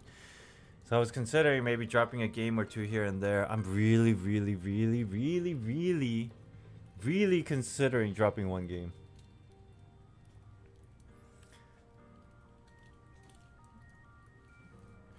And if I had to choose, it probably will be Star Rail. But I already kind of dropped it, essentially. I'm just trying to see if I can at least catch up to playing the main events. In that regard, then I technically drop playing Genshin and Star Rail. I just try to focus on the main stuff whenever I can, whenever I feel like it.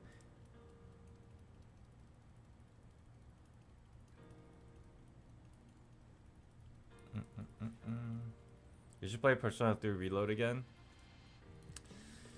I just can't get myself to like open that game up knowing that it's gonna take like 150, 200 hours. Like that's the biggest hurdle for me.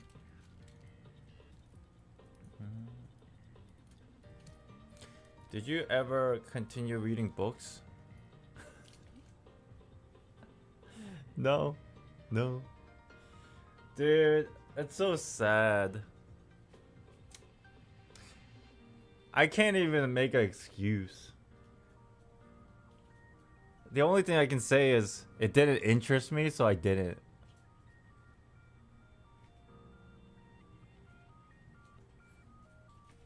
But then I figured that's not even like a bad thing. If it doesn't interest me, you shouldn't do it kind of idea.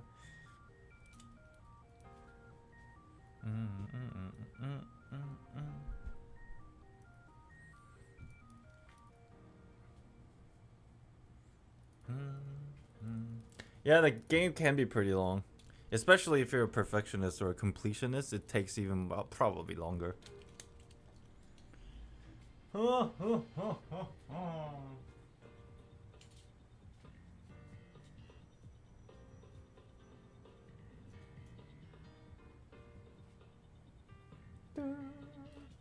Alright, chat.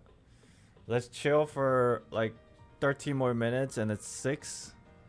We will start Honkai Impact 3rd story. And then we'll go for about an hour and a half until like dinner time and we'll cook.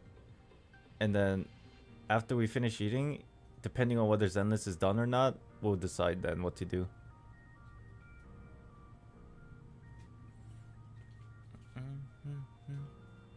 I only play Honkai Impact 3rd and Honkai Star Rail, and it's nice. Like I look forward to you playing them, and it doesn't feel like a chore. For Star Rail? I don't remember anything about Star Rail. But at least you're just here to watch whatever happens. Thank you. Ugh. Ugh.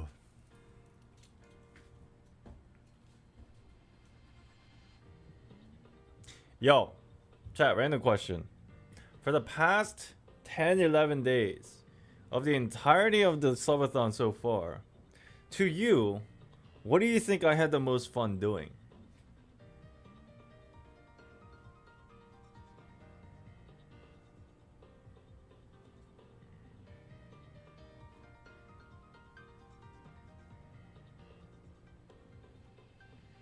That's up to you. I kind of have an idea.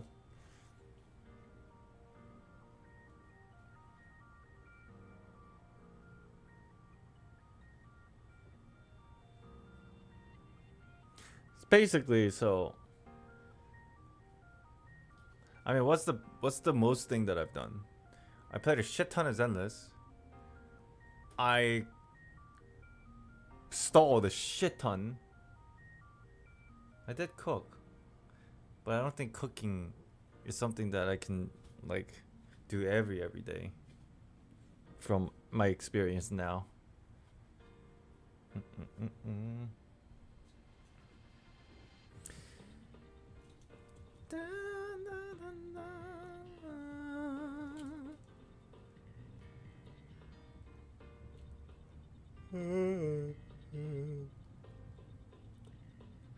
Most fun, yeah, I was talking anime. Oh shit, bro, you're right. That 3-hour anime conversation felt like 15 minutes to me.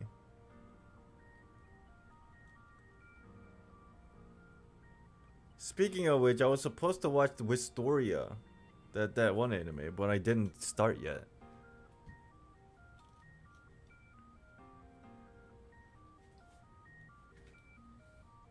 I wonder, every now and then, I don't want to make like a schedule for it because making a schedule always never works out for me. I'm sure you guys realize this by now. It's like, we should do this every X amount of days, and then it fucking happens once or twice and never happens again. So instead of saying we should do this X amount of days, how about Every now and then, maybe we should talk about an anime.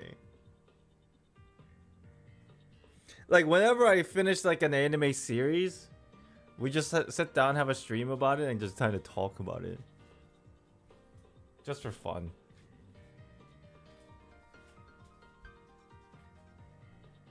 Like, whenever... No. It has to come naturally. Like this. Instead of saying, hey, every Friday, we should talk about an anime, instead of doing that, we should do something like, yo, I don't know when it's gonna happen, but anytime I finish a season of any anime, let's talk about it. Whenever that happens to be. You know what I mean? Like, there are some days, randomly, I sit down in my bed and watch an anime, 12-hour, 13 episodes straight of a particular anime of a season. I just binge watch it. And then when I find myself doing that, oh shit, let's talk about it. It happens occasionally. Like, I sit down and binge watch 13 episodes.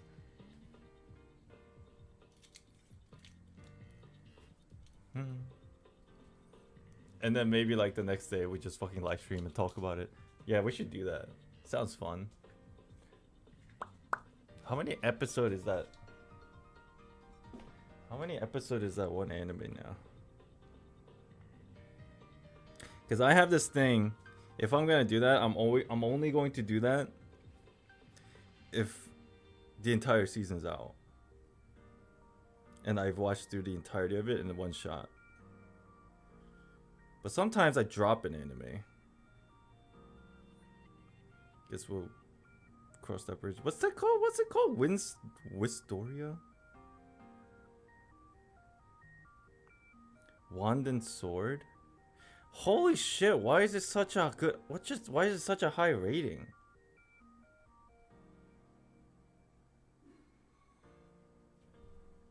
Wait, how many episodes are there of this anime? I see, well, I mean, I see 5 right now, but in total. Is it like a 13 episode kind of deal? The rating on Crunchyroll is 4.9. But you can't really go for that. I don't know how many episodes are supposed to be.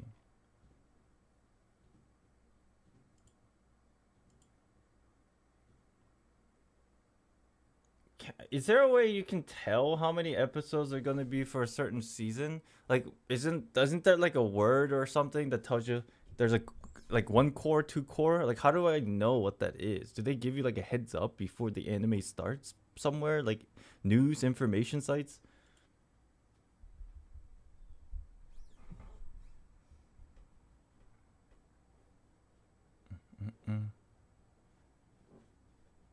Sometimes they do, sometimes they don't. Anime more mainstream and I think generally get higher ratings. Yeah, that's true. 1 core is 12 episode, I think.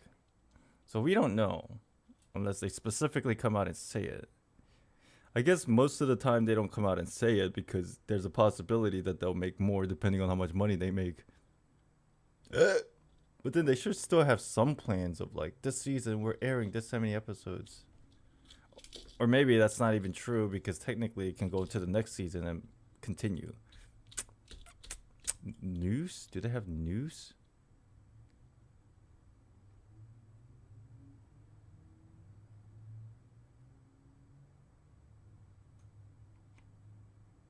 Here it is. Maybe if I go to the news.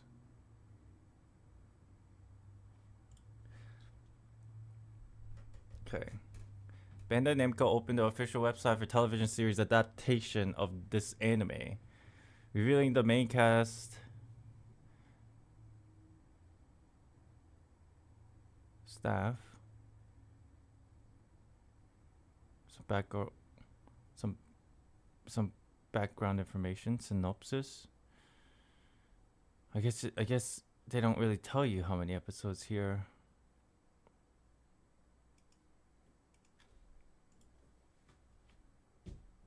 Can't read Japanese.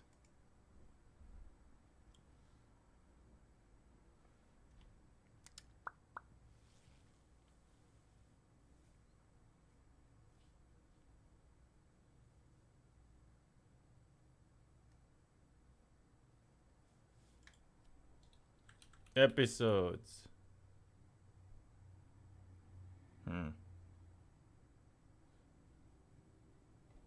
All right. Okay. I'm gonna go to the bathroom. I'm gonna go get some water. And then we'll play some Honkai Victor, yes? Oh! Give me like 5-10 minutes. And then we'll play.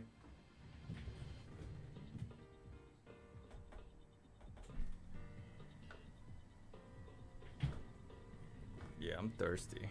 I'm gonna get water. I'll be back.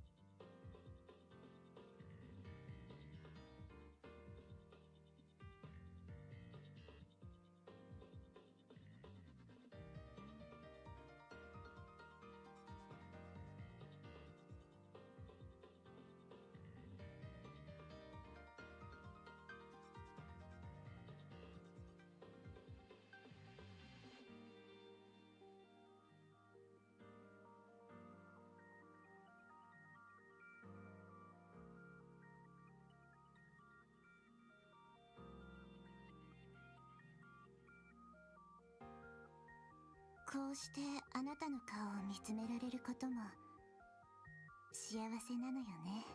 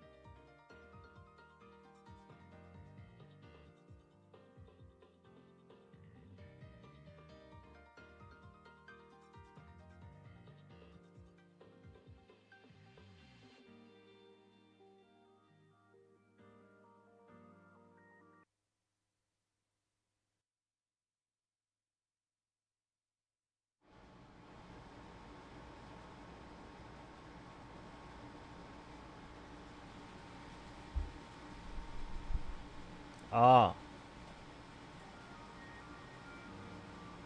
Can you hear the AC in the background or nah? It's like this noise that goes.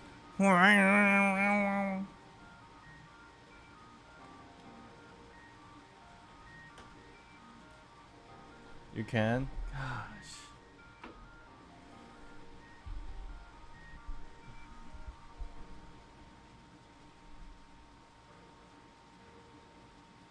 You could hear it? Wait, hold on.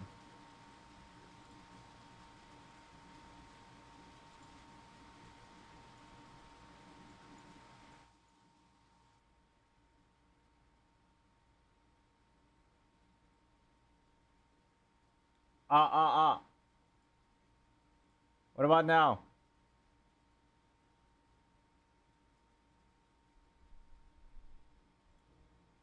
You can't hear it now, right? Maybe only when I talk?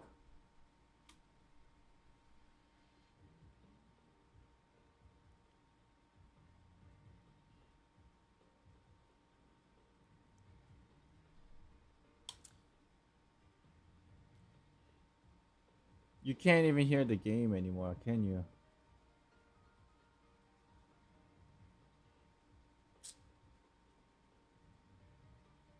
See you in a bit, Claudia.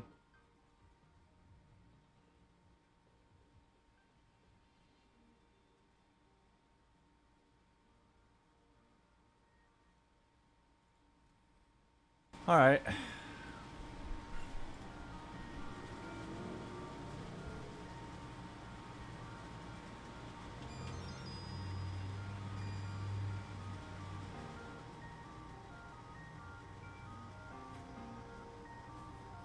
Hopefully that's a little better.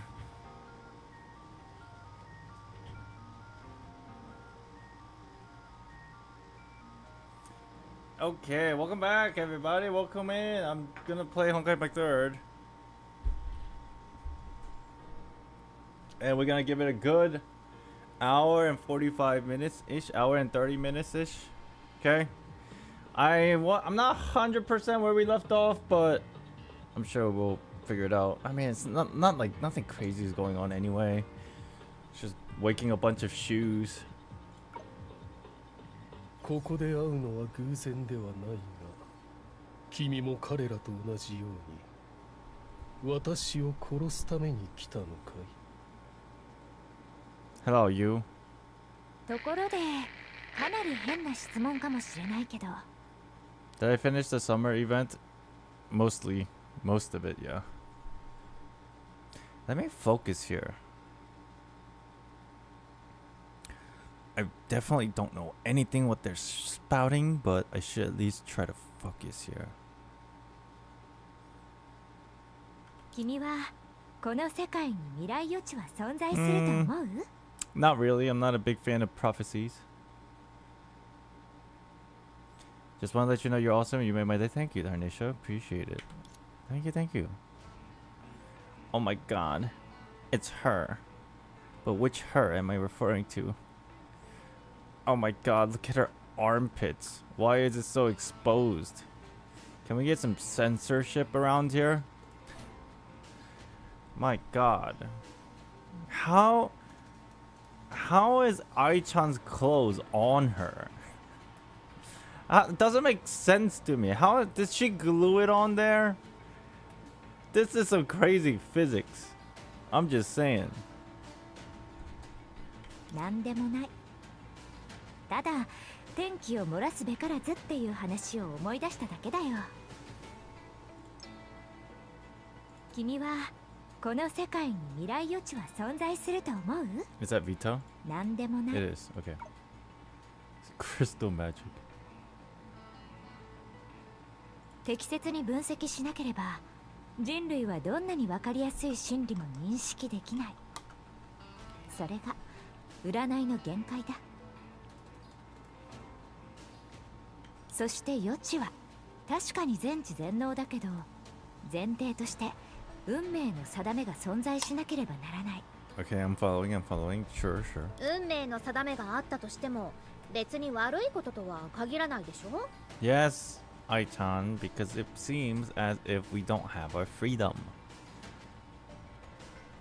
because apparently humans value freedom among everything else. I like to wager. Chat, do you think predetermined destiny is good or bad? This is a deep conversation we're gonna have 3 minutes into the actual dialogue of this game in this chapter. This is gonna be deep. What do you think about the idea and the concept of predetermined fate? Are you okay with it? Are you opposed to it? It depends. Depends on the effect. But okay, I completely understand, because the reason why we say it depends is whether it affects us or other people around us, or morally and ethically affect humanity in general, right? Because let's not forget, humans are very selfish, and that's not a bad thing. It's just how we are for our own survival, right? So a predetermined fate that leads us into utter destruction is a bad thing, and a predetermined fate that leads to happiness is a good thing. Can we agree on that in our perspective as humans, right? Now, we only think this way because we ourselves are humans, and we only look out for our own, I guess, survival. Now, that's completely justified, I think, because we are a human. I mean, all animals do that. Exactly, that's my point. Now, let's back up. Let's think of outside of humans' mindset and think of the world's mindset. An extinction of an animal species that are predetermined by fate to go extinct, we look at it as a bad thing. But realistically, a lot of humans just don't care. We only care if it affects us directly, right? But if we go beyond the scope of our own consciousness and look at it in a world view, humanity is only but a speck in the entire history of the world, right? So, when they, in this game, are speaking about predetermined fate, are they looking at it in the perspective of humans, or are we looking at it in the perspective of the overall world view, right? Is Vita and Aichan speaking for the humans, or are they speaking on the overall philosophical concept of everything? I think they are beyond the minority of the humans' consciousness and perspective, but they're more speaking on the broader terms of the world structure, right? At least that's my take on this. Now, if we think about this in like the entirety of the Hoyoverse storytelling, they always have this thing where every Hoyoverse game is to go against the predetermined fate idea with all the main characters or whatever most of the time. And so like, but then that's only their own perspective. Now, is that a good thing or a bad thing? It doesn't matter. It's, you know, it's all one's perspective. So in the overall scope of things, is predetermined fate bad or good? It's null. I can't say if it's good or bad, because if I'm being selfish as a human and only in my perspective, it can be bad, but in the overall scope of things, it doesn't matter, right? Anyways, random deep talk. And I think that's what she's referring to. Aichan, that's what she's referring to. Isn't necessarily bad if everything is predetermined. I feel like it's not necessarily bad, but it can be necessarily bad. It depends on the one person's perspective. Island definitely followed nihility. Again, what is my element? Imaginary or quantum? そうだね。もし運命の意図がより良い結果をもたらすなら、神の操り人形になるのはとても誘惑的な選択肢になるだろう。 This is exactly what we talked about. Predetermined fate is okay if it turns out to be good, so we just voluntarily are okay.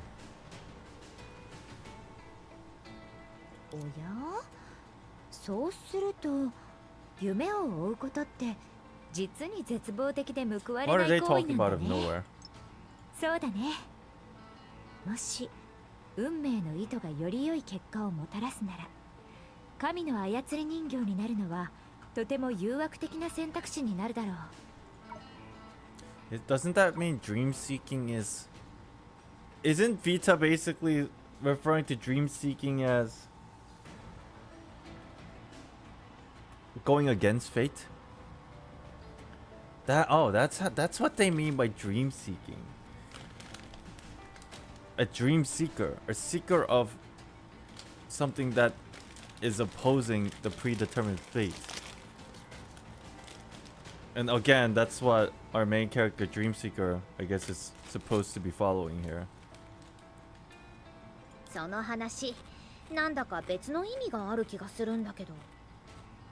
疑似時間結晶がその中の一つだとは言っていないよ。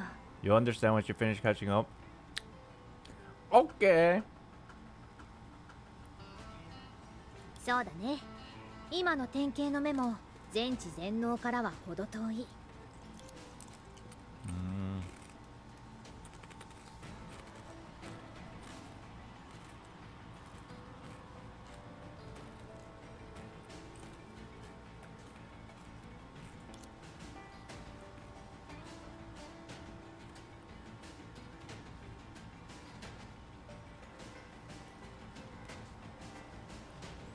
Ooh, this makes a lot of sense now.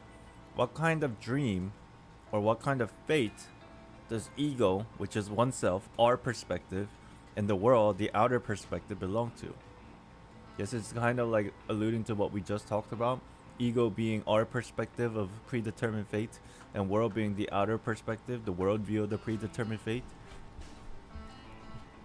And what kind of fate does it belong to? And what kind of dream does the future belong to? Perhaps they knew the answer, but they also understood that this was irrelevant to their dream-seeking journey. Why?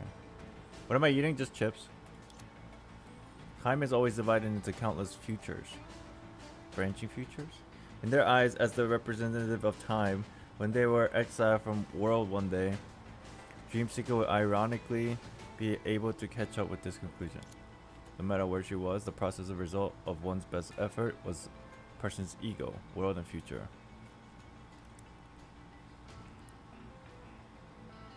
そういえば、あるお話を思い出したんだ。そのお話の中で哲学者がこう言ったの。世界に方向はない。人々が心の声に従って行った選択が世界の行く先を決めたんだ。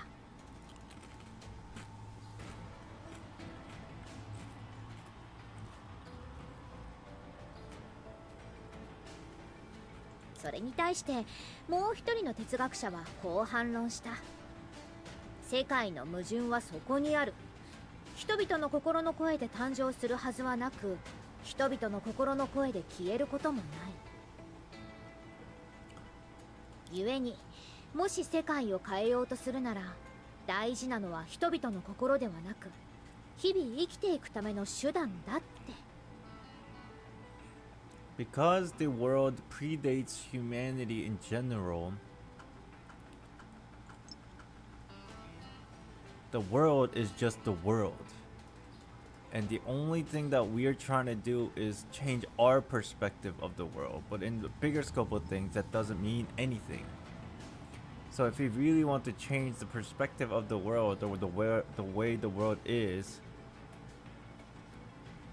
then we have to change our own mind first in the way of what is meant to be living. This is way too philosophical. ふん。なら君の言うそのお話の結末はどんな風になったの？あれ？あなたはそういった経験をしたことがないの？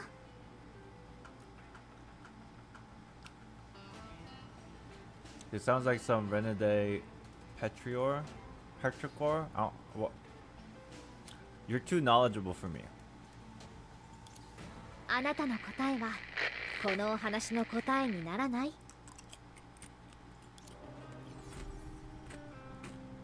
Yay, we're back.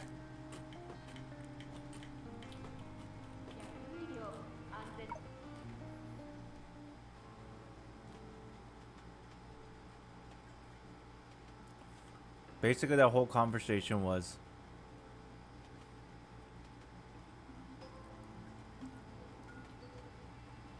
if you want to change something,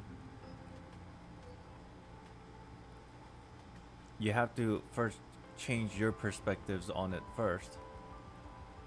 Because external of you and your ego, things will still persist with or without you.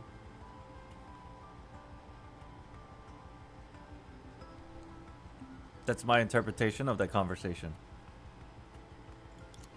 And that basically sets up perhaps some parts of this chapter. That idea. It doesn't matter. Doesn't matter what I think because I just thought of stupid shit for the past 30 minutes. This is a common sentiment that people always subconsciously feel. When people emerge from danger and find moments to catch their breath, a certain sense of relief tends to overshadow all the emotion. We read some of this yesterday or the day before.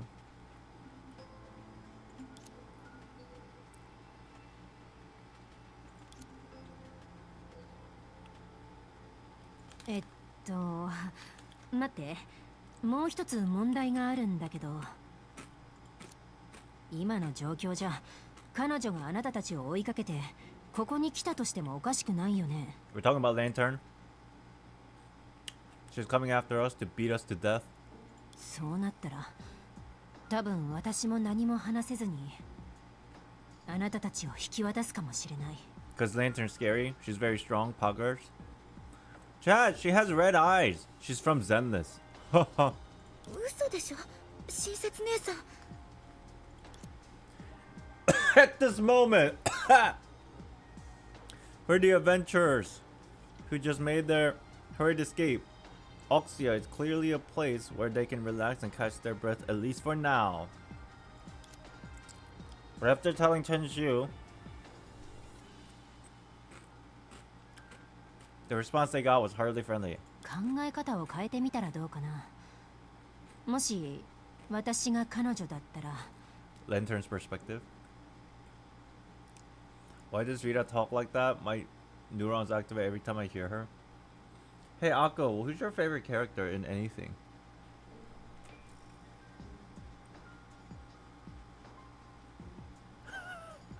I know that's a weird question, but who's your favorite character in anything? I guess in anime. Let's dial it back a little. 目覚めた途端、自身が作って維持してた世界に急に異変が発生して、自分と共に世界を作った仲間たちに何も起きてないと確認した後に残る唯一の変数は怪しい異邦人たち。Yep, that's us. Akane Tendo. Can I look this up on fucking... Let's not take chances. Oh. Who is this character? Where are they from? Is this the person?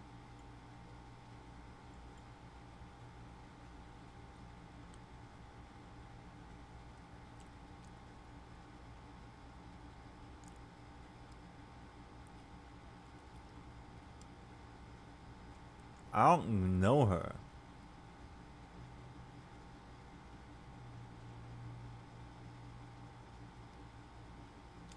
Why are we talking about her again? I was just curious on Akko's favorite character. I'm kind of like caught off guard because I was expecting more like a sexy hot mama, but this person looks rather tame and precious. But I don't know anything about this character, so who's to say?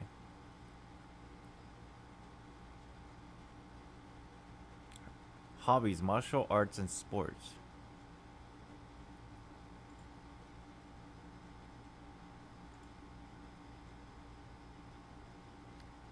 Bro, you're so old. 1992. Whoa.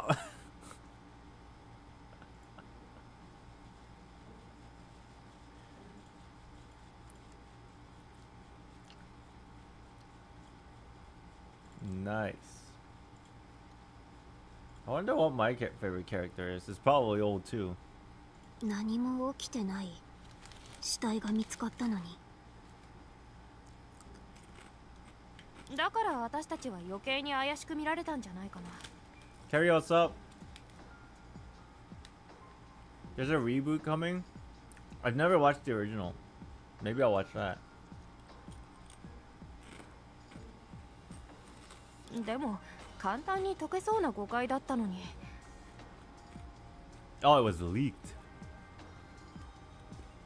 彼女は少し石頭だ。もっとオブラートに包んだ言い方にしようと思って。リトストもだけど、あそこまで頑固だなんて。人を殺すことに執着するなんて何かの病気なんじゃないの。Coralie doesn't like Lantern. もしくは影の力を使えるかどうかは置いておいて、術になったらもう普通の人とは呼べなくなるとか。まあいい。何事にも例外ってものがあるし。別に悪いこととは限らないと思うよ。100年前は何らかの方法で影を制した人のことを術って呼んでたのかもしれないけど、今思えば彼らはどっちかというと己の道にとらわれたものに見えない？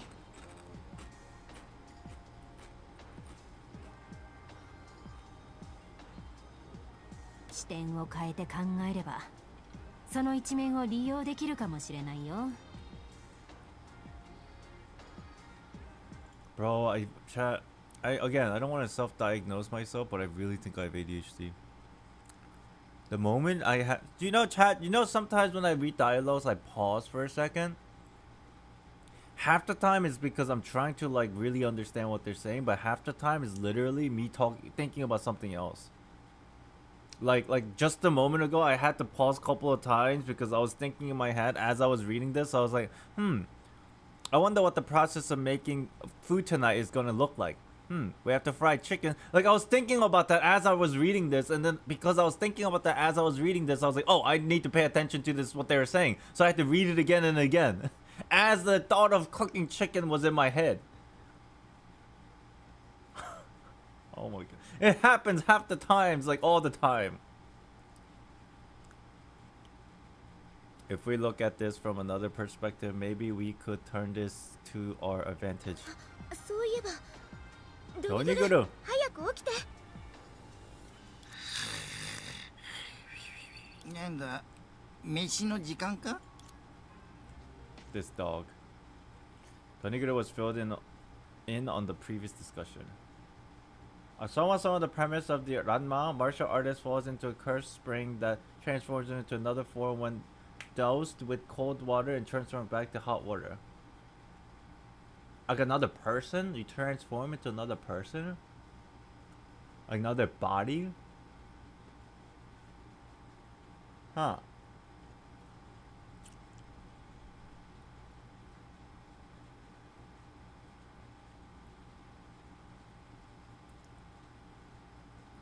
Another form. Interesting. みんなの経験を振り返ってみたけど、術のやり方を逆に利用したのはドニグロだけだったみたい。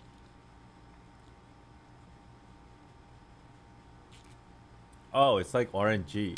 I guess that makes the storytelling more interesting.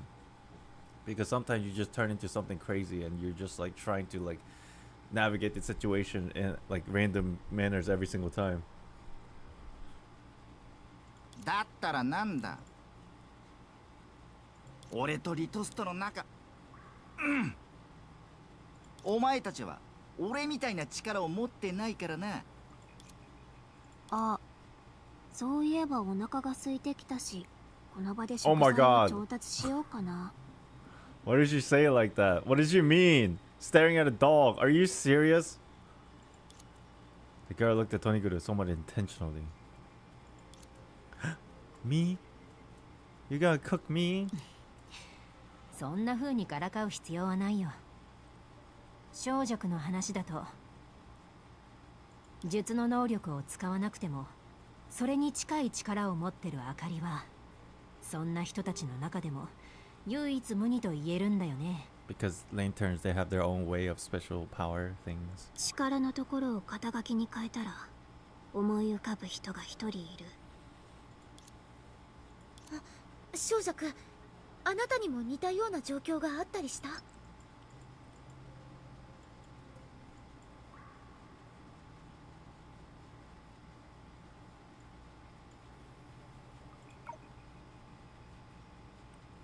自分の道にとらわれる欺瞞の術になるために、あなたは人を騙さなきゃいけないの？いやいや、そんなわけないだろ。うちの最大の長所は正直なところだよ。Even that is deception. Wow, I see where this is going. This entire time she was lying to us. Hold on a minute. She's a scammer to begin with. Wait a minute. Have I just been had this entire time by this hot lady? 術の力を使うのだってうちにとっては朝飯前だけど師匠の教えに従ってふさわしい時が来ないと手が出せないんだ。 What do you mean? Master said use your skills only when necessary. Is that what you're saying? But I feel like I can't trust you anymore. Hot lady, you are hot, but I can't trust you anymore. そう、いい時期に嘘をつけば敵を倒すだけじゃなくて悪い状況をひっくり返すことすら簡単だよ。でも一度使うとうちもリトストおじさんたちみたいに嘘で嘘を固めないといけないし、最後は本当のことを言えなくなっちゃう。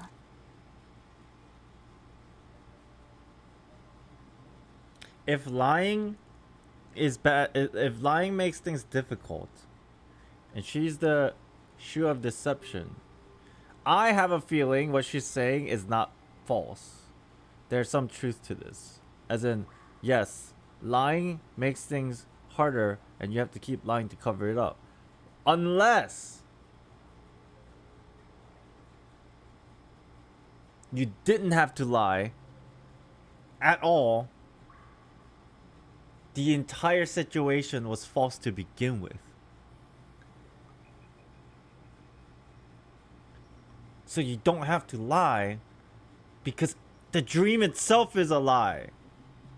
Am I going too deep into this? とにかくあの時師匠はこう言ったんだ。やむを得ない時以外は絶対に術の力を使っちゃダメだって。Okay. うん。その場で作った話にしては完成度が高い。Every lie always has a grain of truth to it.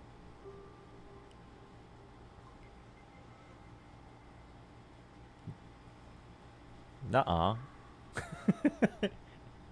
I mean, you sound right. It sounds correct, but nuh-uh. That's not true. What do you mean? That's not true. That's like saying, hey, this controller is my breakfast.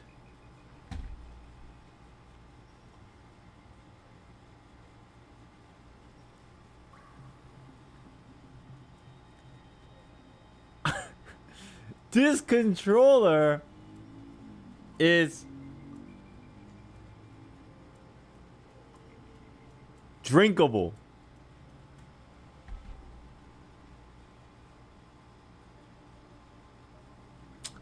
Man, you're just gonna be like, well, technically, actually, if you melt it down and it becomes a liquid and you can technically drink it, man.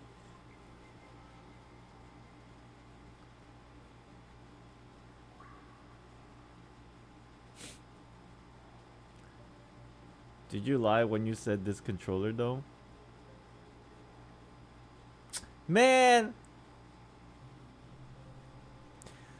That spoon is missed.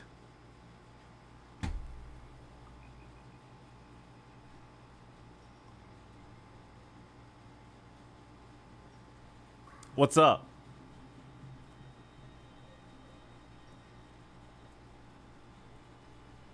So,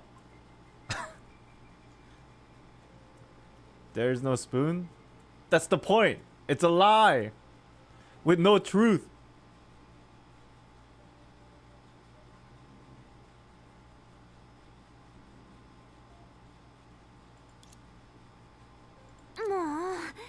とにかくうちには下心なんてないよ。それでも信じてくれないなら杯を交わすしかない。 Sworn sister? Wait, what are you talking about, lady? でも歴史書から得た一方的なイメージと比べると That's my reaction. Huh? What the fuck are you talking about? 実は非凡な先駆者というよりむしろ病人に見えるね。ああ、けなしてるわけじゃないよ。それって理由はさておき、彼らがみんなの代わりに何らかの代価を支払ったってこと？確かに彼らがいなかったら平和で落ち着いた生活もなかったかもしれないけど。 It's a Yakuza ritual to become sworn brothers to drinking from each other's wine's cup. Does that like signify like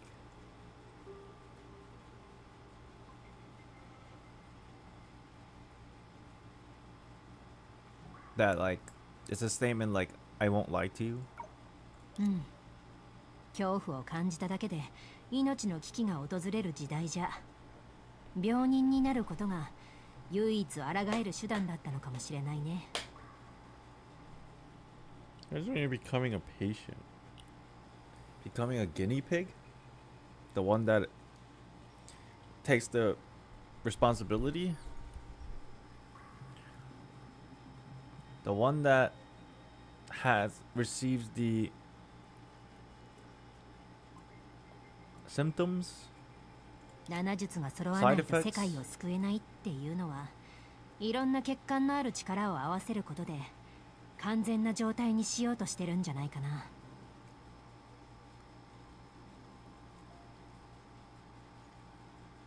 Test subjects. 老朽は影に、桜花は根源物質に頼ってる。過去と未来の2つの時代というよりも、私たちは異なる方向に発展した2つの世界なんだと思う。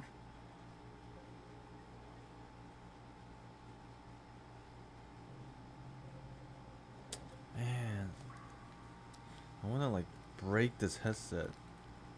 Why is it so uncomfortable? My ears hurt.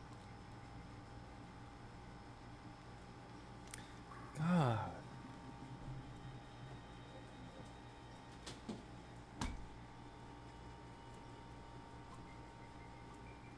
I'll just use speakers. It might feedback, but hopefully not.「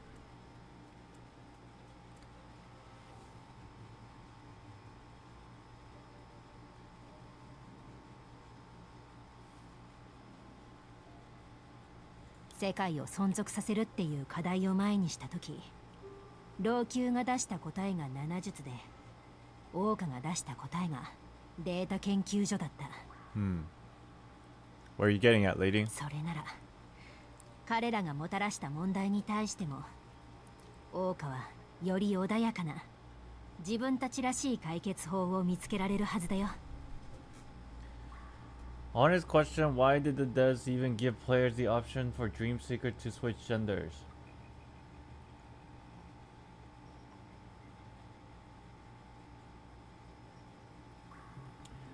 Sad to say, but the developers, I don't know if it's still the same developers or like, you know, like whatever, but the original developers of Part 2 probably looked at Genshin and Honkai Star Rail and wanted to mimic it. That's it. There's absolutely zero lore reasons why there's... Yeah, like for the guy Dreamseeker, there's absolutely zero lore reasons why they even exist in the first place. So I don't think they even thought it through. I think they just put them there because the other games have that option and they wanted to just mimic it. You can kind of tell from the UI changes too. Is that a good thing? It looks cleaner, but some of them things just like doesn't make sense. Let's just say there's a deeper reason why it was the female Dreamseeker in the dance animation with Senna. Is there a lore reason for the dude?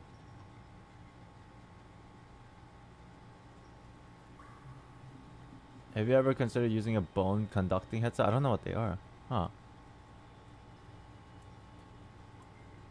I use male Dreamseeker just fine and I don't mind the reveal in the recent chapter. Of the dude? There's a reveal about the dude? Obviously, like, I don't want to know what it is because I'll get there, but like I don't know the I don't want to know the details of it. There's a reveal about the Dreamseeker. Oh, interesting. Maybe there is some reason. We'll find out, I guess.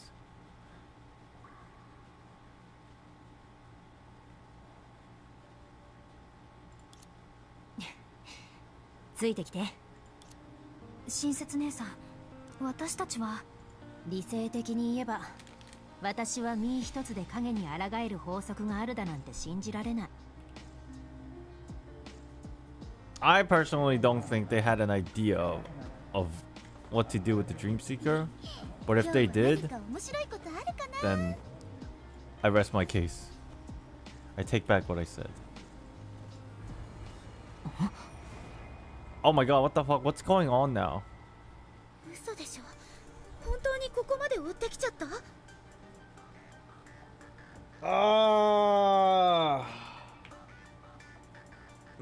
？What I'm saying is, what I'm trying to say is, obviously I wouldn't know if they planned that before or after like you can always make up reasons later, but as long as if you make up reasons later and it makes sense and it solves all the, if there's no plot holes, it's perfectly fine. I just hope it makes sense. But I do wonder if they thought about it before the release of part 2 or it's something that they added after the release of part 2. Who knows? I guess it doesn't matter. As long as it makes sense, then it's cool. And then the allegations. My allegations of them just trying to quote unquote copy the success of other games, then I'll let it rest if it makes sense.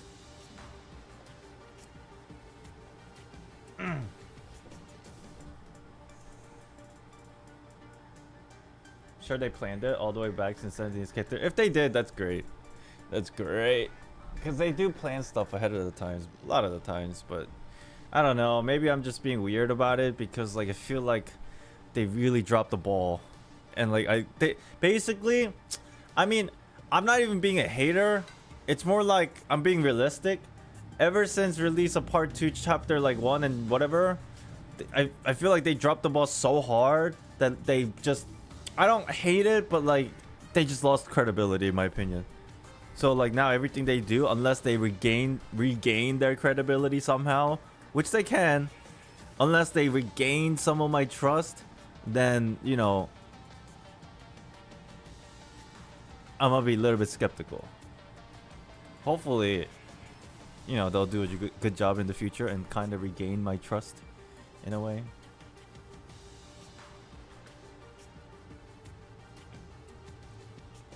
At least for chapter 2 and 3, or chapter 2 so far, it's getting better.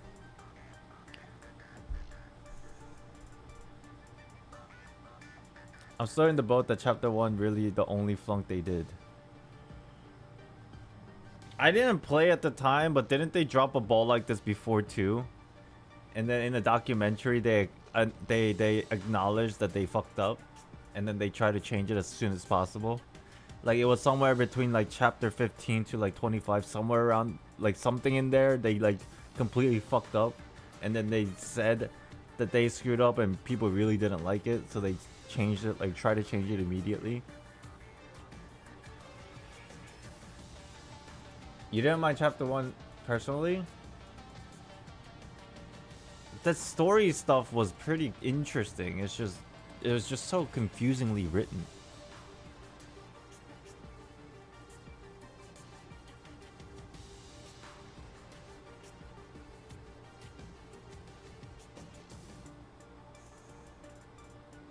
Thought it was chapter 10-ish? Maybe.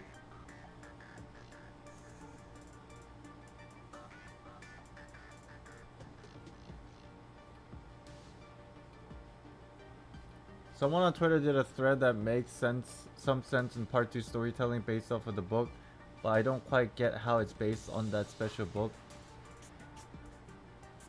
I also probably need to like read it to figure out what they're trying to say, but yeah. I mean, it's possible that they're right, but it's also possible that it's copium. Who knows? I'll have to like read it myself.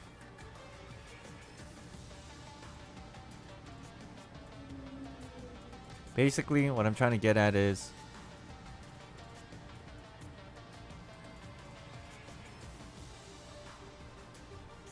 man, they had such a good opportunity for part 2. But I just think they just messed up. And now they're trying to fix it. Which is good. But also, we'll see when it happens, bro. Like that kind of an idea.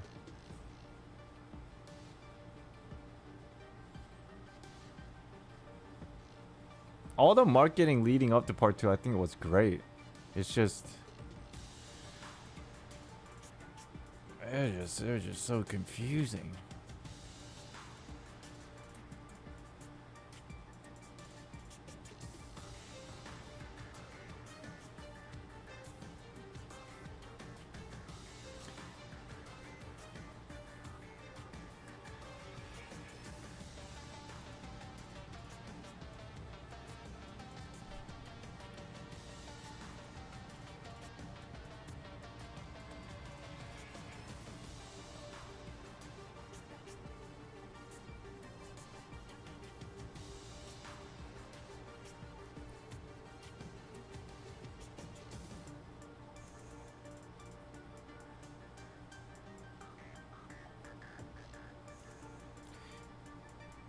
The story's good. Like, so far, the conceptual story is good. The storytelling sucks ass. But the story concept is good. It's just delivery kind of sucked. I think that's the most simplest, best way I can express how I felt. The concept of the story is pretty good. Like Mars, the shoes. There's some weird things like that's not explained, but then that gets revealed in a Honkai fashion probably as we go. So I'm not like too harping on that. It's just the delivery in chapter 1 kind of sucked. And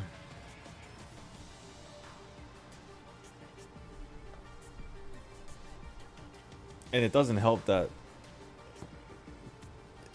this kind of delivery, I mean shit, even met somebody that's like played through all the chapters in the game, like, I have a rough time. But for people who quote unquote are playing for the first time potentially, and they see the story of part 2 and they're like, I don't know what the fuck they're talking about, I'm so confused. It feels like hours and hours of conversation. I have no idea what they're saying. It's like, huh. Hey, basically, I don't think the presentation was geared towards new players, which what they should have focused on. But I think somewhere in the back end of trying to figure out the identity of this part 2 and its release, like they had conflicting decisions.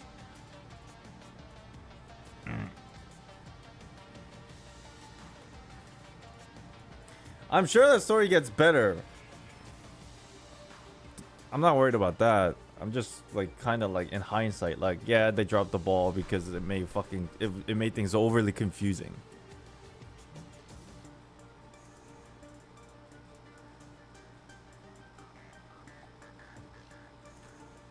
Watching all the new players play part 2 was basically all confusion. Slowly leave, but say it was a shame because they found the combat fun. Doesn't help that Zenless comes out too. like moments after. I hate to say it, like I think Honkai Impact Third Combat is more fun, but the feel and the aesthetics of Zenless is better. So if somebody were to sit down and choose, it's like, you know, it's a different style of game.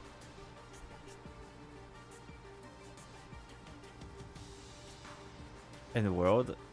Yeah, but it's an action RPG role-playing game. It's essentially like very same genre of game.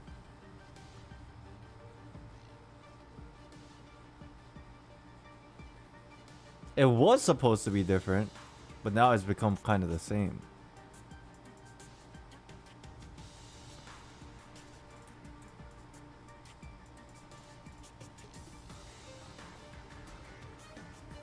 Because what it was supposed to be was Zenless was supposed to be a roguelike game. But they scrapped the whole thing, and then now their identity is overlapping with Honkai Impact Third.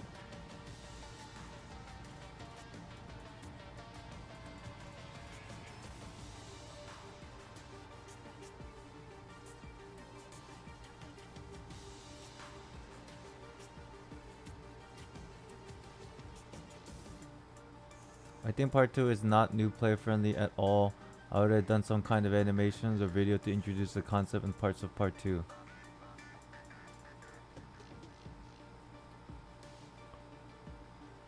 Yeah, I don't think it is friendly for new players at all either. That's why that's my whole point, as in I thought originally part 2 was supposed to be geared towards new players. They even like kind of marketed it in that way. But then after the game actually released, it wasn't. At least the presentation was very unfriendly towards new players. So like that makes things a little bit conflicting. You know? Like part 2 initially was supposed to be this new refresh where people can play part 2 without knowing anything about the previous parts of the game. At least that's how they marketed it. But then that wasn't true at all. Didn't feel like they were aiming for new players from what I saw. Wasn't there like literally a line that was uttered during the Honkai Impact Third Part 2 live stream that I was also there for? Didn't they say in the live stream itself, like, you don't need to know a lot about the previous part, you can enjoy part 2 just get after you get a certain level?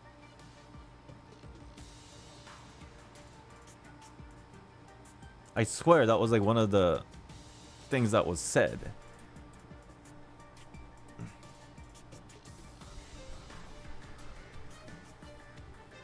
But then, you know, obviously,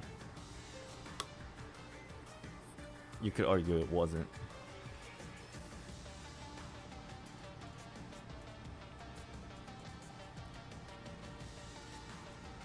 He wasn't playing story-wise. I guess that's true. You could quote-unquote technically consider this a new experience because it is a new version of looking type of game. Well, if we come to but they didn't really specify the story. No, I don't know exactly what was uttered. Maybe it wasn't supposed to be geared to. The point is, it wasn't geared towards new players. Period. At least the execution of it.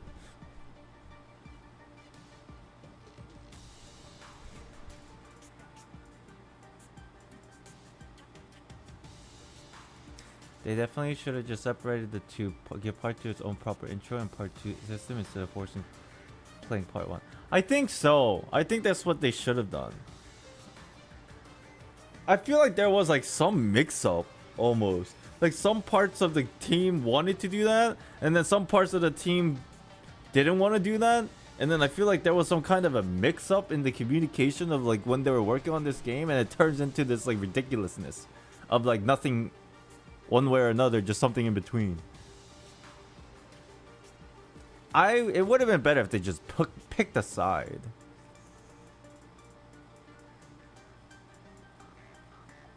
But then ultimately, I think what they ended up doing is they tried this new thing, and then it wasn't really going well, so now they're like backpedaling into what it used to be, which is perfectly fine, because I like the old stuff too. It's not confusing in hindsight, even what little we learned at the end of this arc.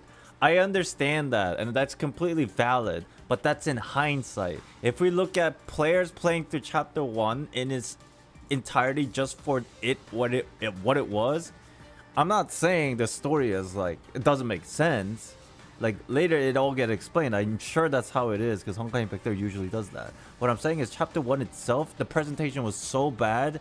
It wasn't even like a borderline of like you're supposed to jump around and it's like the storytelling. You know how movies have certain movies have like you jump from this perspective to that perspective, or this storytelling to that storytelling, and they're all like cohesively done, where you're not it's not complicated. You're kind of following it. You understand that you're supposed to be confused. Chapter 1 wasn't that. It was supposed to be something like that, I'm assuming, but there was so much. It wasn't even like we're gonna explain this later. It's very unfriendly. That's what I should say. The storytelling is like unfriendly, too unfriendly. There is a method of storytelling purposely making it unfriendly, but then there's still like a way of doing that while not confusing the audience. This was too unfriendly.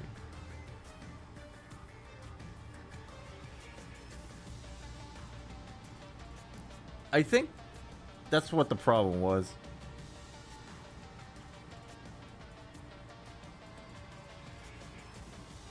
Bad localization doesn't help. Chapters being insanely long that also doesn't help.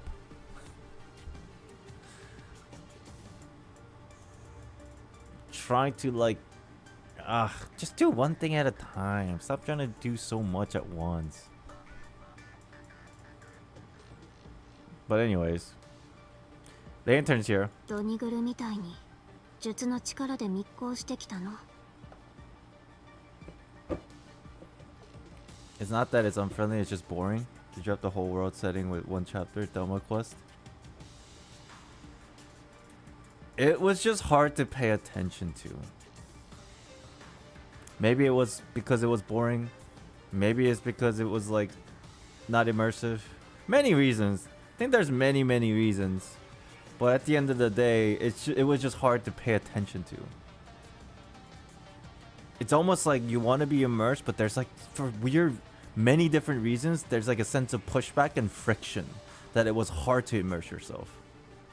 そう考えると、核は本当にケチだった。彼女だって似たようなことができるはずなのに。The stories look better now.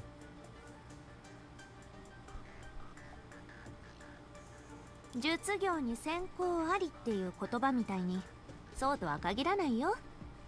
セラやセルマとかは自分自身の領地から離れるのは難しいだろうから。Might be also because I'm streaming.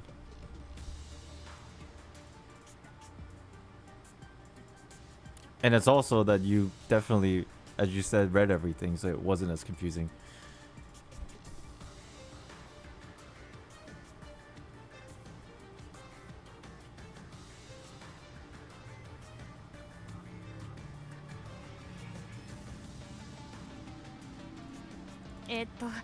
今はそんな話をしてる場合じゃないと思うんだけど。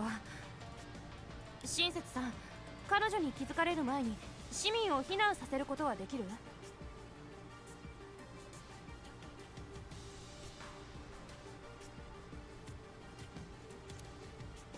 なるほど。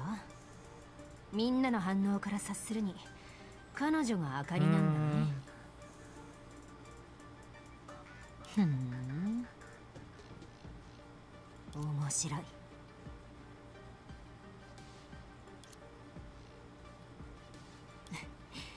彼女が交渉のテーブルについてくれるなら話し合って解決することもできるって思わない？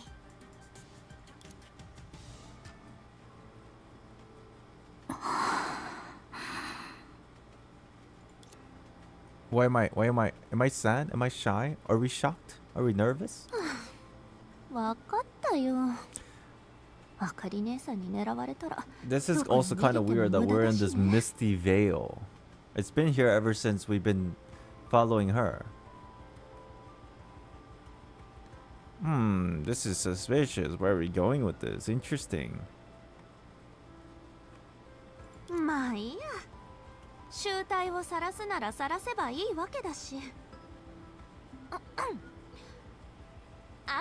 姉さん、そこまでする必要はないんじゃないかな。ほら、うちらはそもそも抵抗してないし、前に戦った時も守りに徹してた。悪いことなんて考えてないって。 Shadow Ball you saw?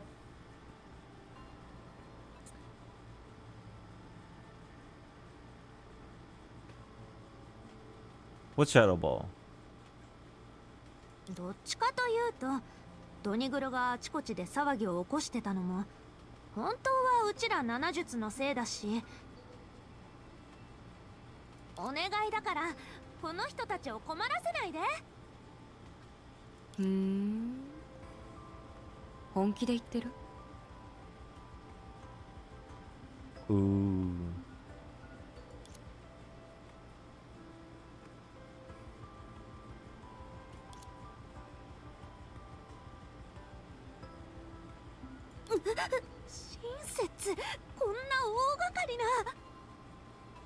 Oh my god, so many pupsec sucrose. Oh shit. I didn't know we had a fucking 3-game collab, bro. Fuck. It's our next pupsec character, but it's sucrose.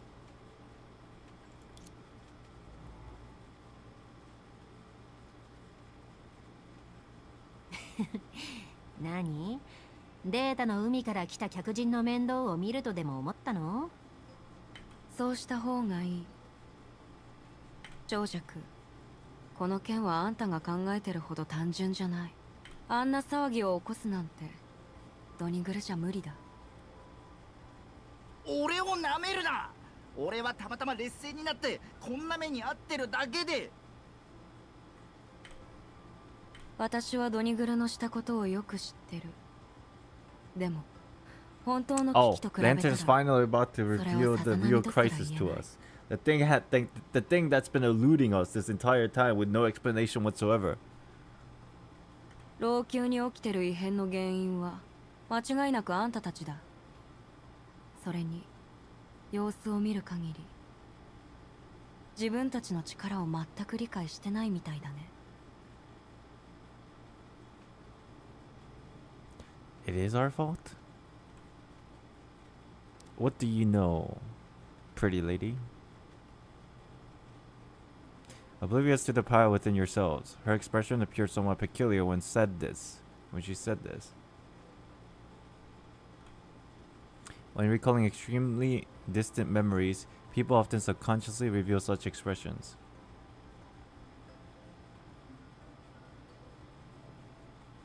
まあいい。説明する時間があるなら十分問題を解決できる。 What do you mean? Explain it for me. The fuck? Explain it. 私の研究結果を使ってあんたたちからその力を剥奪する。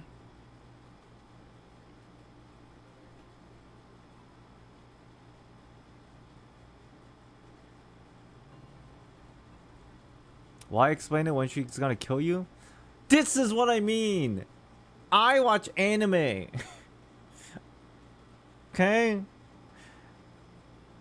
Let the story progress in an anime way. Right before they beat your ass, they say, let me explain to you since I'm going to kill you anyway. Don't they do that? Because I'm gonna kill you anyway, let me explain to you. And then they start explaining things and like, oh, I see, interesting. もしできなかったら悪いけど私にとってはあんたたちの命も支払える代価だ。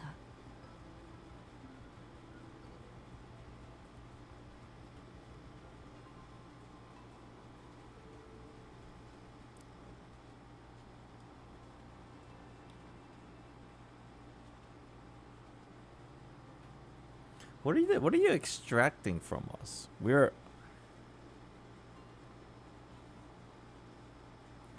weird. それはちょっとひどいんじゃない？まずは私の意見を聞くべきだと思うよ。とにかくここは私の縄張りだし、二組のよそ者にめちゃくちゃにされたくないんだけど。Lantern doesn't do taijutsu. Damn, Song Choi is like super surprised. She's been in that pose for a while. 縄張り。回廊の時と同じことをしようとしてるの。そっちの奴らが先に一線を越えたんだ。何を言ってるの？別にこの人たちのことなんて知らないよ。自称宇宙人とデータの海から来た未知の再現物でしょ。根源物質管理条例第22条をもとに彼女たちを収監しようと思ったら、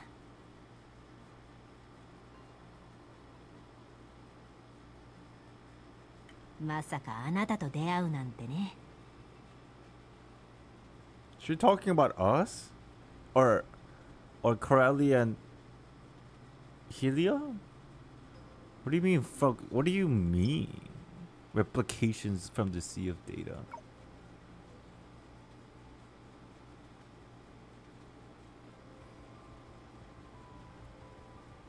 But Corelli and Helia, they're not replications of the sea of data. They're fucking from Earth. Maybe she thinks they're all the same because of Senna. TLFL plays, what's up? Welcome in.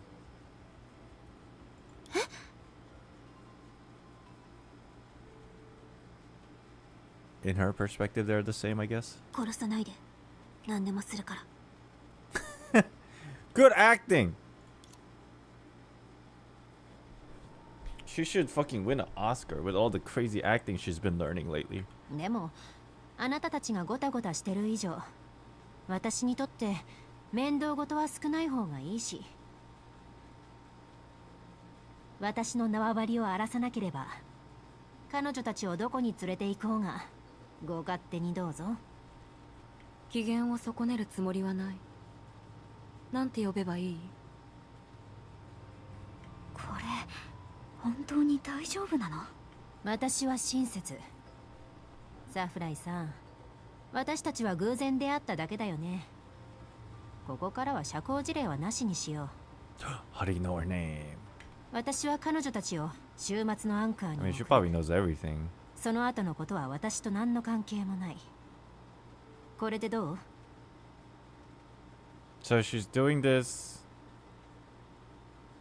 to stall and 構わない。 keep Oxia 無実の safe 人を for 傷つけ now. る必要はないから。ただサフライか。そのあなたたちに小弱と呼ばれてる人は口が軽いからね。さあどうぞ。あなたたち抵抗はしないように。前に試した時は She's planning 何の役に something. も立たなかったでしょ。 She has some intel that I don't know of yet. 親切姉さん。確かにこれで大川戦場にならずに済むけど、具体的に私たちがするのは Something's about to happen. What the? いやいや、うちの体格じゃ最後はダメだよ。落ちるのは一度だけで十分だから。はいはい、もっとお互いに近寄って。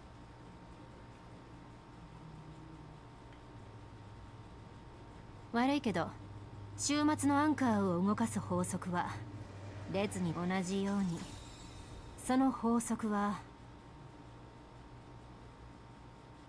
一度に多くの人が通ることを許さない。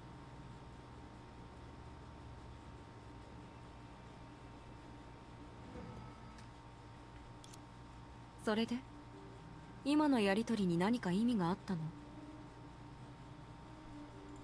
What the fuck? What do you mean? Whatever. Sure. ごまかせなかったみたいだね。 Can she just... Does she really think 4 pupsec sucrose can hold back Lantern? Or maybe she doesn't think that, she's just stalling for the others. 演技が下手すぎる。 She means it's got a cooldown. I guess she's smart enough to know that now. Because she has been researching the anchor for the past however long. 実は本当のことを言われたとしても、私はあんたの縄張りをどうこうするつもりはない。へえ、あの子たちの話とは少し違うみたいだね。すぐにでも私に銃を向けると思ったよ。 Hey, what's up, person that speaks Chinese only in chat? I bet the first thing you said was ni hao. Ni hao. I bet. Hey, who wants to bet, chat? Anybody want to bet? I bet. Copy. I bet.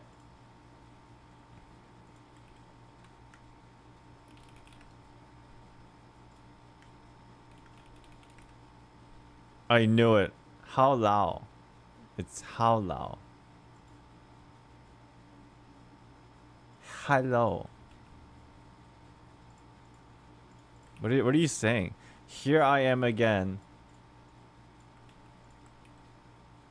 Hello.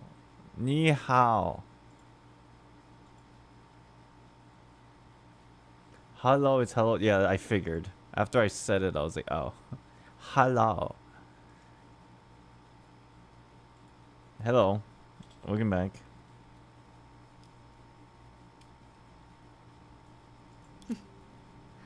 本当にそう思ってるなら、その数のロボットだけを連れてこないはずだ。私はここで馴染みのある言葉を聞いて、馴染みのある文字を目にした。桜花は影から抜けた後、無事に今日まで続いたってこと？その通り。ああ、それがあなたが大暴れしなかった根本的な理由？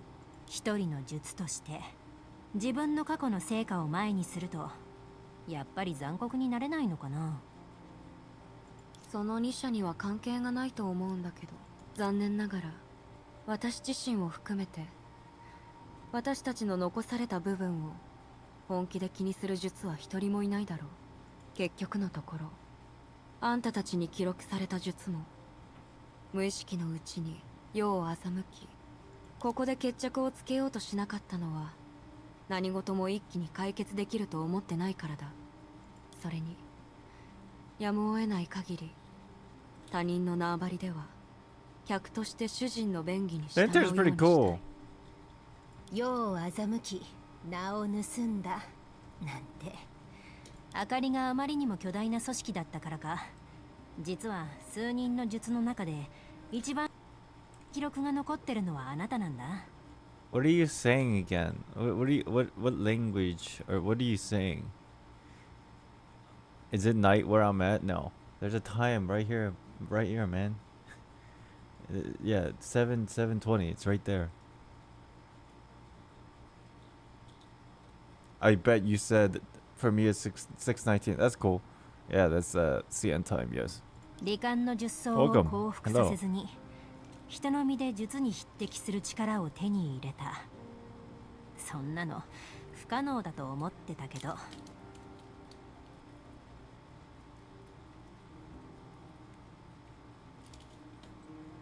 Interesting. 今考えてみれば、先生がまだ帰ってこない状況なら、あなたはこのアンカビルを壊すどころか、桜花を征服 What す was る her のもたやすいはず。 professor's name again? The girl that's not here? I think it's a girl. That's gonna be gone for like 9 months or whatever, a year.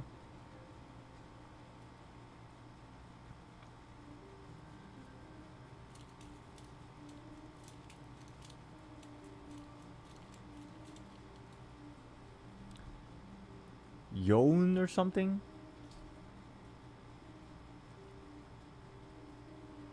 Oh, are you a guy or a girl? だどんな修練を積んでたとしても人の身だけじゃ今の戦法を作るのはなかなか難しいんじゃない？ You don't know their gender? Oh. I see. 何が言いたい？別に何も。そもそも私の狙いはあの子たちが公平に戦える時間を稼ぐことだけ。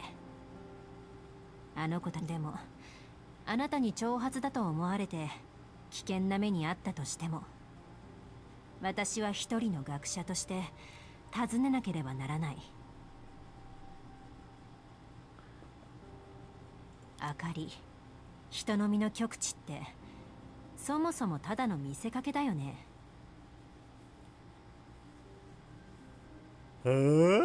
他の術と同じように形は違うけどあなたの力も罹患の術層の法則に従ってる。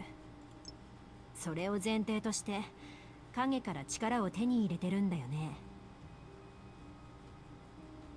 Oh, I see what she's doing. もっと言えばあなたも余儀なく己の道にとらわれたものになった。そうでしょ？ When they say forced to be someone confined to their own way of thinking, it's almost like saying, but it is kind of saying they're confined to their own rules that they cannot break for themselves, right? That's how they live. That's the good and bad. It's basically the good thing about the shoes, but also happens to be the bad thing about the shoes, because someone like Chen Shu probably can use that to her benefit, because I guess that's what she's doing, because she's aware that Lantern is somebody who, even though they pretend that they're mortals who gain this power that could rival the shoes, but in actuality they're not. They're actually shoes. The reason why they're trying to hide that, who the fuck knows, but Chen Shu believes that you also have rules you can't break, because that's how shoes are, and you're one of the shoes.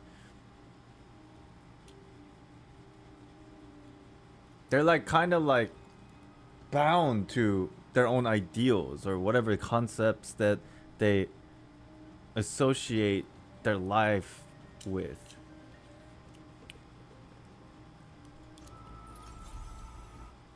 And I guess now she's trying to take advantage of that. The Chen Shu has probably realized that, and now is trying to take advantage of that against Lantern somehow. On the other side of the sea of data, just as before, the adventurers arrived at another world through that apocalyptic phenomenon. And among them, someone was fully prepared to leave everything to fate. My fate is in your hand, Lantern. Huh? あかり姉さん、その通り、あなたは私の手に落ちた。手を頭に乗せて、そこでしゃがんでて。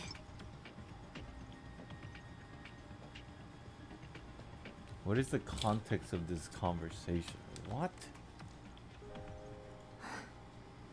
結局あんたの手に落ちたんだね、あかり姉さん。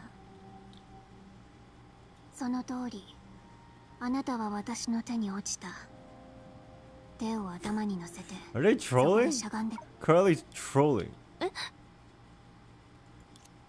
As the girl came to her senses, she finally realized that the important visitor was missing in the journey due to Chen Shu's intervention. あかり姉さんは来てない。Oh, she thought Lantern followed, but Corella is just trolling her. もしついてきてたら、さっきの芝居が無駄になっちゃうでしょ。でも、一体どうやって？今までの週末のアンカーを起動させた時の経験から考えると。She trolls everybody. She's just fucking trolling. Based on the previous time the anchor of the apocalypse was アン activated. カーはスムーズに通行できる扉というより、使用者を別の空間に飛ばす発射機の方が近いと思う。だから2回起動させたとしたら漁師の海では実際の時空の感覚が空く。あかりも、あなたたちは漁師の海じゃなくてデータの海って呼んでたっけ？待って、それって向こうは親切姉さん一人で頼れるのはあのセキュリティロボットだけってこと？ Pubsec Sucrose!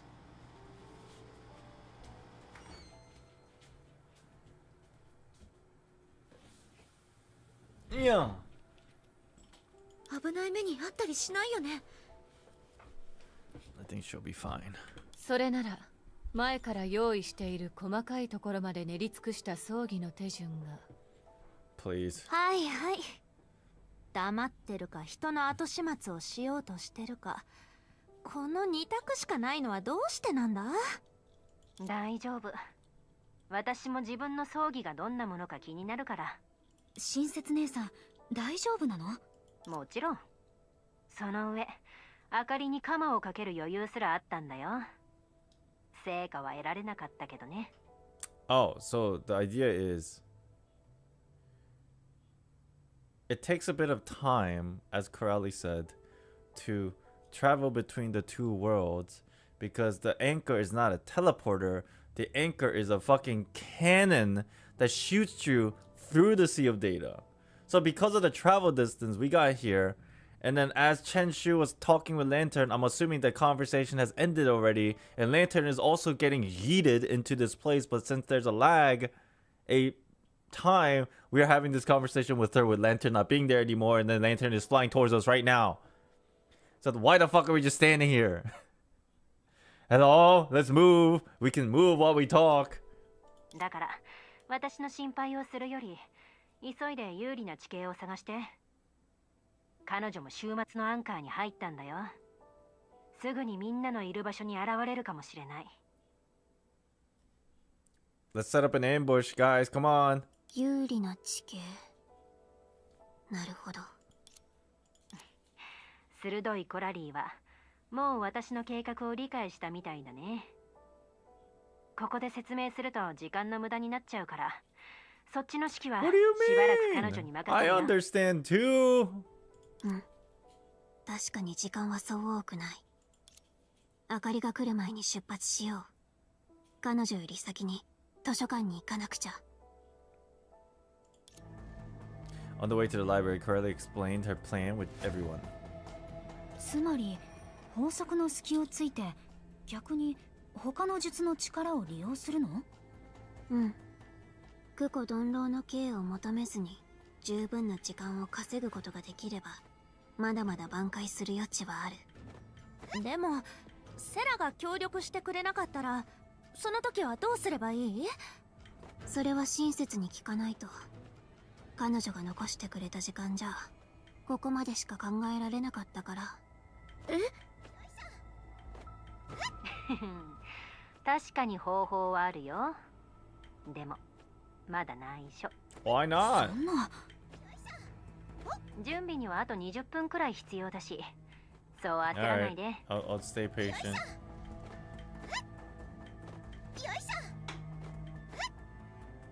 Was it flashbang? I don't know.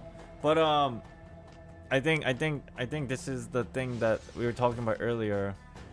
The weakness that we might use as a loophole is the idea that shoes are inherently tied to their own path, let's call it. So I guess we're trying to. Why can't I speak? You guys know what I'm talking about, right? The weaknesses that shoes have. The cons. We're trying to exploit it. The loopholes. And for some reason, to do that, we have to go to the library. 結合された人たちは？ Because apparently we need Sarah's help. 前と同じくらい静かだね。ただ、今回は部屋ごとひっくり返ってる。Oh my god, this is Conria. Oh. Why is it upside down? またわけもわからないままセラペウムに飲み込まれたんじゃないよね。さすがにそれはないと思うけど、でもまずはセラ本人を見つけて交渉しないと。うん。全てうまくいくといいんだけど。光るクラゲみたいなものは見てないよね。Glowing jellyfish. どうしてクラゲ？あの明かりの頭、似てると思わない？ Her head. 似てるかどうかはさておき、まだここまではたどり着いてないみたいだね。Oh, it's fucked そうじゃなかったら。Fucking Lantern's got jellyfish head, bro. 待った。言われてみたら確かにちょっと似てるね。Oh no. でしょでしょ。あれを見ただけで彼女は悪い人じゃないって確信したんだ。いや、それは関係ないと思うけど。What is this book? Bedtime collection. It's a very big allegory. Sure.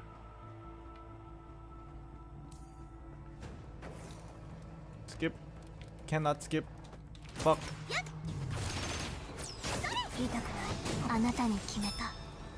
一緒に戦おう。5、4、1。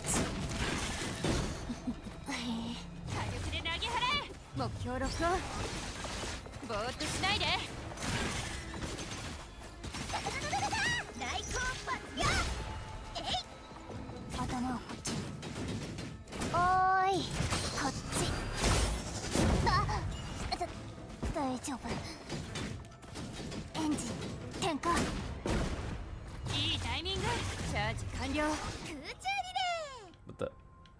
What the? Come on.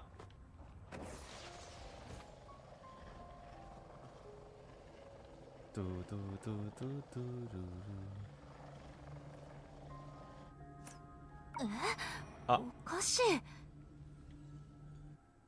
彼女、ここにはいないの？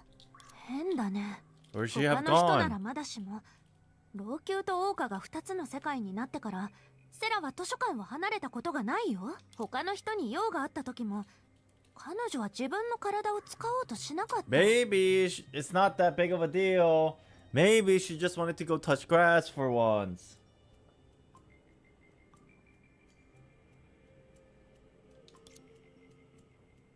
道理で明かりが現れないわけだ。少なくとも彼女はここで起きたことを知ってるみたい。 Where has she gone? コラリー？まだ気づいてないの？私たちを追撃しないなんて、あの明かりのことを考えると。でももしセラペウムがそもそもここにいないんだとしたら逆に説明がつく。 Because we are wasting our time and she knows that perhaps? つまり明かりにとって私たちがここで身を守ることを選んだら、 What the? 彼女はいつでも What was that? 私たちを倒せる。 That was weird. だから必死に迫る必要がない。 Fucking I just popped up like a ghost and disappeared. From Lantern's perspective, if we choose to defend this spot, she could easily take us out at any moment.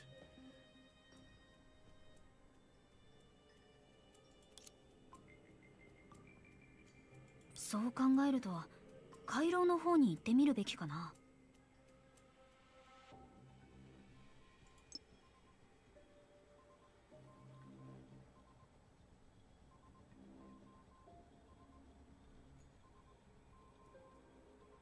Then why isn't she chasing after us?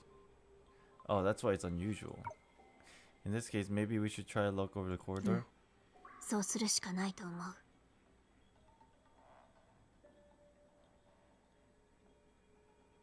もちろん前提をセラペウムからセルマに変えるだけだったら私たちに作戦の主導権はないけど。 I don't understand. What is this logic? Dude, sometimes I think backwards, and that's why I don't understand. What is this logic? Wait. She's chasing us right now. So since she's chasing us, we come to the library in hopes of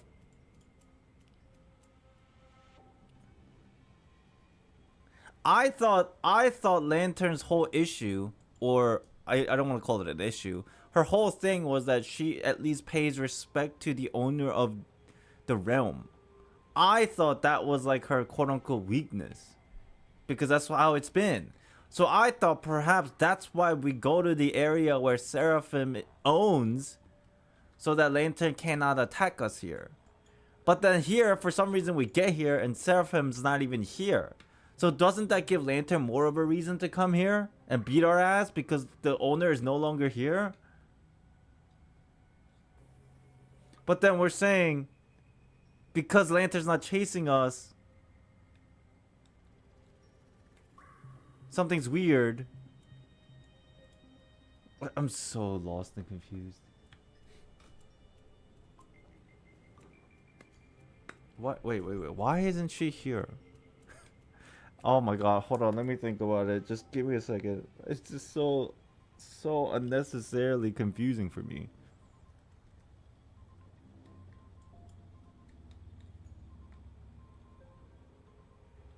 Lantern's supposed to be protecting Sarah's room. I understand that. That's why this is confusing me. Like, if she was supposed to be protecting this place, then she shouldn't come here to destroy it. That's why we ran here, as protection for us.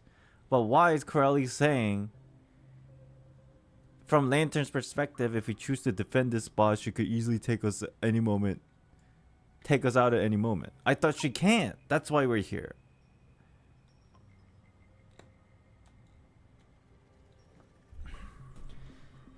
Okay.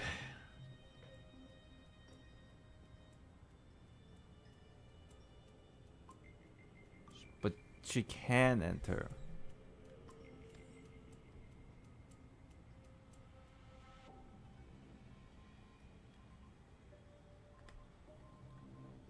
Then why isn't she here?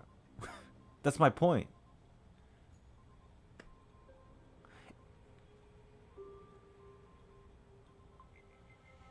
Did Lantern not think that we would be here because it's so obvious? Then why aren't we staying here?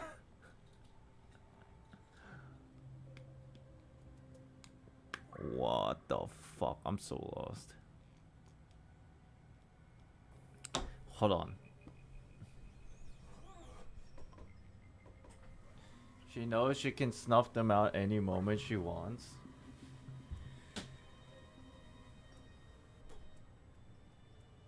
What would have changed if Seraphim was here?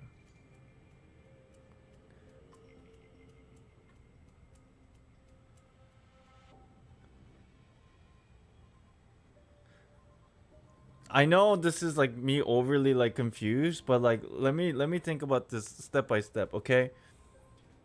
First things first. Lantern can beat the shit out of us, okay?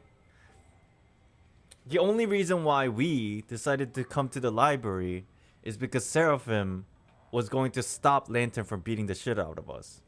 Right? That I think I personally I thought that was the only reason. So we come over here, right? We're at the library. We get here, and Seraphim's not here, and we're like, oh shit. Lantern can come in and beat the hell us up any second now.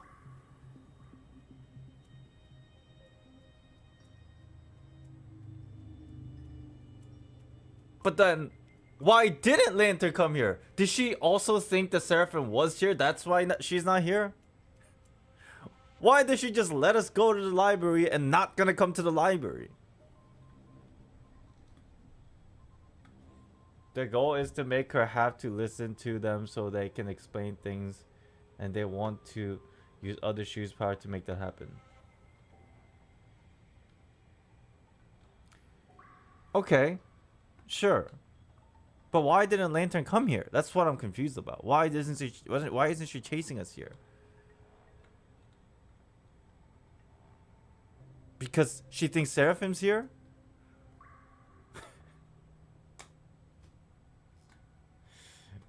But I thought...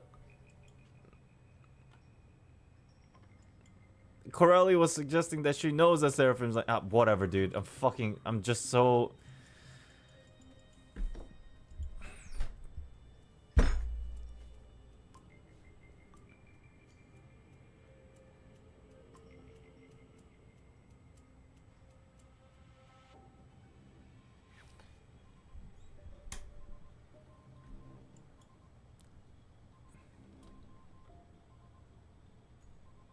This is like the instances where like logically I feel like it doesn't make sense, but only like copium thing I can do is just keep going.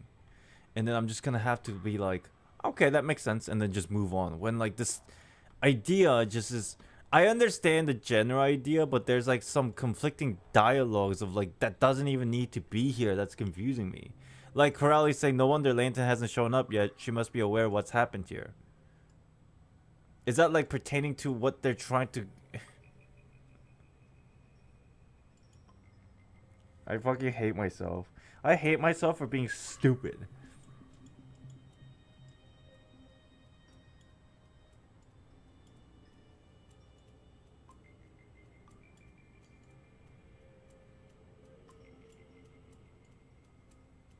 Okay, number one of weirdness. Seraphim's not here. That's weird. Seraphim's not here. She's always here, but she's not here for some reason. Number one. That's the weird situation currently. What do you mean, no wonder that's the reason why Lantern hasn't shown up yet? Because she would know that... Because she would know that Seraphim's not here, that's why Lantern's not here? But I thought it was the opposite. The only reason why Lantern's not here is because she thought the Seraphim was here.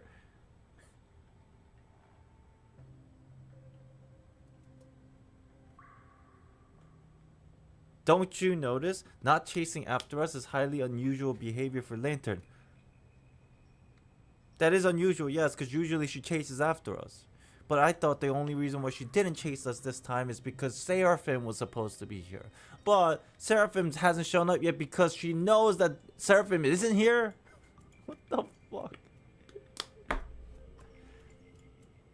If Seraphim isn't here in the first place, then suddenly everything makes sense. Why does it make sense? From Lantern's perspective, if we choose to defend this spot, she could easily take us at any moment. In this case, we should... What the fuck? That explains nothing to me. Whatever, dude. Fuck. That just sounds like it's spouting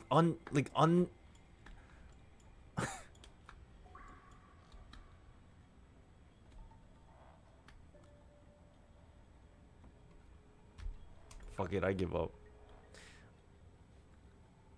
If this makes sense to you, you guys are like fucking smart people.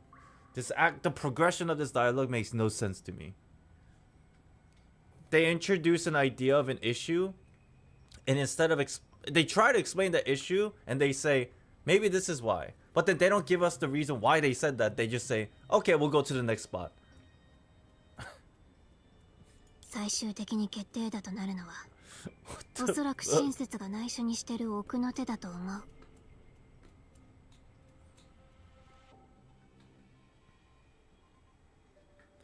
I don't expect things to be explained the moment they first come up. I don't either. It's just this conversation. Think about this conversation in real life. It's like you just jump from cause to effect to a solution without actually like this is like saying, you know, this feels like I go hang out with my friends, right? We're outside and hanging out. I was like, hey, what's up? Hey, what's up, bro? Yo, my other friend, Jack over there, I called him. Jack's not coming. And then your friend asks, oh, he's not coming. Why? And then you go, oh, what a nice day. Hey, you think that this guy's coming? And then you think Bryant is coming? And then your other friend's like, cool. What about our next spot? Let's go to the next spot. And I'm like, okay, let's go. Completely ignoring why Jack's not here. And then 20 minutes later, they explain why Jack's not here. And then I'm supposed to be like, okay, I was supposed to wait 20 minutes for the explanation when we were just having that conversation, but you don't want to explain it to it? I guess we'll move on to the next conversation. Bro. Whatever. I don't understand. This is so unnatural. It's so unnatural.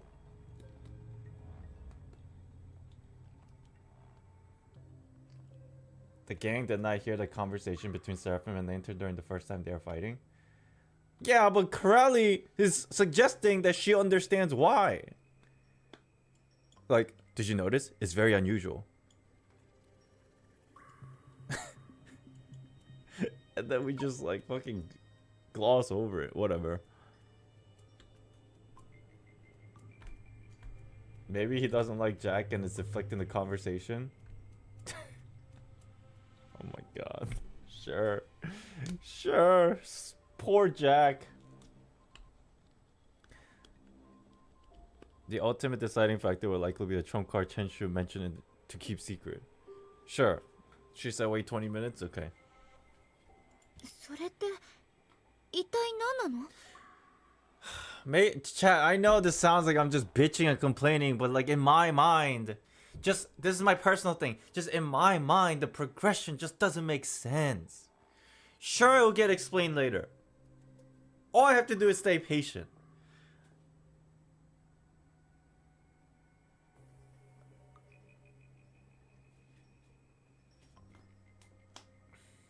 She's just speculating. Give me a reason. What? I hate when people don't fucking elaborate, and then they just like, I just fucking hate it. And I hate it when people jump between conversations. It's like, yo, let's stay on topic and explain one thing at a time. I'm not fucking smart like you. Let me understand. And then it's my fault for wanting an explanation. And I'm just supposed to just shut my mouth and let people explain it to me as we go. When at that point, then I'm not really like part of the group's effort. I'm just like a nobody. I don't belong here. I hate this shit. 説明すると結構複雑かな。でも大丈夫。すぐにわかると思うよ。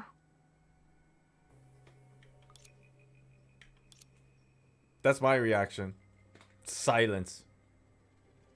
You see Dreamseeker's reaction? That's me. Scratching my head like, what the fuck is this bullshit?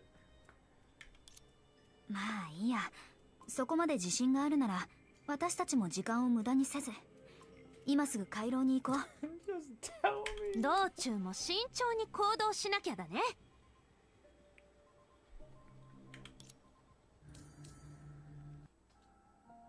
セナディア、必ず任務をクリアするよ。 Alright, we definitely need a break.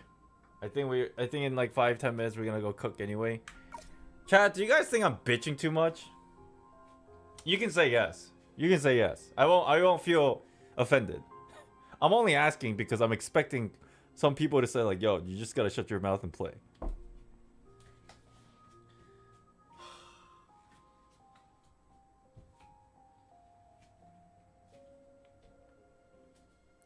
Crowley is wondering why Lantern is not coming after us here in the library because she didn't hear the deal that Sarah struck with Lantern.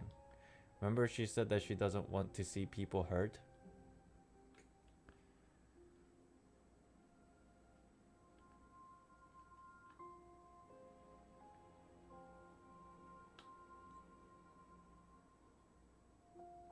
So there's a conversation that Lantern had with Seraphim.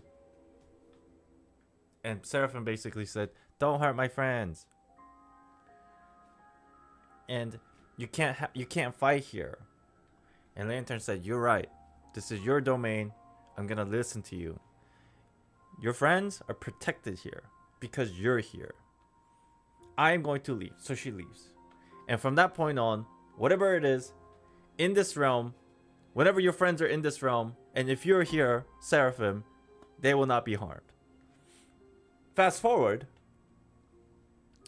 we come to the library without knowing if Lantern is going to kill us or not in this library. We don't know that, so we come over here because we need something from Seraphim. A loophole that we're going to try to use against Lantern so that she calms down. So that's the only reason why we come to the library. It's like, hey, Seraphim, we need help. And then the whole idea is we get to the library, Seraphim's not here. And then Corelli's basically saying, that's weird. Lantern's not chasing after us. With the understanding that there's no context idea of their conversation before, right? This is what's happening. And then, so Lantern's not here. Corelli's like, oh shit. I wonder why she's not here. It is very unusual. And then we ask, I wonder why that is. Corelli has no idea. That's why she doesn't further elaborate. But the mission is, hey, since Seraphim's not here, I guess we'll ask Thelema for help. So let's go to the corridor. Is that what I'm supposed to like gather from all this? And then Corelli's just, all Corelli's doing is, that's weird. Lantern's not here. Why isn't she chasing us in this realm?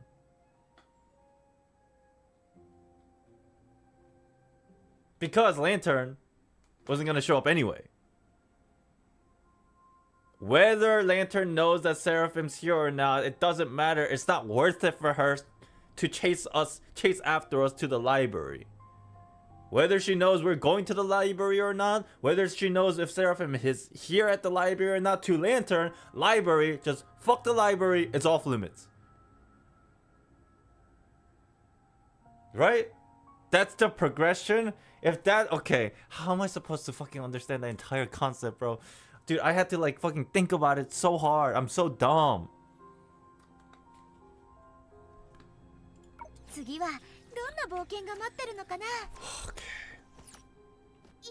I don't even know if that's 100% correct of what I just explained, but I'm just gonna go with that. Cause any more than that, and it's just like fruitless effort. At least for my mind. The only reason why I'm confusing, I think, is because I'm supposed to connect all these things without understanding what the fuck is really going on. So in hindsight, if all the information is laid out in front of me, I could probably come to this conclusion, like exactly how I just did with the help of chat. But if it's on my own and I don't have the overview picture of what's going on, it's impossible for me to connect all the dots until like later. And even then, I still probably wouldn't be able to do it. So I feel so fucking dumb. Gosh, I want to cry.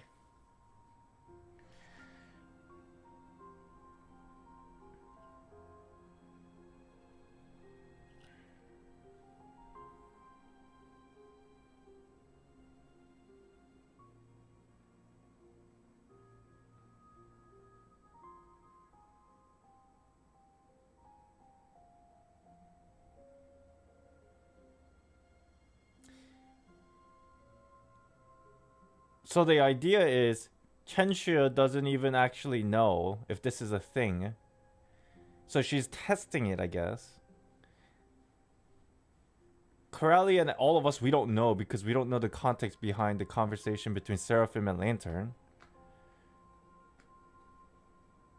But we're supposed to know because we as a player have seen it. I was more confused because I saw it. Like, I've already pieced together the idea that Lantern can't, like, overstep her boundaries in other people's realms.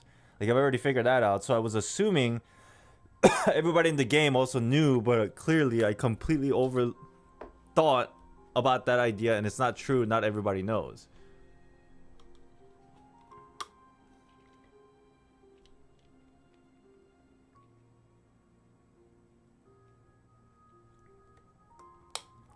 The feeling of feeling stupid is good. Tries to keep you understand.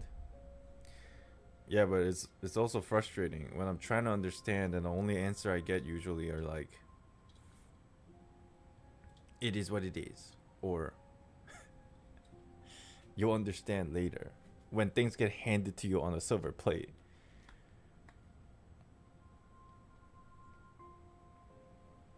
You know?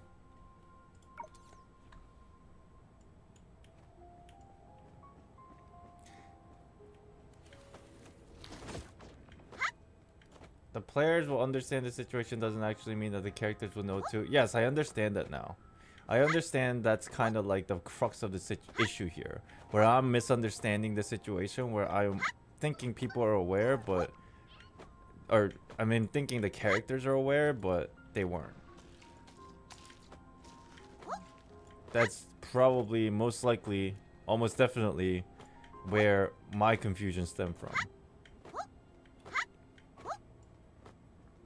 Because it was weird to me how, if Corelli knew the limitations of Lantern, then why is she spouting the nonsense she's spouting?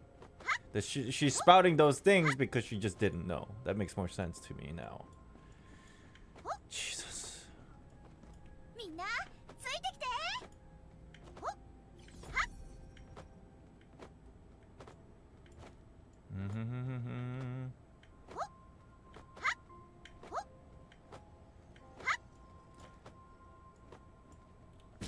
What the? How do I open this? Oh wait, is this not the right way? What the fuck? What? What? What? Oh.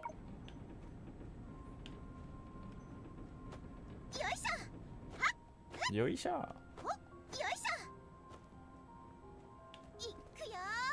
Is this up or down? I'm gonna assume it's down.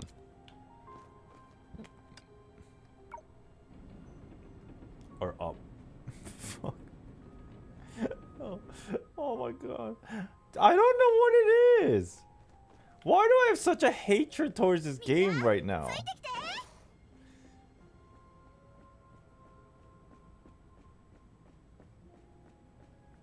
I don't dislike this game, but why am I so overly critical about everything related to this game?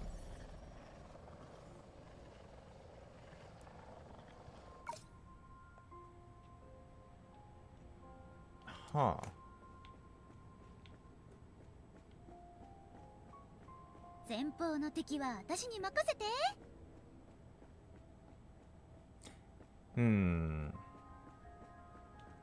Like I could be like, I like the game, I just want the game to become better, but then everything I'm complaining about is like realistically not even that big of an issue, and a lot of people just like are acceptance of it.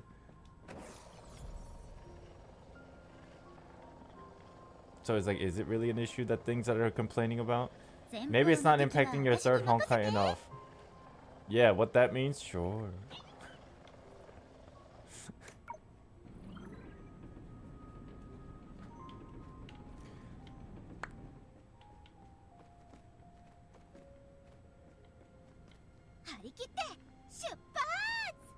Damn, we're walking quite a bit.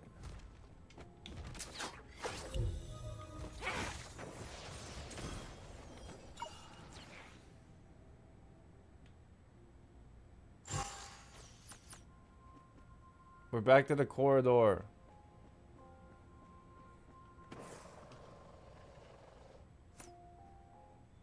What the? An ambush! And with that, let's take a break and go make some food.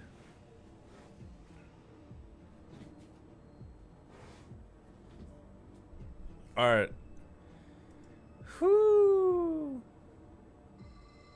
Let's go make food, and then we'll come back, and depending on how long it lasts for us to cook and eat, if the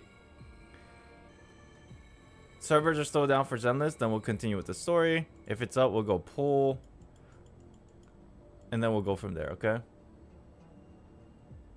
Alright. Like you said before, unforgiving storytelling.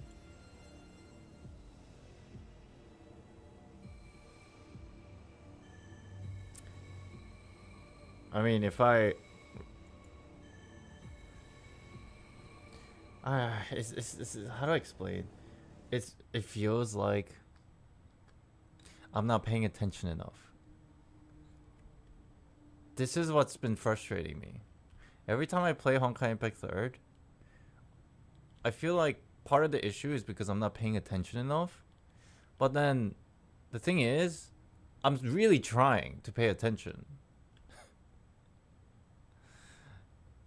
So like it's frustrating.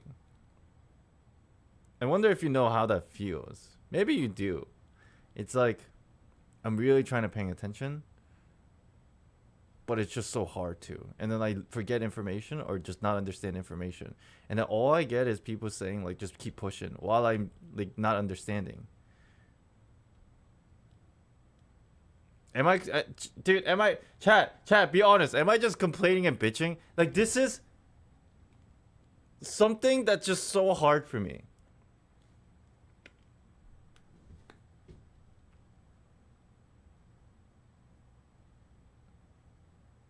Let me calm down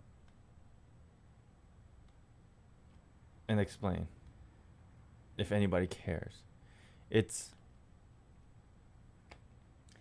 I really try really hard to pay attention to stories.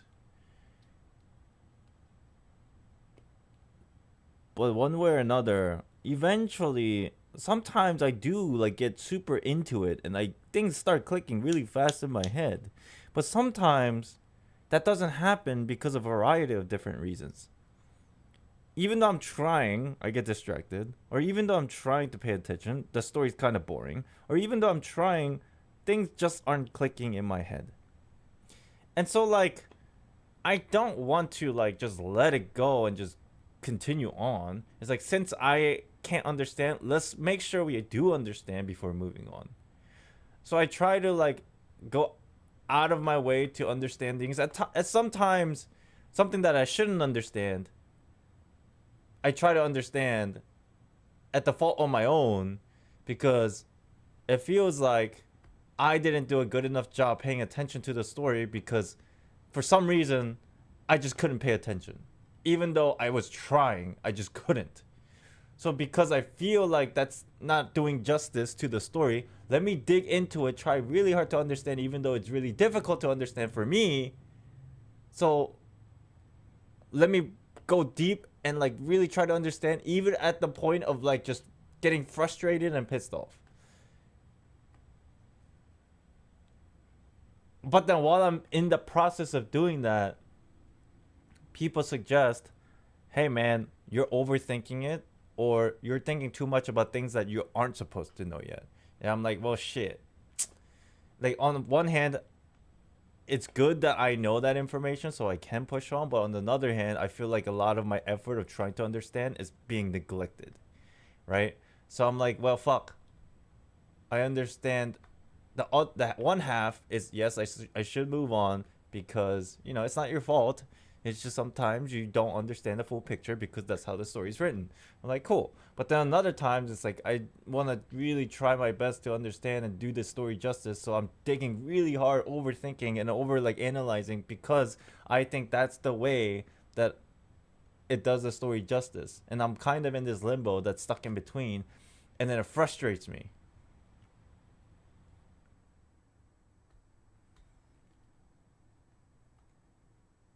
I have the same feeling whenever Vita Ai-chan talks. Yeah, like in the beginning of this play session for Honkai Impact the Story, like I tried really digging into it and it made more sense to me after I did. Like some crazy philosophical things that we're talking about earlier. It really feels like you missed something. Yeah, that's why I try to like dig into it. I get that it's frustrating at times, but maybe overthinking a little. It's both. Yes, I'm overthinking it many times, but at the same time, the understanding that I get from overthinking makes me understand things better later. So let me be real, okay? Before we start cooking. I alluded to this before, but I don't really fault anybody for this except myself, really, because I choose to do it this way. And I'm not even really like down about that because I know that I choose to do it this way, but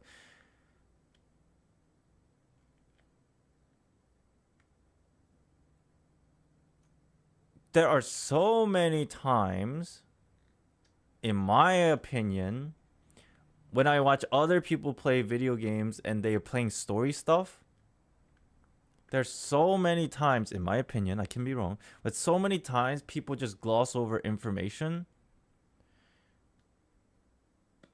and don't do the story justice. As in, like, if they don't understand something later, that's fine, but like they pretend they understand when they don't. That's what drives me insane. For example, there are some times when I watch other streamers, they pretend that they know what's going on, but they don't know shit about what's going on in the story. And part of the reason I understand is because they're streaming, they can't have full 100% focus into the story. But at the same time, I tell myself I don't want to do that. I want to make sure I understand everything and as much as I can, even at the detriment, because I want to make sure that I understand as best to my ability. And I never want to gloss over anything. But then there are definitely times I do gloss over things, even myself, because I just get so exhausted of constantly like thinking when I'm doing story content.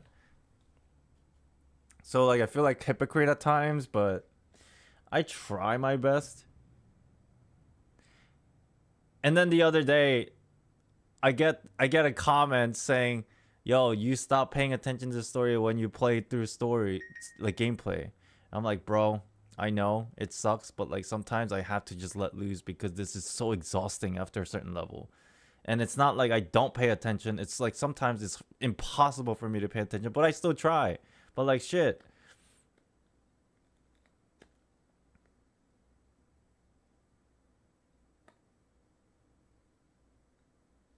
Anyways.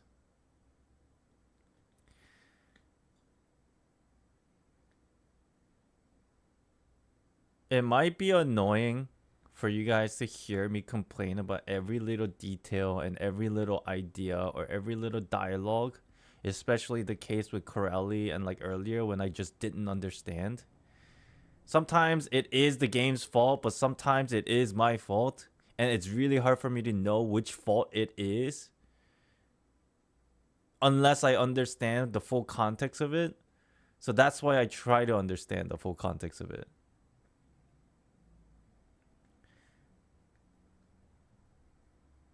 I could just ignore it and go on. But at that point, I feel like I fucking lost and I gave up. Which I hate the most.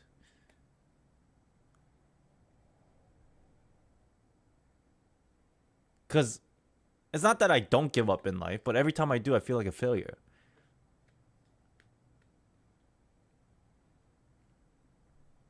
Even though I shouldn't feel that way. I mean, that's why I'm taking therapy. Is because of this exact reason. That mentality is not applicable for Honkai. They will throw jargon in chapter 1 only to be explained in like chapter 3, 4, and 5. That's true.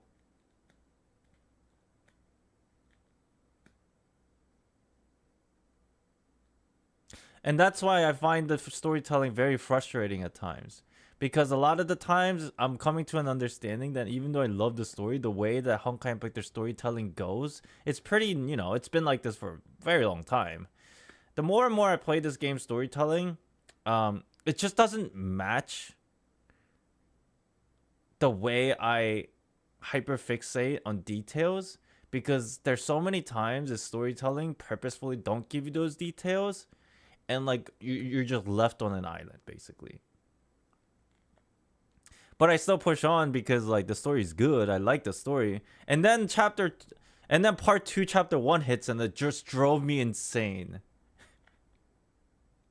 Because everything just felt fragmented.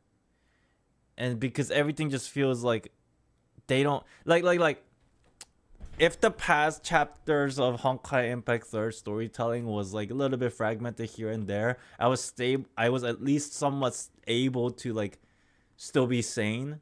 But then part 2 took it to like a whole nother extreme level of like fragmentation and jargons and everything. It just drove me like I was just fucking so done. Thankfully, this chapter is getting better now.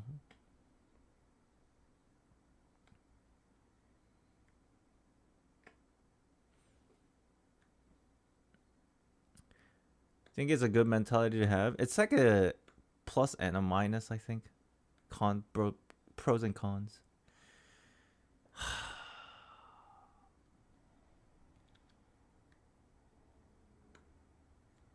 It is weird too, because a lot of the times I know you guys don't want to like make me feel upset or anything like that. I know you guys don't mean it. So like whenever I like go crazy about these things, you want to just suggest that, hey Island, you're not supposed to like know 100% the context. Let's continue on.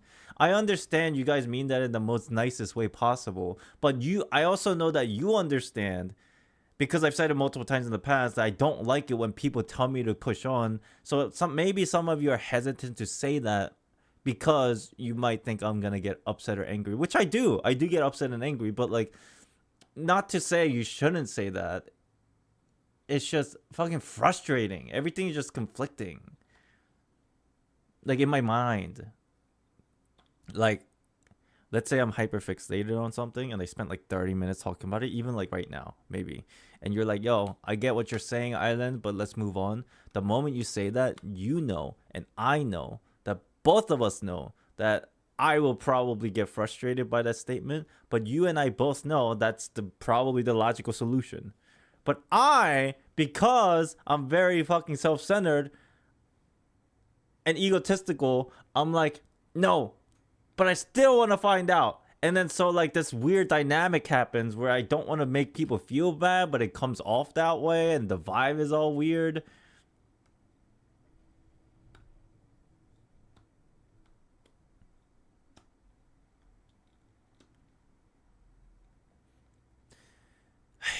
I just got used to the fact that Honkai in general likes not giving us all the info.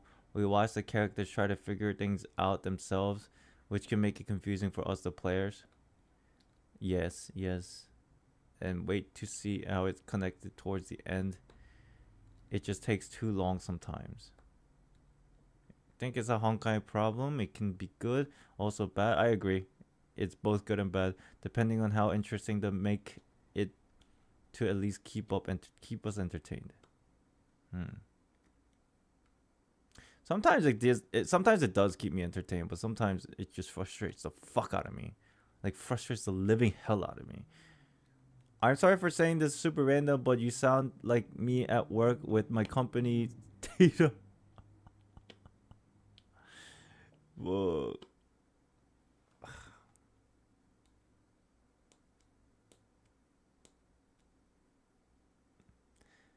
I don't know what to do, chat.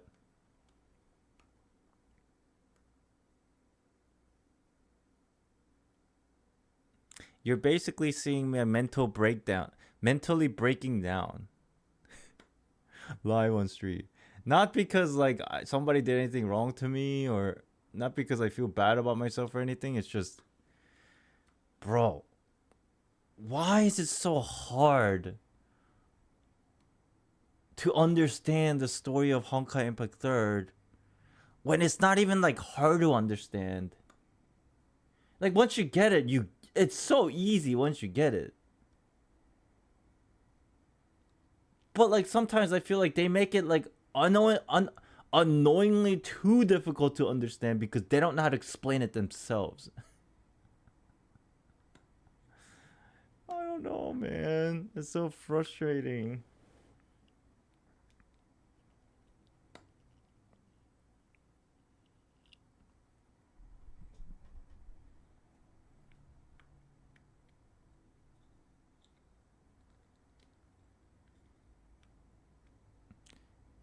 You did that 2 days ago. 2 days ago, you spent half of the stream molding, then cook, and then more molding.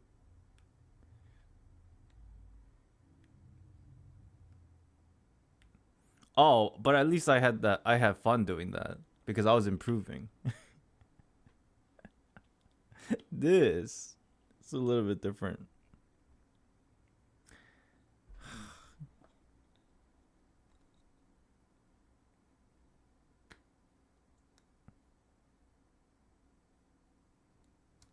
I'm just gonna sit in silence for a second here. Because I hate like trying to pretend. I like this game, But God fucking, I hate the storytelling sometimes. So frustrating. Like, I really like this game, but like, God damn it. Fuck, why the fuck do you write the story like this all the time? Like, give me some breathing room. You're forcing me to like fucking think every fucking... No, it's not their fault. It's my fault. Because I choose to overthink.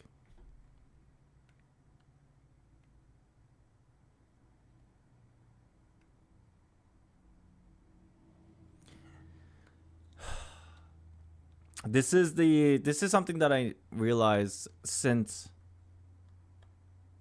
around chapter like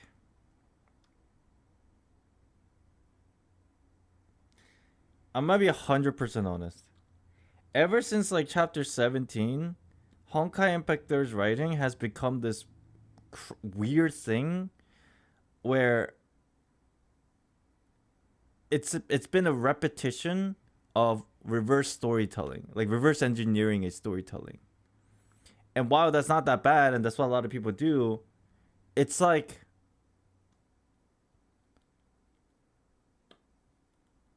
it feels like they start with the big reveal or the climax, and then they kind of work backwards into how to get there.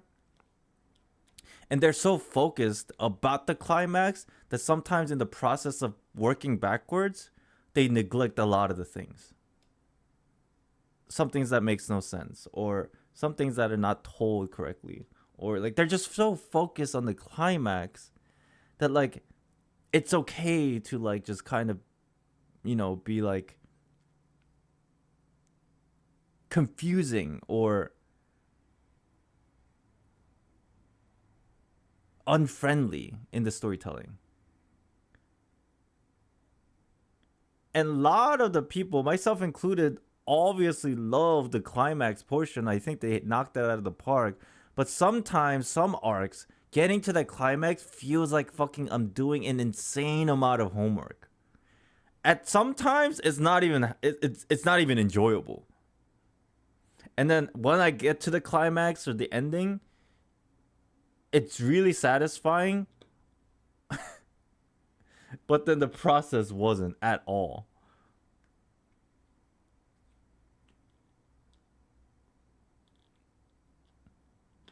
Is there something wrong with me that doesn't like the way the story's told like this?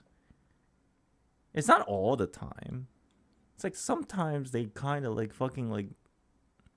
I don't know, bro. This story makes me feel happiness and pain at the same time.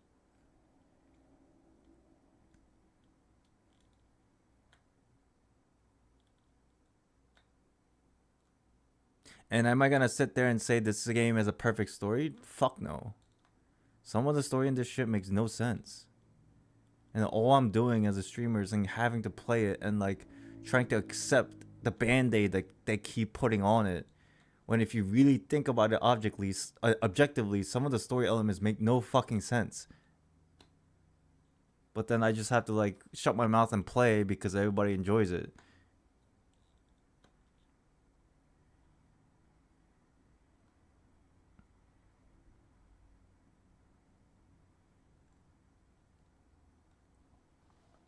You think it's normal?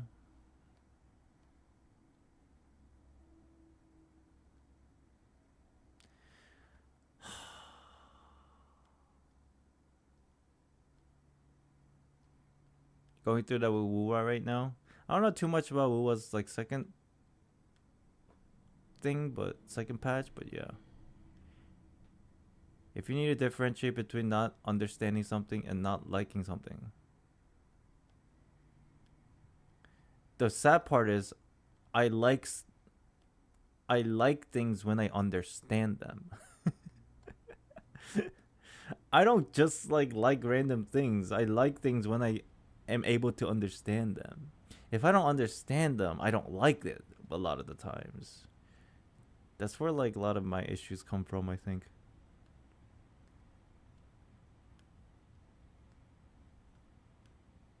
Writers getting old. I think they just have different writers.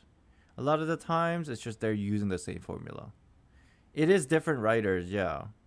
Well, you're right. They are using the same formula over and over and over and over and over. But it's like almost like a blueprint, and the writer keeps changing, and they kind of stay on the blueprint because they don't want to tell they don't want to. They're too scared to fail telling their own story, almost like as a whole. It's also the reason why I feel like the whole concept of like you know how there's similar topics that repeat throughout Genshin, Honkai Impact, and Honkai Star Rail all the time. People initially, like the first couple years, I was very interested in it and it was a lot of fun. But over a course of 3 games, I'm like, this is the same shit that repeats over and over and over. Have some innovation. Like all you're doing is just rehashing the same concept in just different aspects of the game. So like, I stopped caring about it too much. But then when Zenless came out, I was a little bit more interested in the game, only because they specifically came out and said Zenless is like not a rehash. Basically, that's what they said. They're not linked to any Honkai world or Honkai idea or anything. At least that's their statement. They use same elements, but at least like it seems like they're trying to take it into a different route. But then how far would that go? I don't know, because I'm already seeing so many similarities in that game as opposed to like other games. But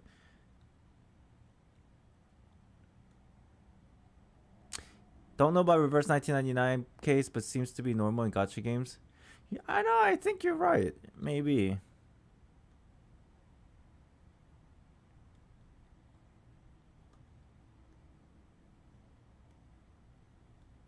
Do you believe them? I don't know. I can choose to like have hope, have faith, but I'll see when I believe it, I guess. Welcome back, Akko. I'm already seeing similarities. Yeah. I mean, maybe they meant like the world's not connected, but they never said we're gonna use the same concept again.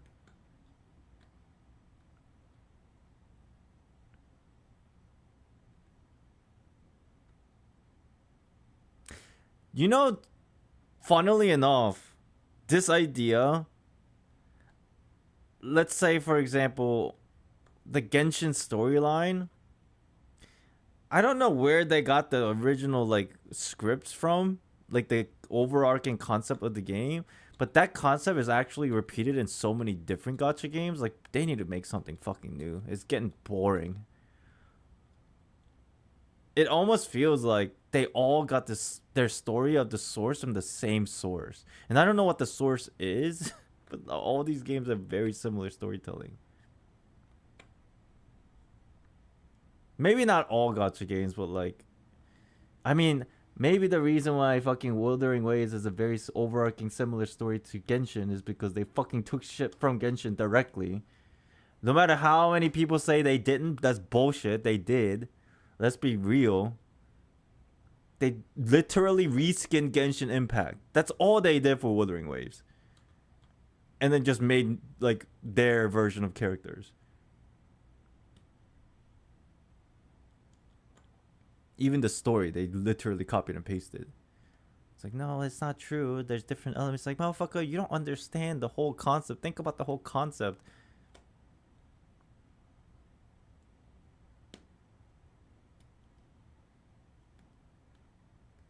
Same with Tears of the Mist, where we're in the 3rd year and we're still trying to find where the fuck NXX formula and who the villain group.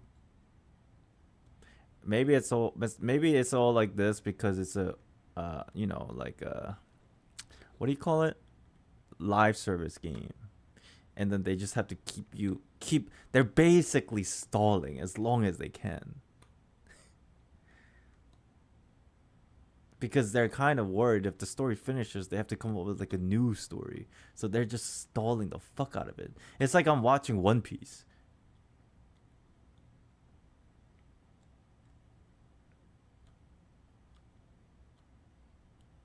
I don't know. Maybe that's the whole point of storytelling. Just stall. No, that's not even true. There's some masterpiece stories that like start and end pretty like simple, but like they're just masterpiece and they just end. They don't drag shit on for any longer than necessary.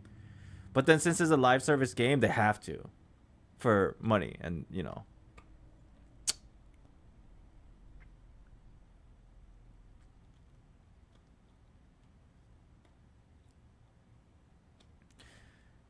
Nikkei storytelling. I didn't play too much of Nikkei. Maybe I should like actually fucking pay attention. I'd say Wuwa main story feels more interesting to me, but Genshin world building is definitely stronger.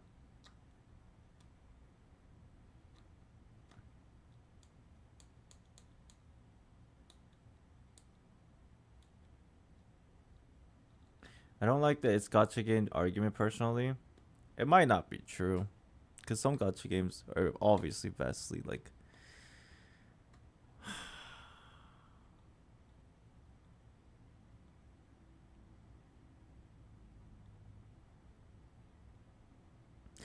Maybe put it simply, maybe I just don't like it when things drag for unnecessary reasons. You know? Like,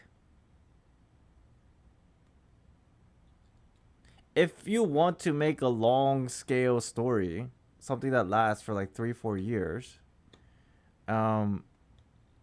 you know, have a clear outline. Like, for example, I think Genshin's story, for what it's worth, even though it stalls a lot in its execution, I can kind of give them a pass only because from the very beginning of game's release, they told us exactly how many chapters there will be and exactly what they're going to be about. So even though like some events and some dialogues drag and stuff, it's like at least I have a blueprint of exactly what's going to happen. They're not making shit up unnecessarily. It is once a year, one region a year. We get it.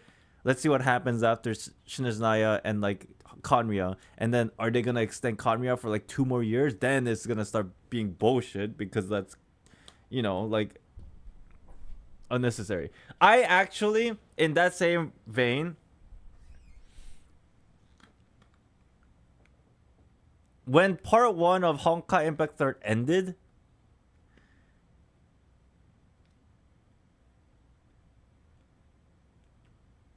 I thought it was a very good bookend.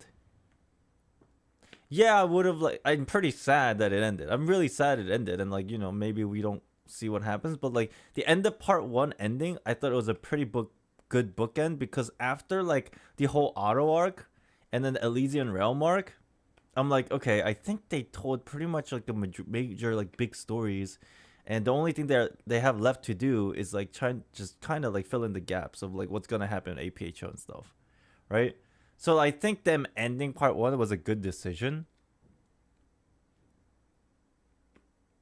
And then if we want to like elaborate with like side stories of like some of the things, you know how like some visual novels they end, but then they still like release side stories of to explain the world that's already ended or the story that's already ended. I think that's like a good thing.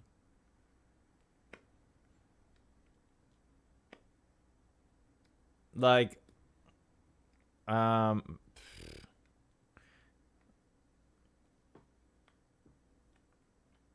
think Sword Art does it, even though that shit dragged on forever. The main story quite ended, and then they're just like having like random like inclusion chapters for like some random side events. I think that's good. But what the fuck? Why am I even talking about all this? I'm so frustrated. Why am I so frustrated?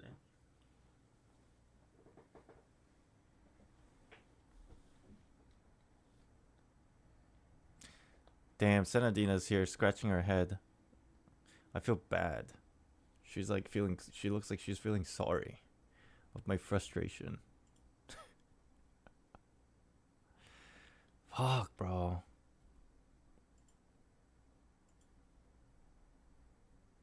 Because you didn't get what is the story of this thing currently.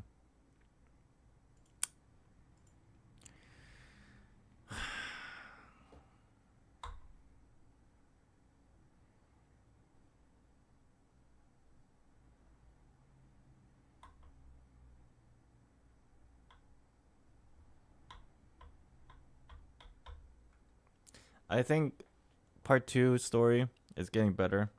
Thank God. I mean, the story I thought was already good. The idea. Sorry. Let me rephrase that. The concept of Mars. The concept behind Mars and what's going on, I think, is pretty good. the execution of chapter 1, it was a bit frustrating. Only because I don't know the full context. Obviously that may change, but I don't want to say, okay, being a bit nice here, I don't want to say it was bad. I just think it was confusing. That's it. I don't think it's a bad story. I think it's just a confusing first bit. And because like it was so confusing for me, it left a very, very, very strong aftertaste. And I'm still not over it. I need some time to heal.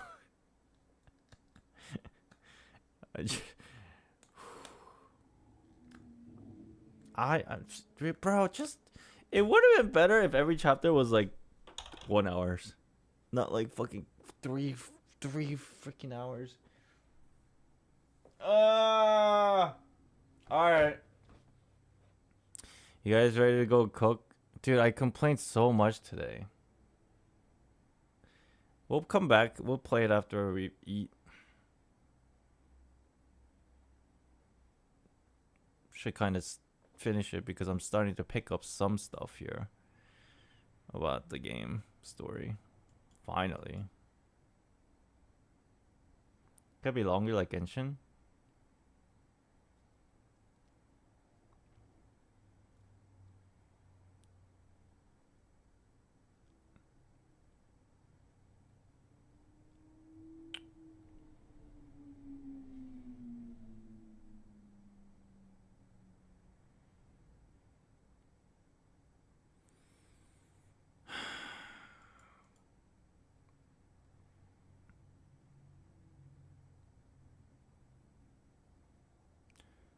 I would like to formally apologize. This entire stream was nothing but me complaining, and I don't know why I'm complaining. I really don't. Like you could say that like I'm just a hater. I don't find myself as a hater. I don't even know why I'm complaining. Am I frustrated about something?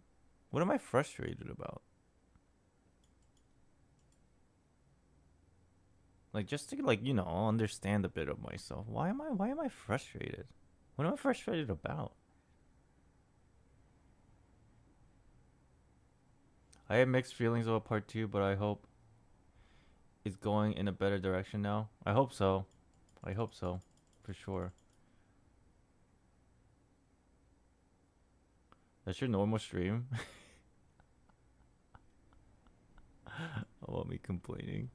Shit.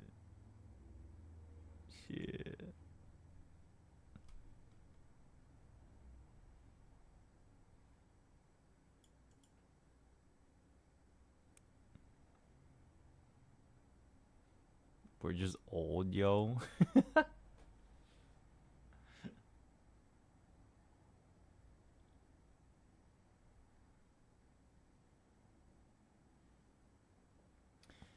It's because you're stuck with the subathon. I don't think it's the subathon's issue. Because I've had these feelings about Honkai Impact there before too. And I've always bitched about stuff. All the time. I just always thought, if I'm complaining about something, there's a reason why I'm complaining about it. And like if I get down to the reason why I'm complaining, maybe I'll better understand myself. But like I don't even know I'm complaining. Maybe right now I'm just complaining for the sake of complaining and nothing more. In which case it's probably fucking annoying for people to hear, so I mean.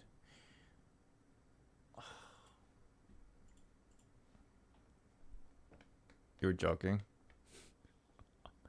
Alright, I got you. If anything, I'd say just maybe try to tough it out until you catch up.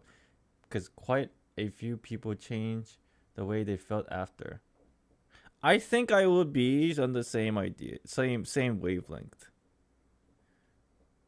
But why is the onus on the player to tough it out? That's what's frustrating me.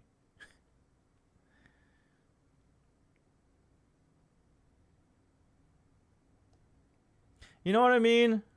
It's like I understand if I push through, I'll enjoy it. It's just, why am I feeling like I'm being penalized for shit story writing? In which case, I should just like stop fucking paying attention and stop playing. But like, everybody tells me just tough it out, and I like, this game has a you know, like a very soft spot for me, so I want to tough it out. It's just, god damn.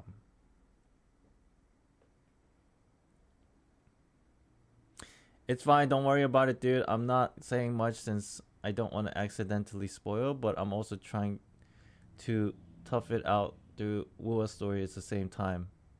Yeah, I guess everybody has like that one game where you're just like, but I gotta play it though.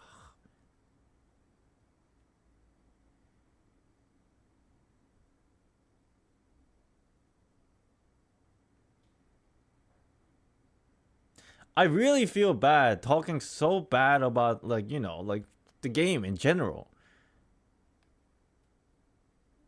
I feel bad, but like, fuck. Aside from like my emotional attachment to these characters and the game that I've been playing for like a few years now, like on a realistic level, bro, we pay for this game. We don't have to, but we do because we like it. Don't give me this bullshit about shit writing. You know what I mean? Maybe I sound entitled, but like, stop fucking up the game that I enjoy. What the fuck are you doing? Kind of a feeling.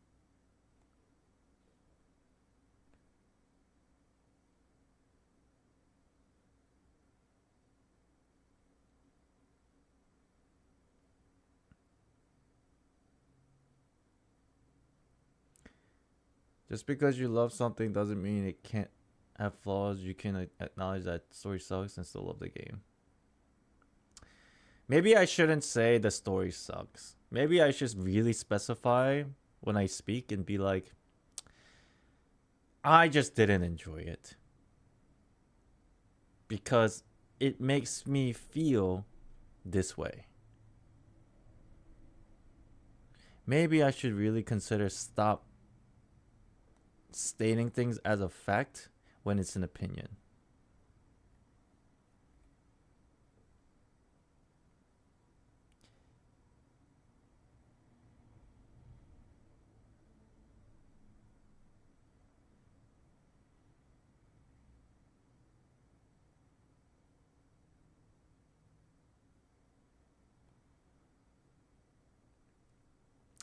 So I'll just say this one last bit. Thank you all for listening to my rant.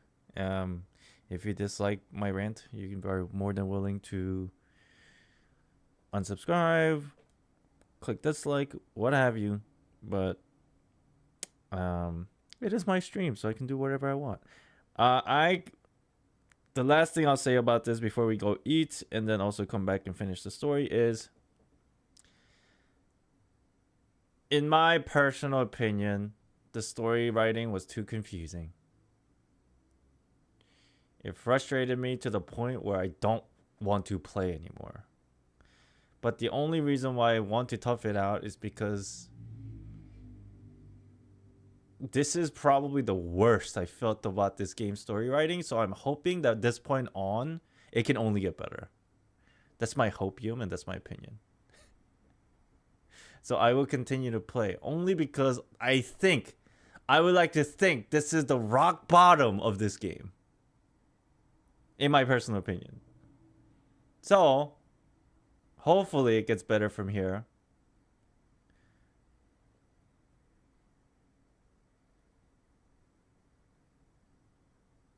And that is not a factual statement. That is just my opinion of statement.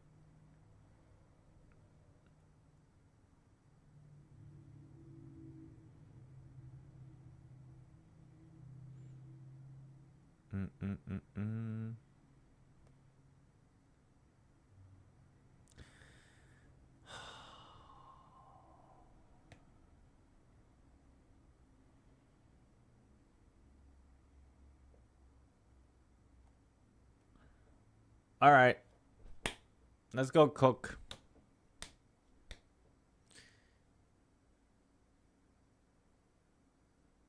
Man, this stream fucking sucks. This stream fucking sucks. I feel like I've complained for 7 hours. Okay, let's go cook.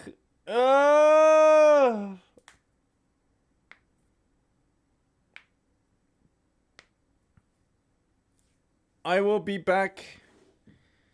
I'll play some music. I'm gonna go to the kitchen, set it up, and then I'll be back again and then turn it off. While I'm gone, I'm gonna play some.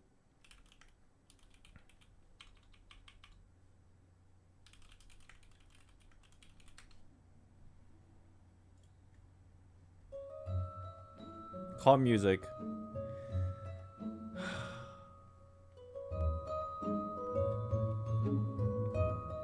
To calm down from that ridiculous rant. What are we cooking today? Some Korean chicken beef thing. You'll see. I think squid or calamari is either tomorrow or the day after. We gotta go shopping. I'll be back.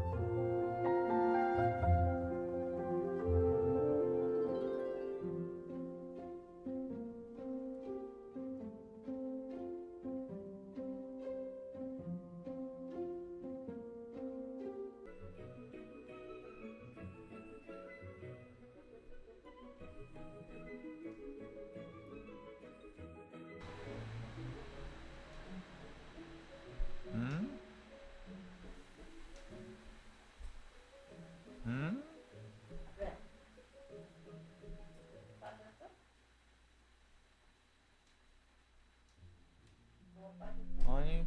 Hello? Hello? Can you hear me?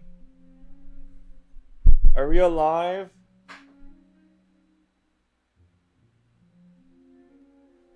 Is it darker than usual?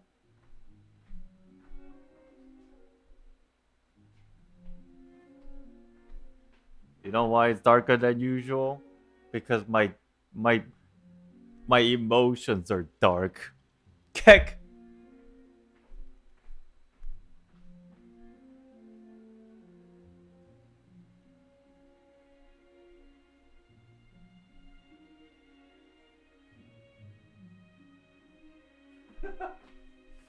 Is that better?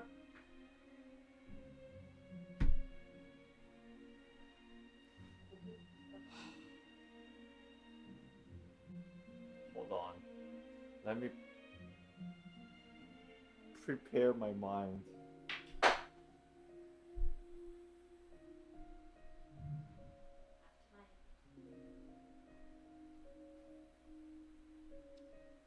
Okay.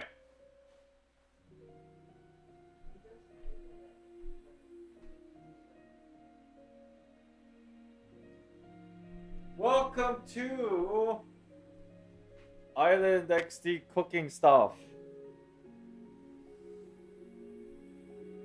If you guys are wondering what we're making today, we were supposed to make calamari, but then every morning I'm supposed to like go get calamari at the store, but I keep forgetting because I keep waking up late because I'm tired. So, what we're making today is something else, but it's one of my favorite food. What's with the song? Why is this a depressing song? Can we like change the song to lift the mood a bit? Because I have been complaining for a while. Next song.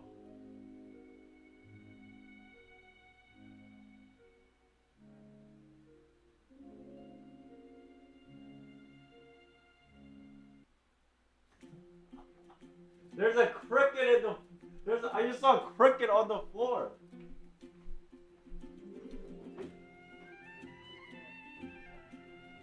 There's a cricket on the floor running around. What the heck? Don't kill it. I don't know if.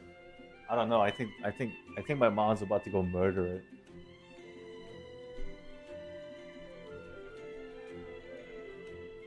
Oh, I don't think she's gonna kill it. I think she's gonna like make it go outside. 저걸 열어야 나올 수 있나?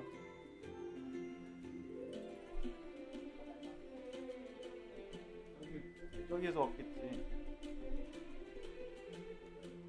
It's gone. It disappeared. Okay.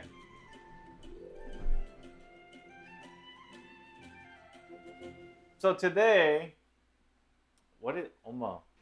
What is 오늘 뭘 만든다 그랬지?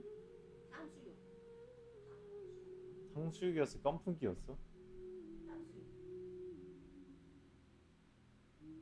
Is that beef? Is that beef? Or chicken? It's pork. Okay, we're making pork today. Basically, in Korea, there's a Korean stylized Chinese food.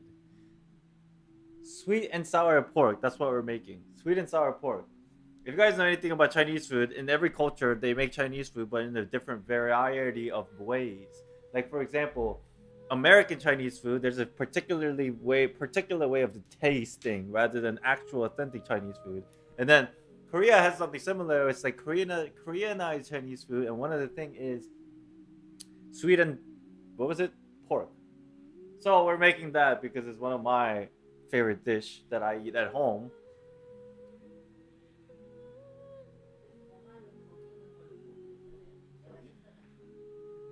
Okay, what do we do first? I did wash my hands already.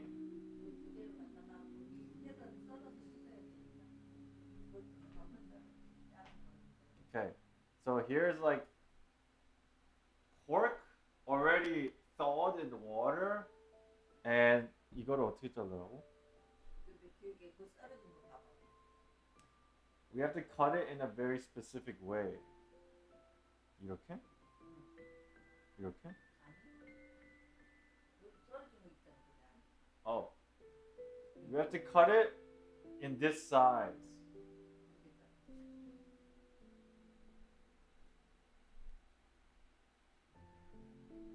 We have to cut it in this size. I don't know if you can, I don't know if you can see, like this size. So I don't know how I'm gonna do that, but 이렇게 잘라야 되나? 이렇게?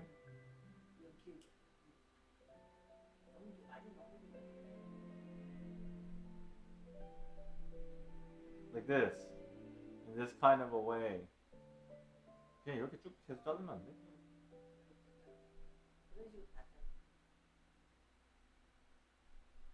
Okay, and then we keep cutting it.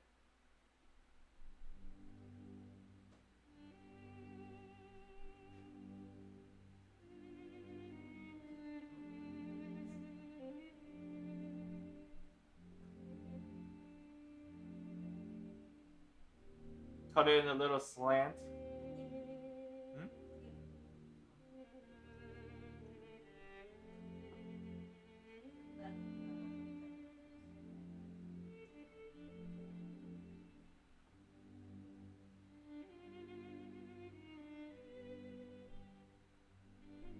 Okay.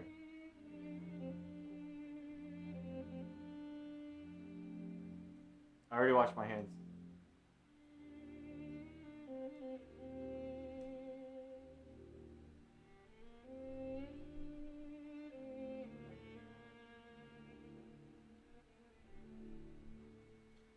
You gotta cut it in like a bite-size size.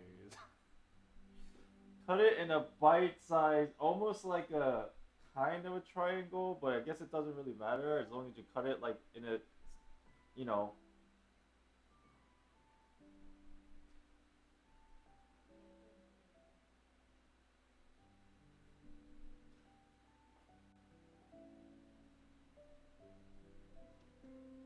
I keep reverting to like cutting it smaller, and like she's telling me, my mom's right here. She's telling me to cut it a little bigger, and it's okay.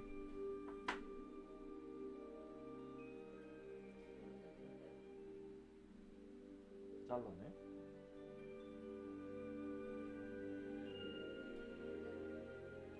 Cut the fat.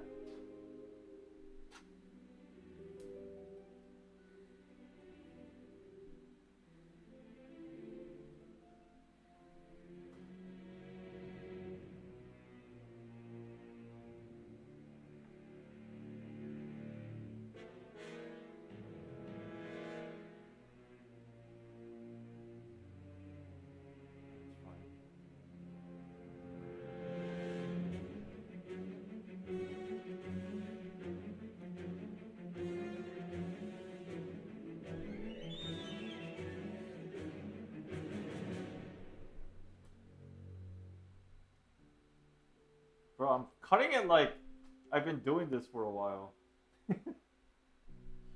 I feel like I've been cooking my entire life. So much you can do with simple instructions.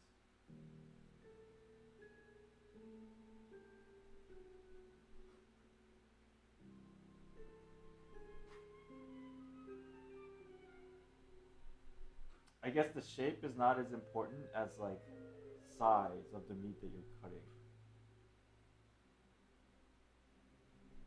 There. Okay.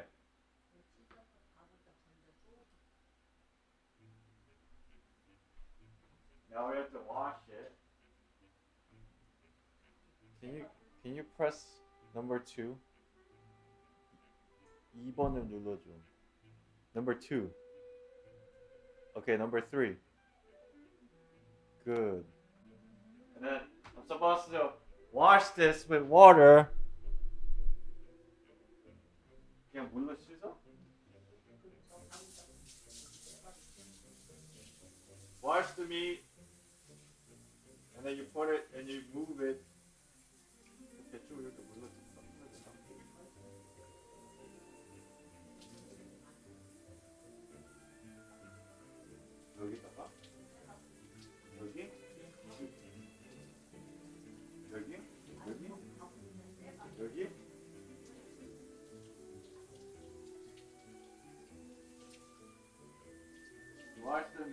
put it here.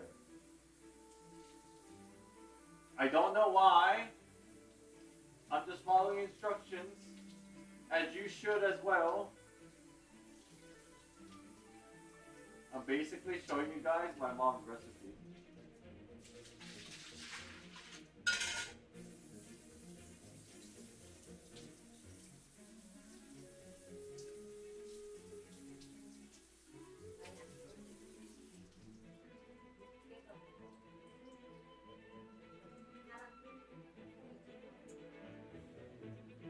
There you go. Get all the water out. Or as much as you can. No?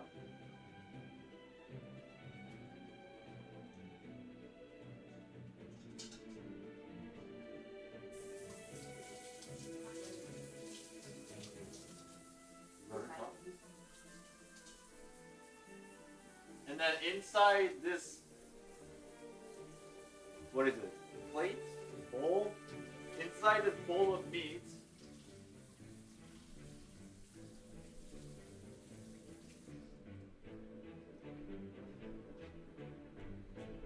this bowl of meat, we're adding ginger powder, salt, and pepper. You see? All the meats are cut up and then drained. There's a bit of water in here.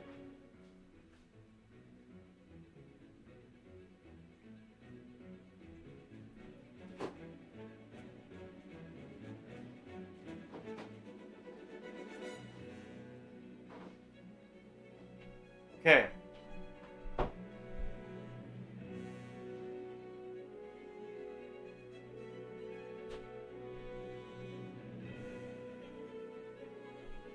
Here's the meat. Okay, you guys paying attention? This is a crazy recipe. We got salt, ginger powder, pepper.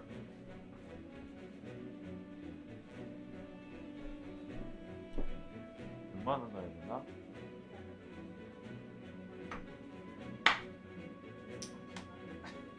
I asked how much and she said just feel it. how am I supposed to feel it? I don't know how much I'm supposed to put in here.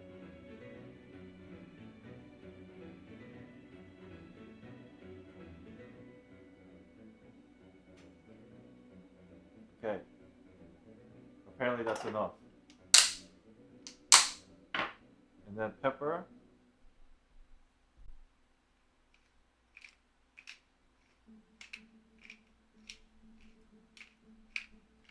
Okay. And then curry powder. Ginger powder. Did I say curry powder? We got ginger powder. Right? 익었어? 익었어. Yeah. A little bit of ginger powder.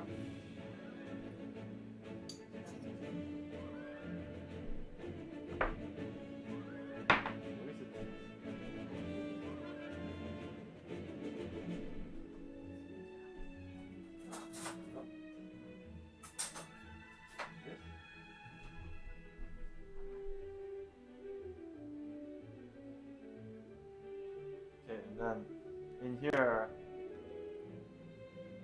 half of a teaspoon. 이게 뭐야 이게? 강황?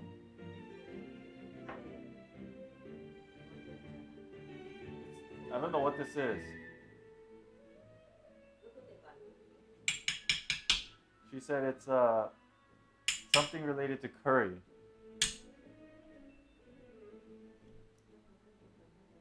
그게 아닌 것 같은데. Alright. 그 다음에.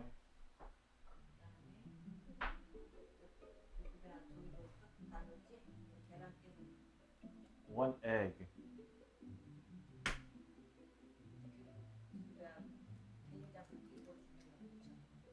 So basically what we're making is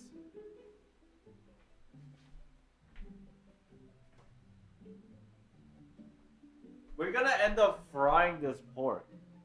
So what we're basically doing is making the, you know, you guys remember the entire process of what I had to do with the fried chicken that we made a while back? Like, we're making the coating basically, but for pork, like this.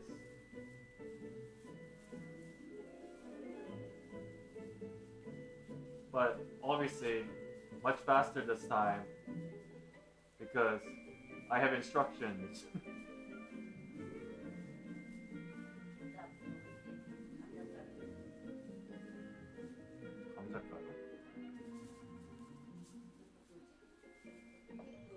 Oh, starch?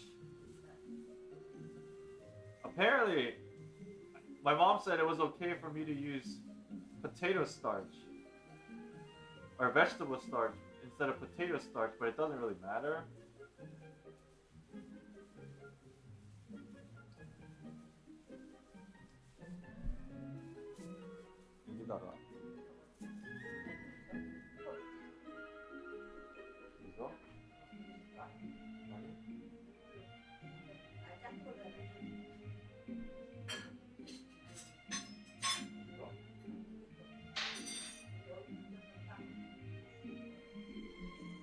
And then we get, this is half a cup.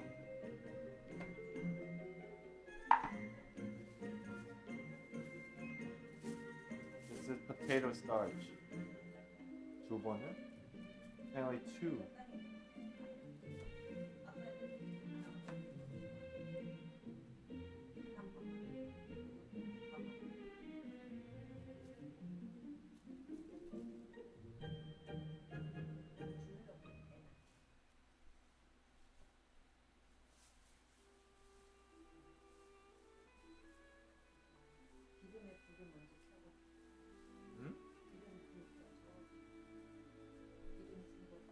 아, 천천히 해.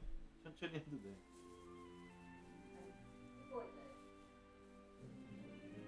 Hold on, she told me to turn the stove on.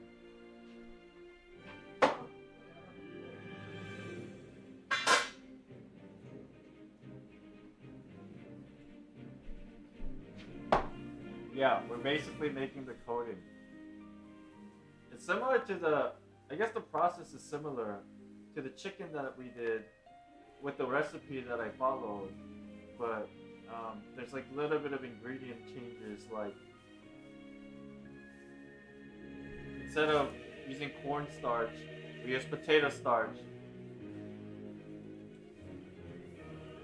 But like some of it's, you know, ginger powder is the same, pepper, salt, eggs. I guess this is usually just how you make coating for fried meat in general.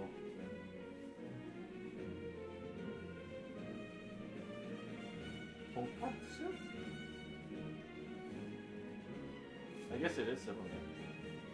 I guess all the process is similar.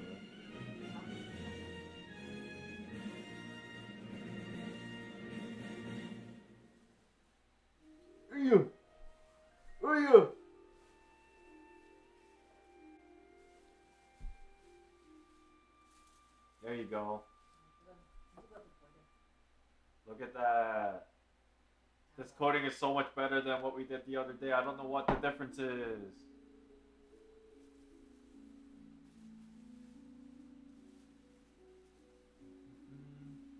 Iman, hello.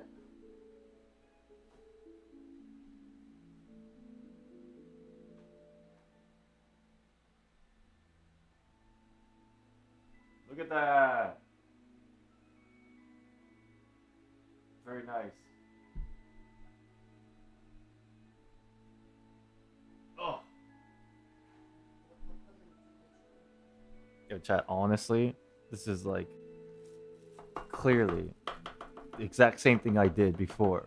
It's just faster because I don't have to second guess every single time when I add something. You know what I mean?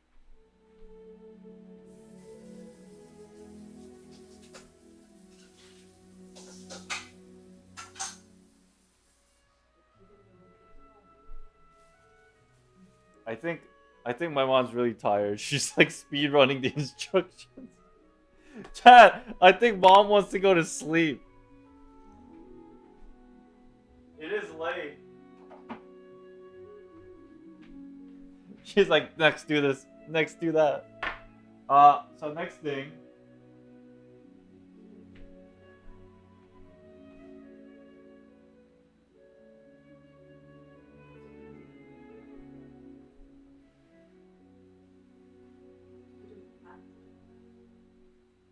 Okay, we preheated the oil tub.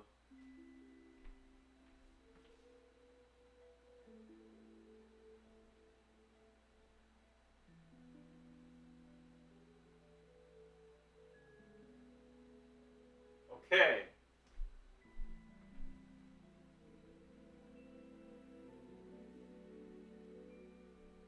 Yeah, we should have cooked earlier.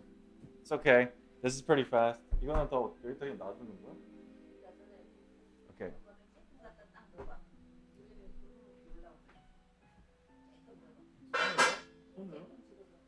손가락으로 해도 돼?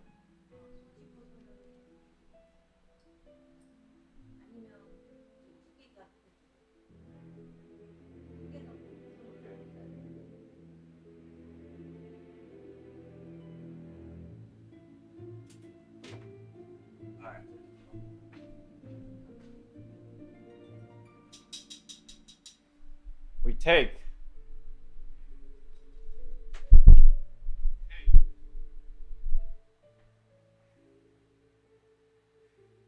we're gonna take a small piece, put it in there, see if it like works.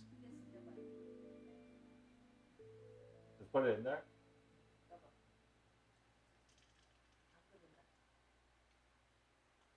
Just a test. It's supposed to be quicker. 이거 근데 이거 하고 나서 어디다 놔야 되나? 이거? 이거?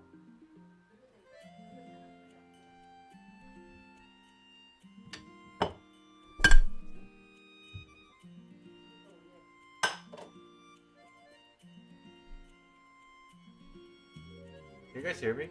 You guys hear me? Hi. Hi. 네.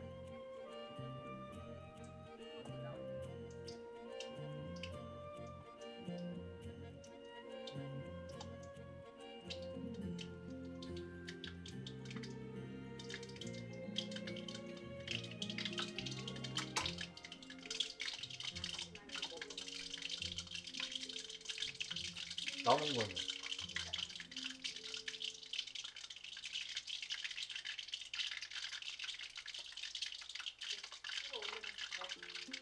응? 어? One at a time.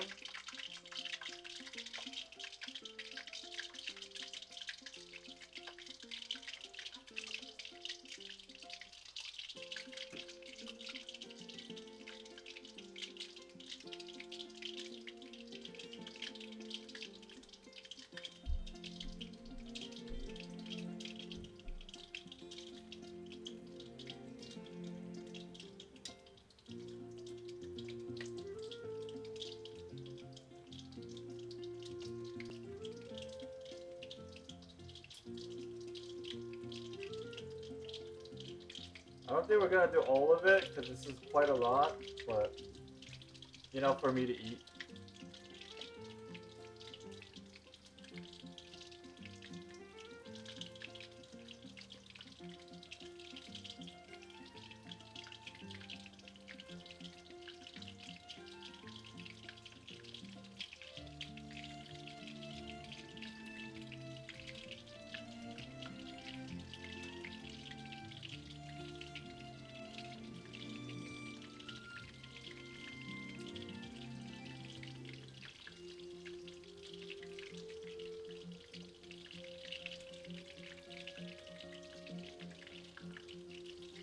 엄마는 먹을 거야?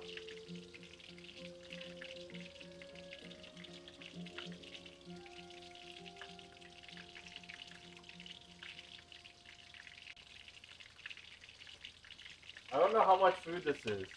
I'm just keep putting it in more.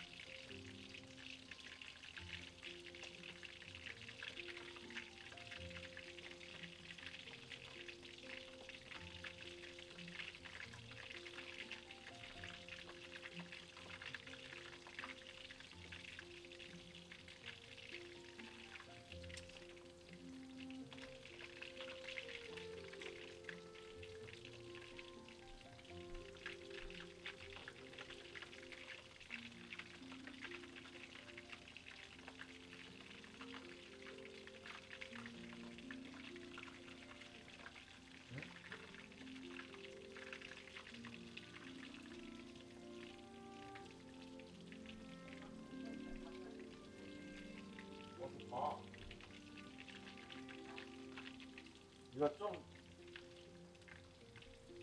검색으로 나와야 돼.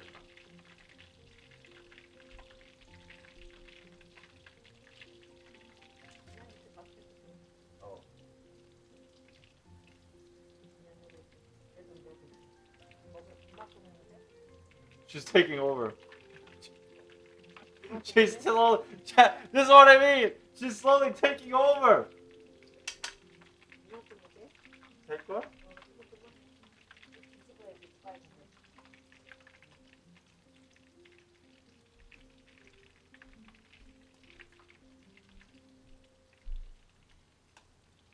I made her give it up. We win. 얼마큼 해야 돼? 얼마큼 길게 놔야 돼? 아니 얼마큼 놔둬야 돼?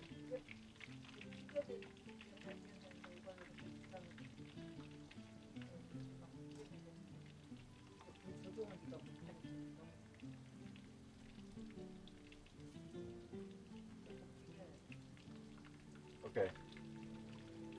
Okay. So we let it sit for a little bit. 이거는 덮어두고.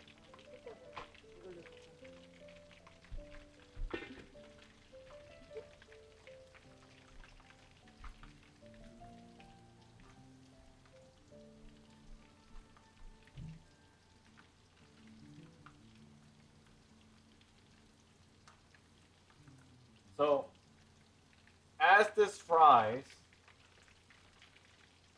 what's going to happen after is, once this is ready, we pull them all out, put it to the side, right? And then we have to make the sauce. Basically the sweet and sour sauce with like vegetables and whatever. So after this, we have to like cut the vegetables.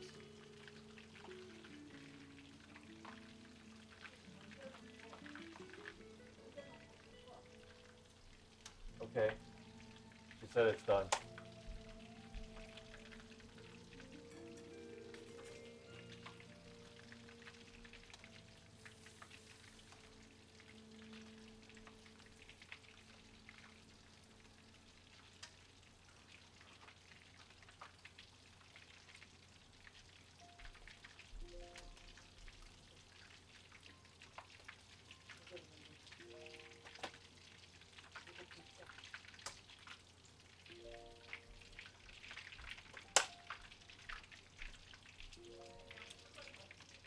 Oh. She said we're doing a double frying coating. Double coating. Double fry? Double fry?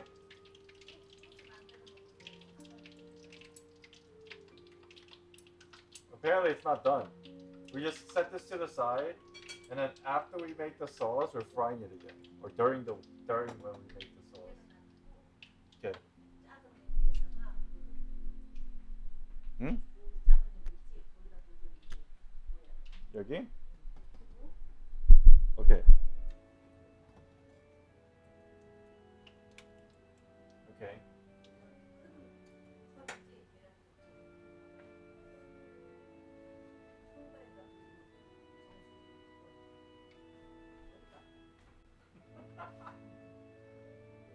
And then now we have to make something over there. We're making the sauce over here. hand. Back to the camera work while I'm cooking.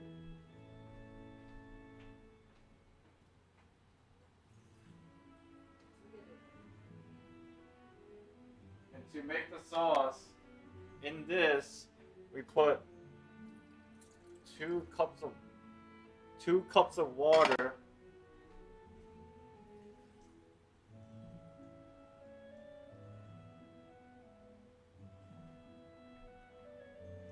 Like that.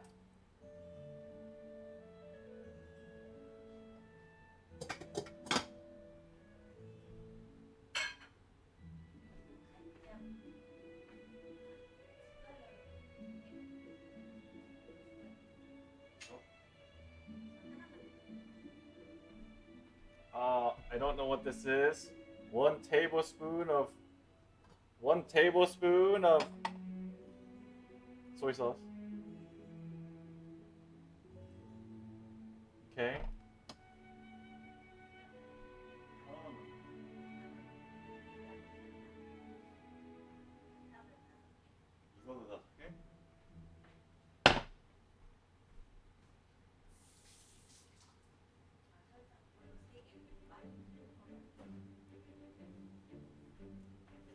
And then with this, sugar 3 times.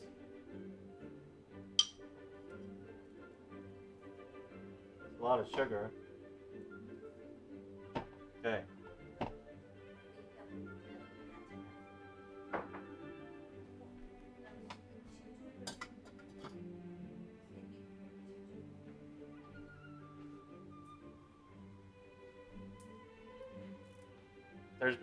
There's been a bit of a misunderstanding. This is vinegar. 3 times. 근데 이거 그냥 대충 섞어야 되는 거 아니야? 섞어더라도.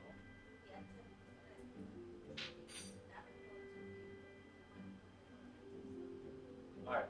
We're supposed to like have the vegetables ready, but we didn't, so we'll turn it off for now. Okay.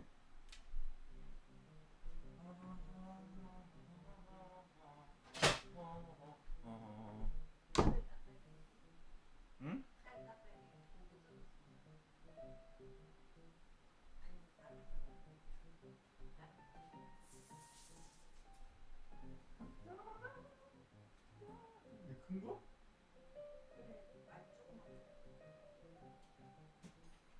이거?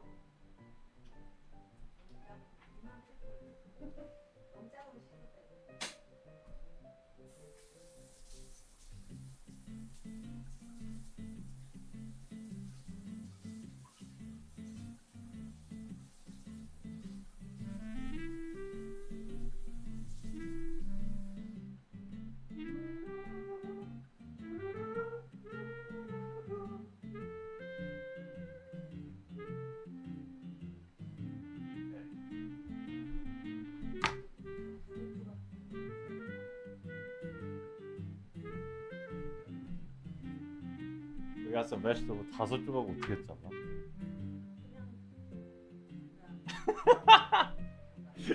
Yo, I asked her how to cut it. I asked her how to cut it and she's like, I don't know, just do it.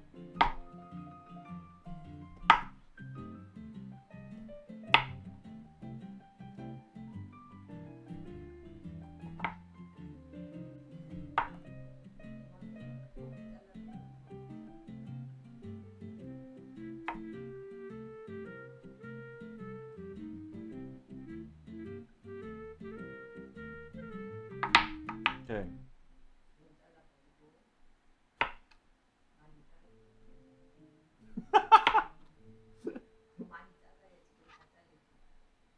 더?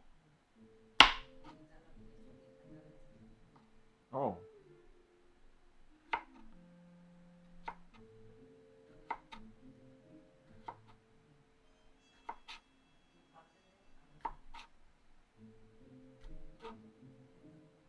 다 잘라줘요. 5조각만? 1, 2, 3, 4, 5, 6. 다른 거 다 자르고. So she said just only get like 5 or 6 pieces. That's all I need. Apparently.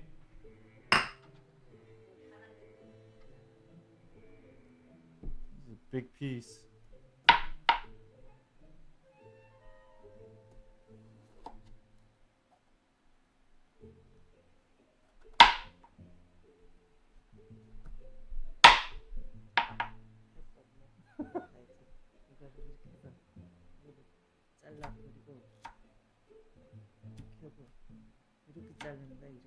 Oh. Oh. I cut it wrong. Yo. What the heck? 그럼 어떻게 해? 이거 그냥 넣어.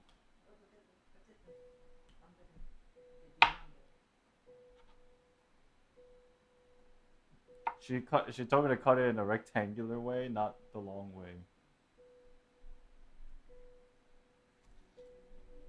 So like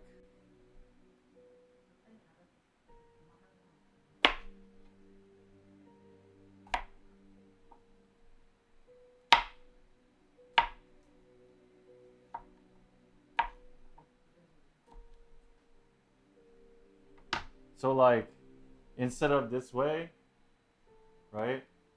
Instead of that way, I'm supposed to cut it this way.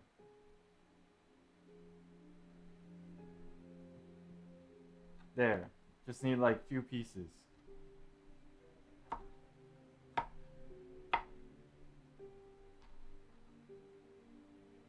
Okay. 이것도.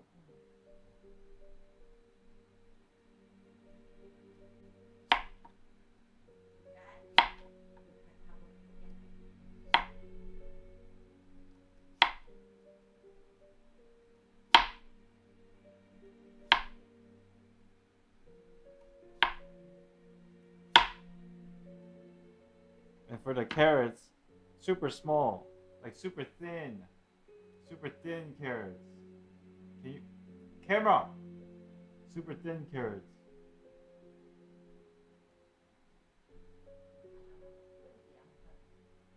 이건 어떻게 잘라야 되나? 이렇게?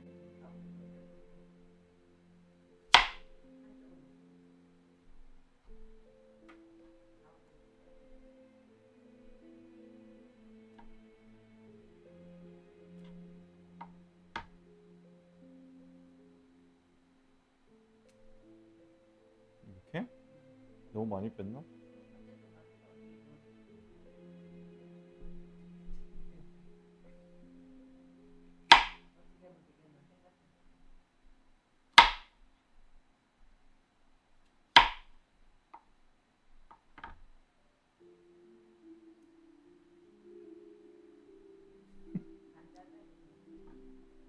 이렇게? And then even the onion, you cut it in this way, I guess.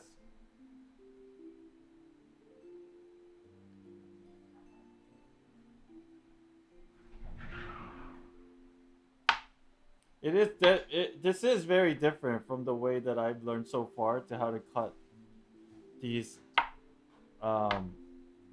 vegetables, but I think it's just because they're not supposed to be like the main thing you eat. Like she said just cut it like this, right? I guess it makes sense because these are the ones that are going into what's it called? The sweet and sour chicken.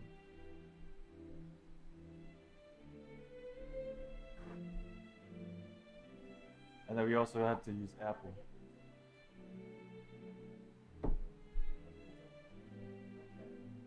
이걸 어떻게 잘라야 돼? 이렇게? 이렇게? 이렇게?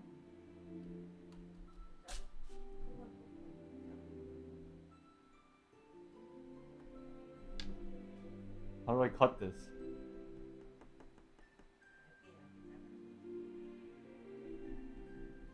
How do I cut this?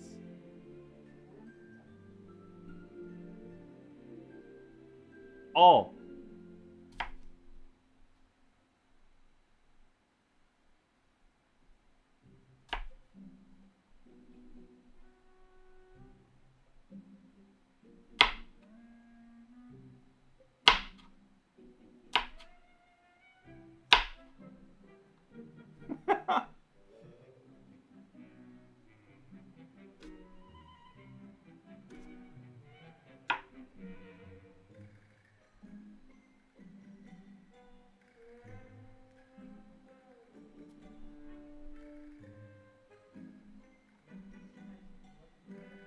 I don't know. Every time I cut something, I'm just doing it wrong. But I think it's okay.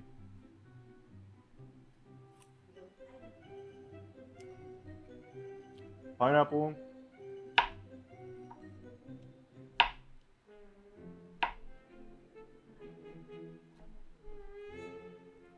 Pineapple.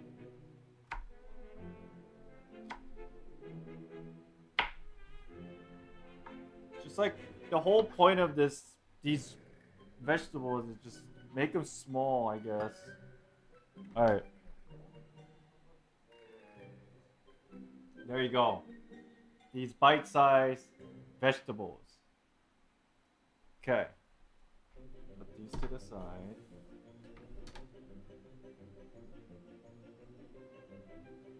And then we go back.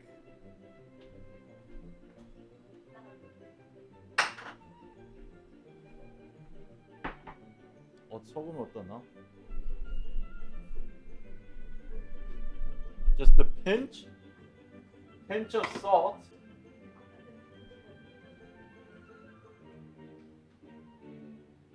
Okay, pinch of salt in this mixture of a sauce.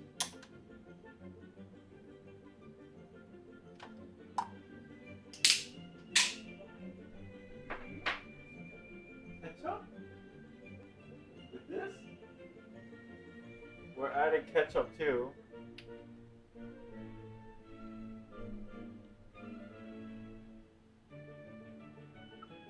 Ketchup.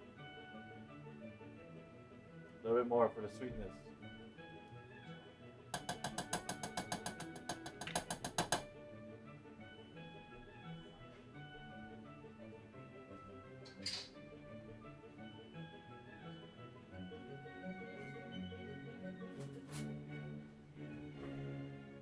Chat, can you guys see?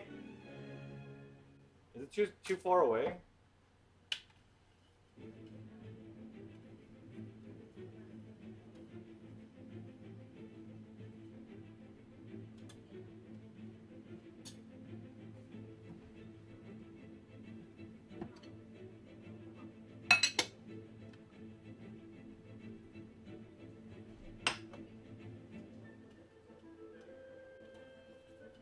Huh?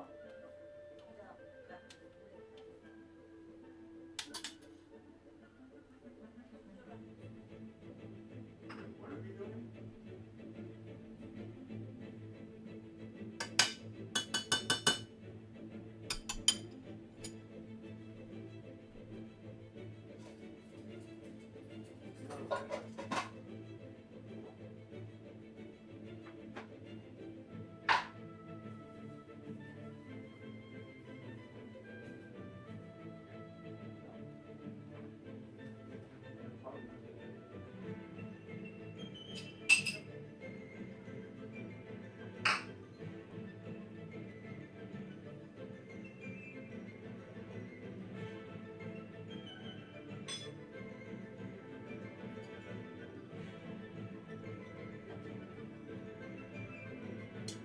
I have to make this. It's basically potato starch with water, and apparently I'm supposed to put this in as the boils to make it a little bit more like, I don't know, saucy like, sticky like. All the vegetables in there.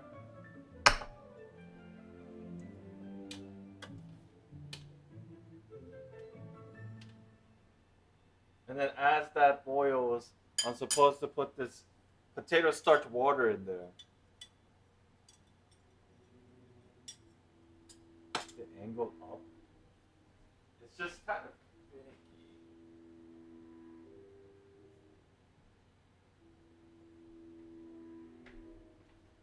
I can only get it so high. Like, there. I don't know if you can see.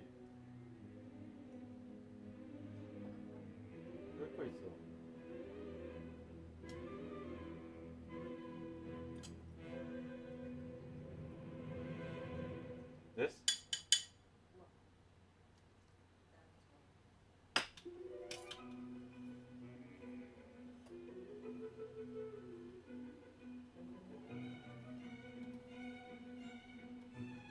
Yeah, it's just the sauce. It's sauce, not soup. Sauce.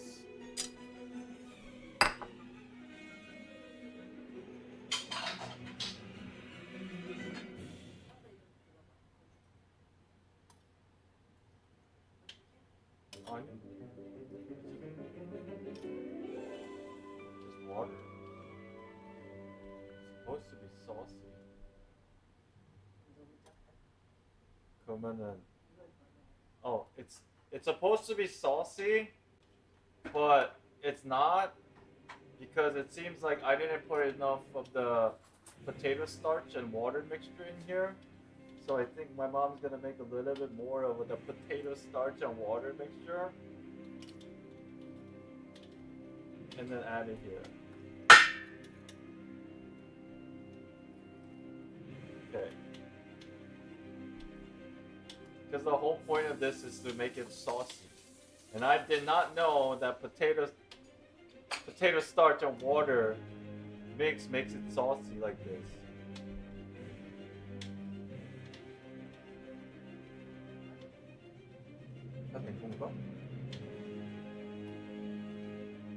I guess it's saucy now.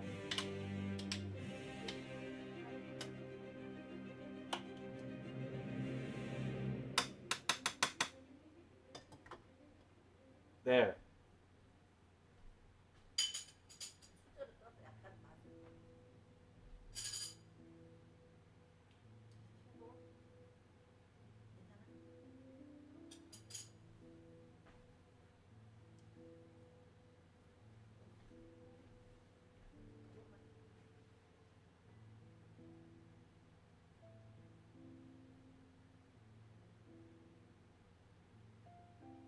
And we gotta make another coating.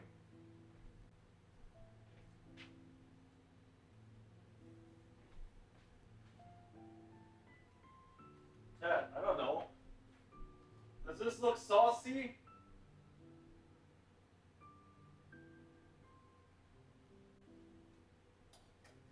It's supposed to be sweet and sour sauce.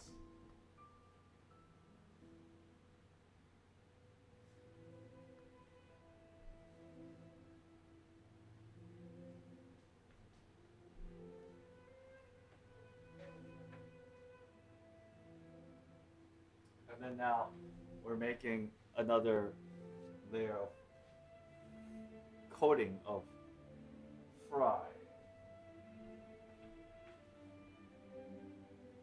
이거 어떻게 나 버려야 돼? 그냥 버려야 되나? 네.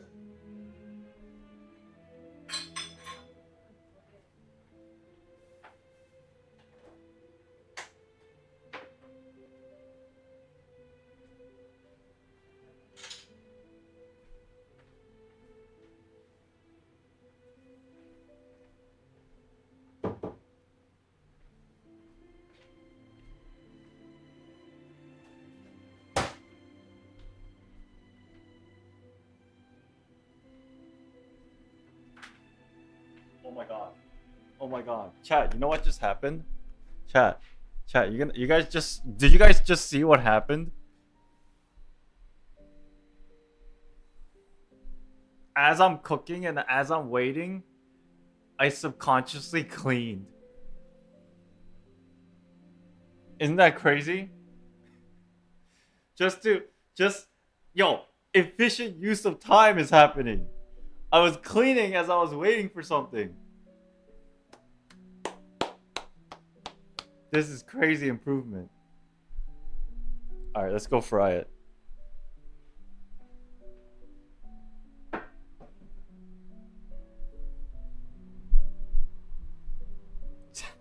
Dear Diary, it's finally happened.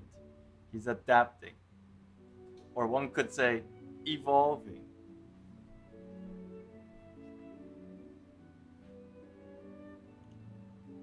Another coding, here it goes.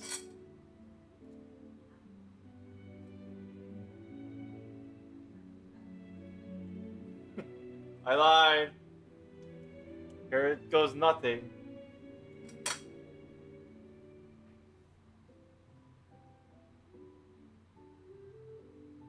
여기다가 물을 먹어야 되나?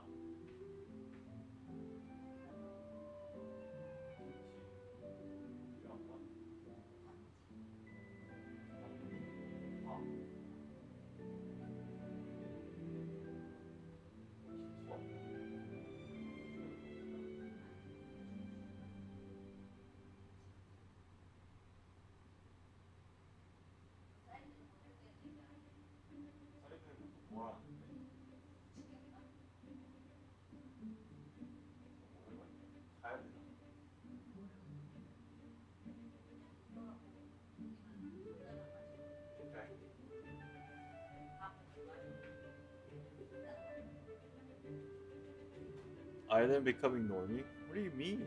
It sounds like an insult. Alright, here we go. Another coding, here we go.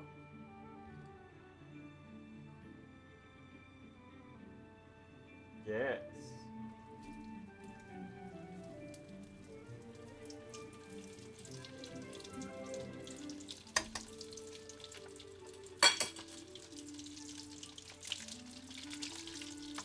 Oh my god, it's frying now.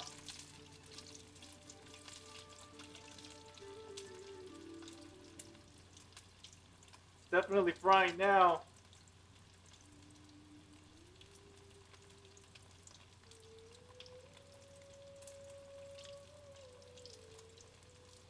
Can you guys hear the frying noise?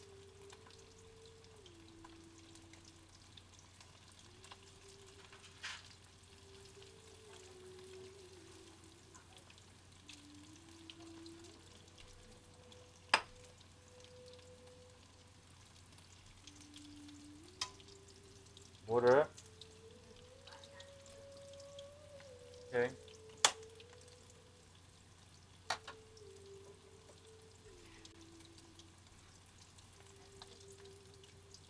이 정도?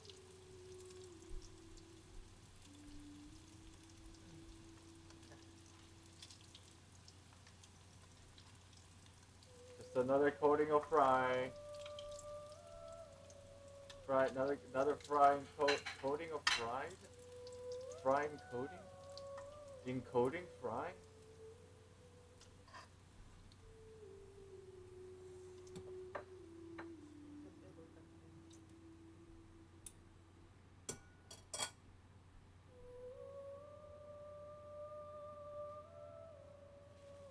Can you hear this? Hold on.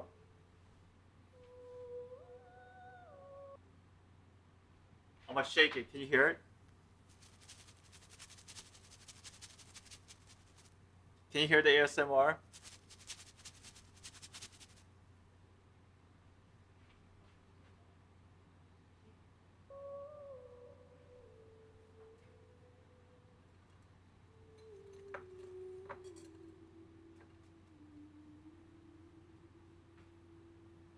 Here he goes. Alright, we're done with this.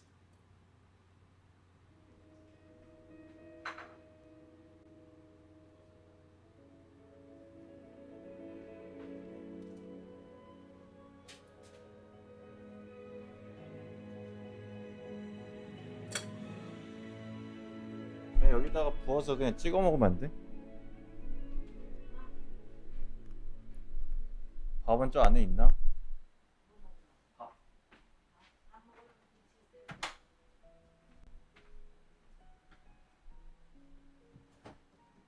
I want some pop. Pop, pop, pop, pop. We want some pop. Pop, pop, pop, pop, pop, pop, pop.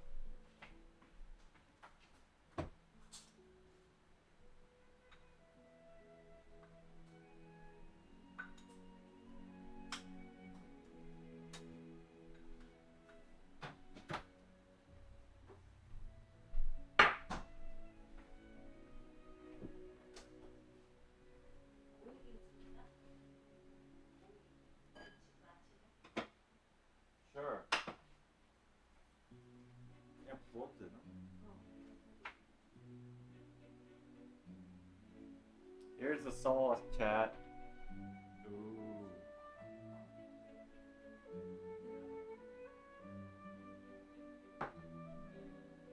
Why must I have done that? I don't know.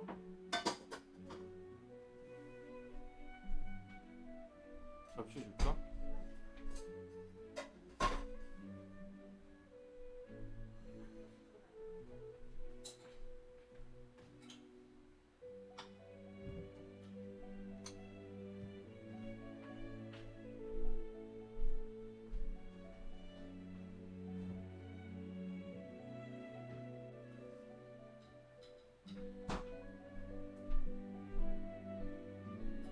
엄마는 안 먹어? My mom says she's not hungry.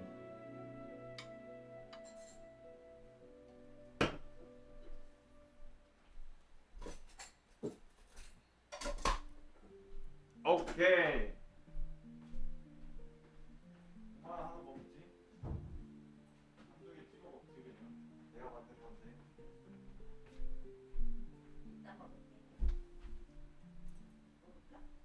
Yeah, just have one.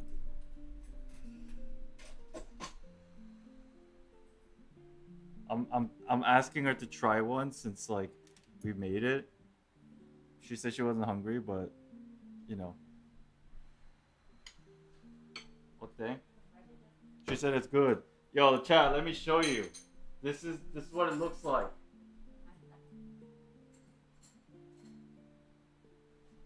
This is the pork.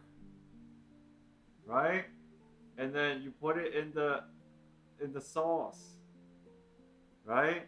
And then we got some kimchi and rice. This is my dinner.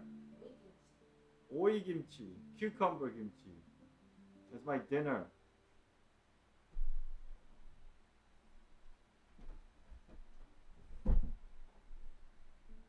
How did I do that so fast? With help. Alright, so when it comes to eating this, especially Koreans, there's two ways of eating it.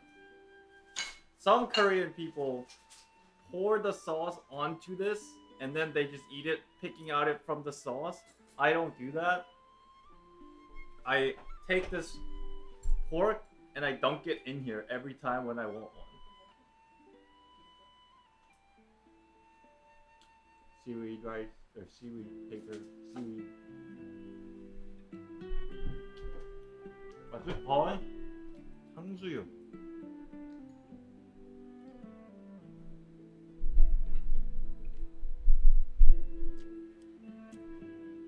It's 탕수육. Oh my god, so good.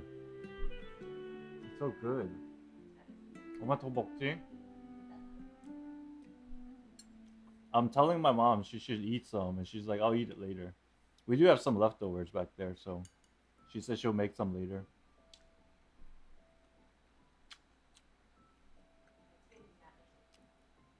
I'm with you, Island. I'm more of a dunking person. Yeah, same.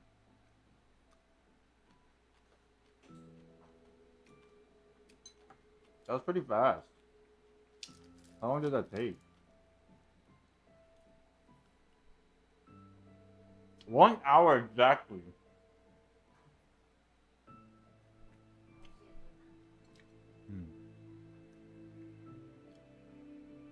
딱 1시간 걸렸는데.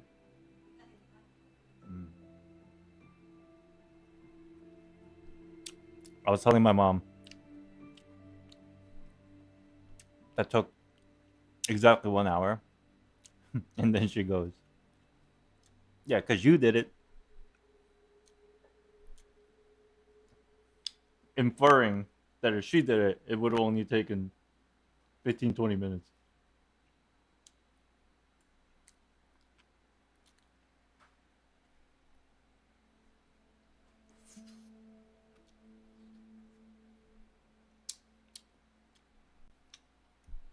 Damn, this is really good. What the heck? This might be the peak of everything that I made so far. Holy crap. I'll show you. You dunk it like this, right? And look, I'll show you the glistening. Damn. Damn. Ah.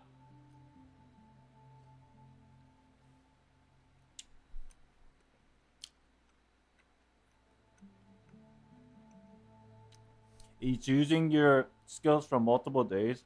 I agree. I did learn a different method of cutting the vegetables today, but you know, like using the knife and stuff.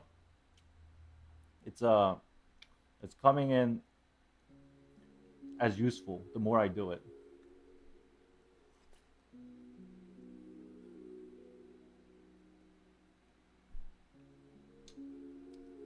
And it's quicker every time, and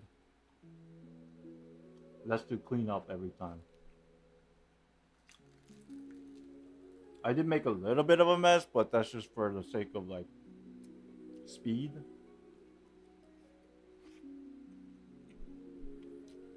Yeah, I think this is the best meal that I've done. The only thing is though, the hardest part is just getting these ingredients, I think. And prepping them.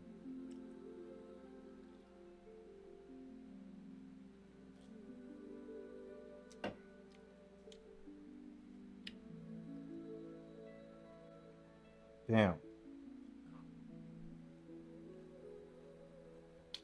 Damn, this is so good. 하나 더 먹어. 하나 더 먹어. 왜? 왜? 하나 더 먹어.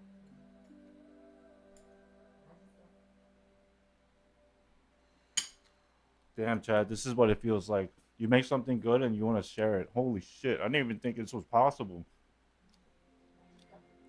You make something good and you want to keep sharing it with other people. This is insane. What is this crazy arc?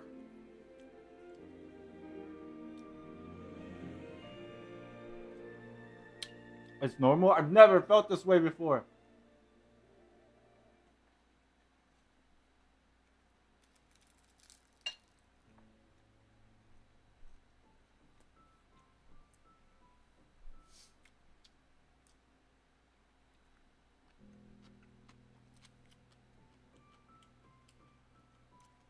So tasty.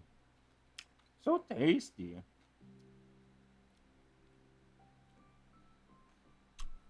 If any of you ever in the future end up hanging out with me and we have a kitchen available, I'll make this for you. Okay? If ever in the future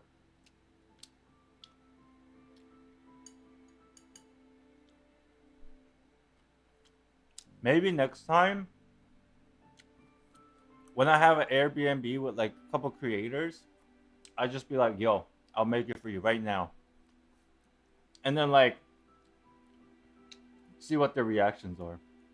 Or am I lying that it's good or is it actually good?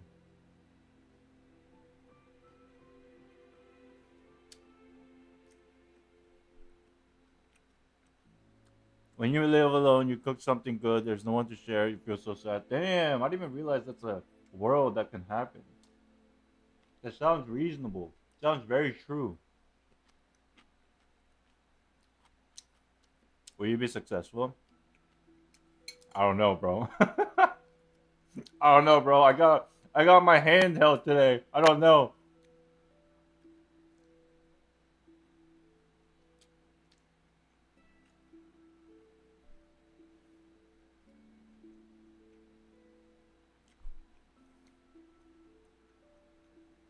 You gotta refer back to these live streams. True! This is all documented. I can just watch this VOD before I cook. I know exactly which ingredients I need.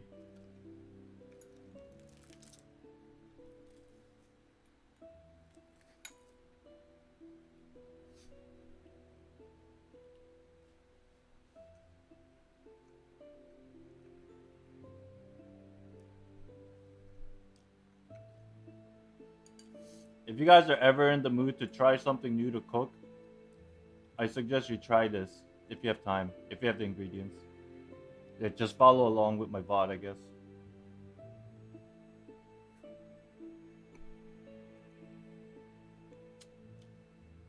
There's one thing that I don't know what that is. Something, it's like curry powder almost. We're making the coating, but this thing, I don't know what this is. It's almost like curry powder, but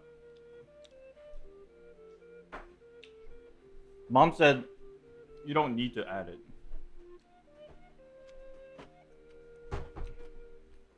Cumin? Is that what it is? She said it's something to do with curry. Like the way that they, like their fragrance or something. I don't know.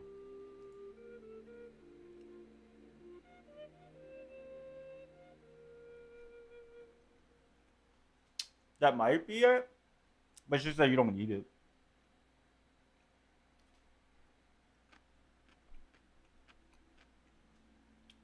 Probably. You guys probably know way better than I do for sure.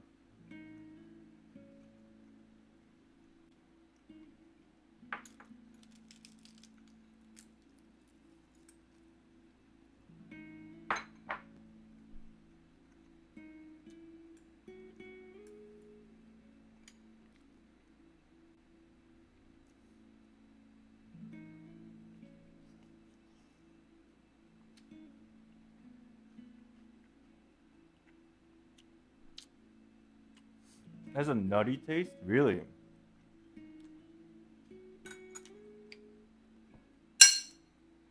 Let me see.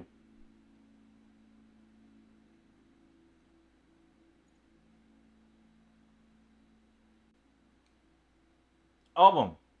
It's turmeric. Turmeric?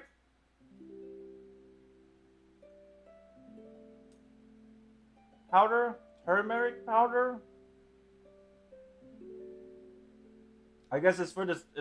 I guess it's for making it like yellowish. I think that's the whole purpose, like the coloration maybe, and like a little bit of taste. That's why she didn't. That's why she said you don't need it.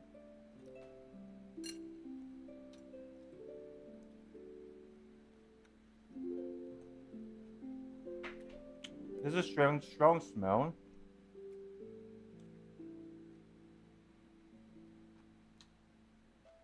We only put like half of a teaspoon in the entire coating process, so I don't really smell it too much.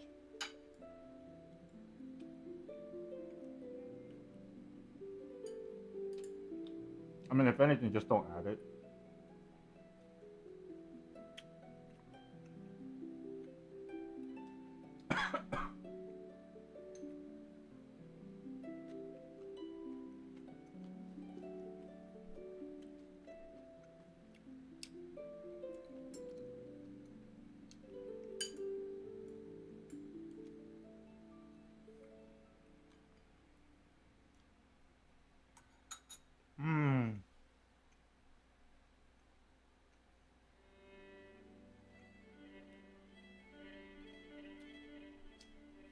Yo, is Zenless maintenance done?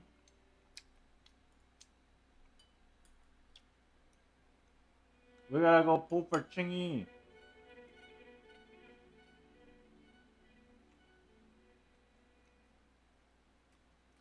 Takes me back to the good old days.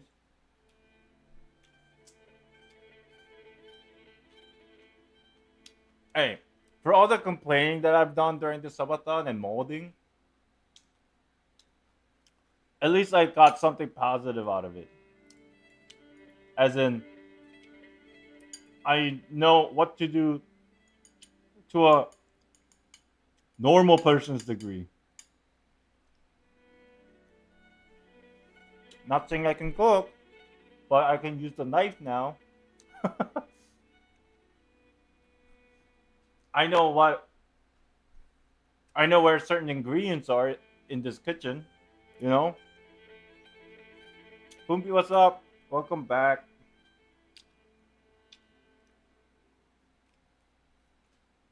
I know how long it takes to fry something.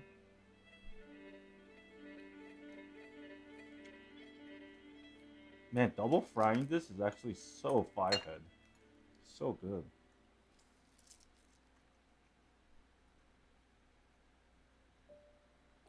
It should end in the next 30 minutes. Perfect timing.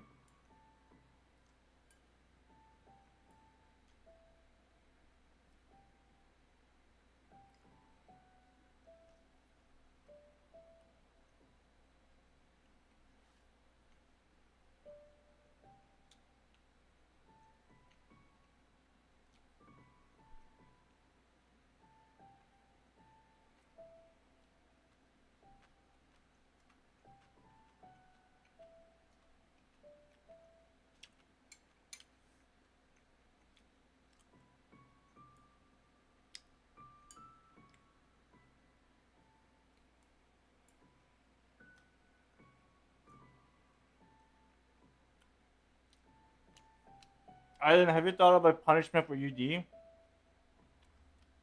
Oh, I thought we decided to not do anything. I wasn't aware that we were supposed to do something. Like, after we talked about it, like, I don't think we ever agreed, did we?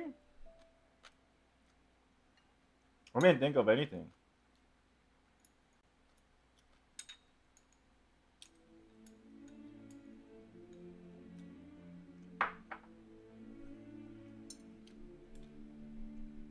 I mean, like, here's the thing about UD chat. Nothing he does is a punishment. He just, like, annoyingly, like, embraces it. And it's so annoying.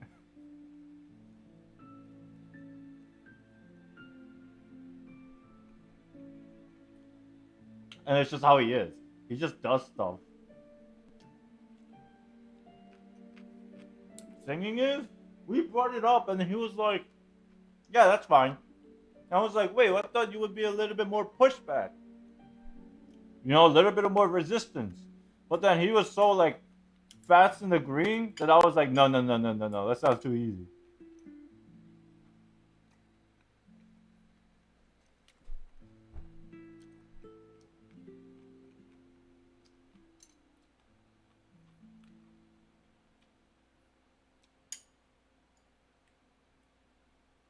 Like, that's a bait for his viewers. It's annoying. How do we get him to be riled up? That's what we need to figure out. Something that we mentioned, and he's like, no, bro, I can't do that. Oh, like, how do we make him do that? How do we make him cringe? I need to figure out a way to make him cringe.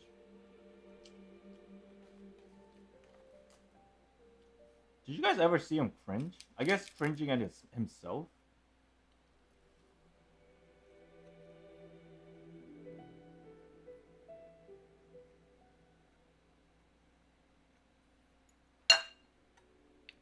Inviting him to a cooking show?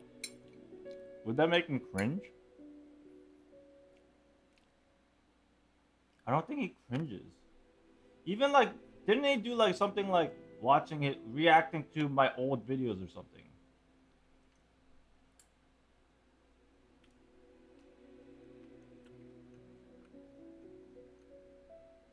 He hates fighting animals in video games? So you're saying I challenge him to a fighting game. And this set fighting game I'm playing as an animal. And when he least expected, I casually drop, hey, by the way, you're fighting an animal. What will he do?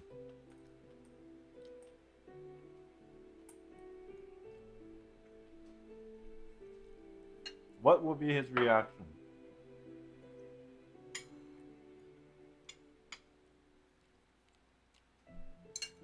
Do you think he will throw?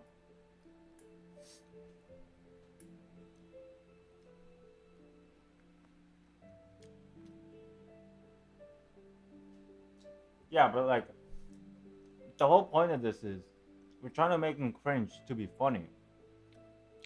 Animal abuse, I don't think it's funny in general. We gotta think of something that he will cringe, the thing that we will find funny.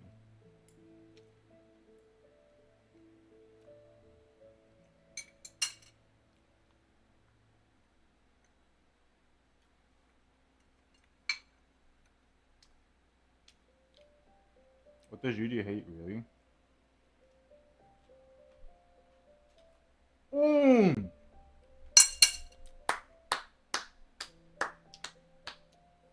Best. This is his hardest punishment. I figured it out. He won't be happy. He won't cringe. He'll just be upset. What did I think of it? It's so obvious. I just have to tell him no coffee for an entire day.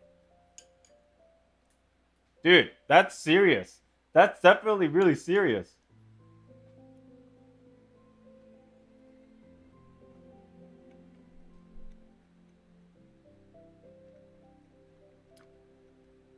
So simple and mean. It's a punishment. 3 days? I think 3 days is too long. Just because I know how much he drinks coffee. Maybe 36 hours. I think that's a good middle ground. 36 hours.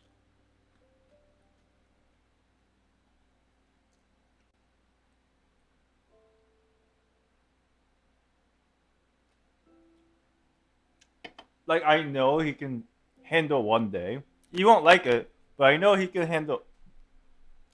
He won't like it, but I know he can handle 1 day of no coffee. But there's that moment between 1 day, like 24 hours into the 30th hour.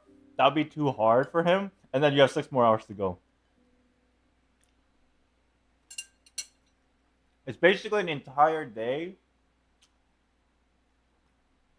It's basically 2 days. If you really think about it, because he's sleeping some of that time.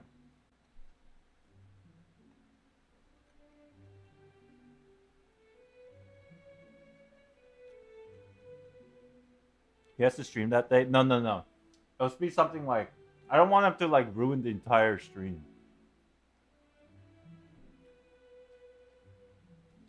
What I want to do is in the future, if I can get him to like lose something, I'll have his punishment be no coffee for 36 hours IRL.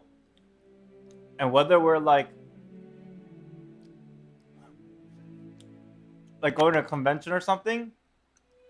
No, 36 hours too hard for him if we are at conventions. I'll tell him 24 hours like in the anime convention or something. 24 hours no coffee. You know, the anime convention is like 4 or 5 days long. So 1 day of punishment, I think is good. So I'll tell him 24 hours no coffee. And then that entire day, I'm going to document the process. From the moment we wake up until we go to bed, and the moment we wake up again, I am going to document everything on film. Like, yo, how do you feel, bro? You ready to give up? How do you feel, bro?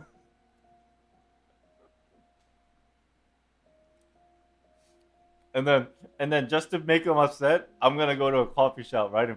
Like in the Uber. We get into the Uber to go to the convention center, and I just be like, yo, I gotta make a quick stop. And then I go to a coffee shop. Yeah, real quick, let me get some coffee.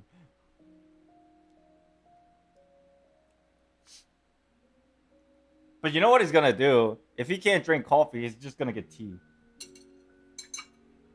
It's kind of like a workaround.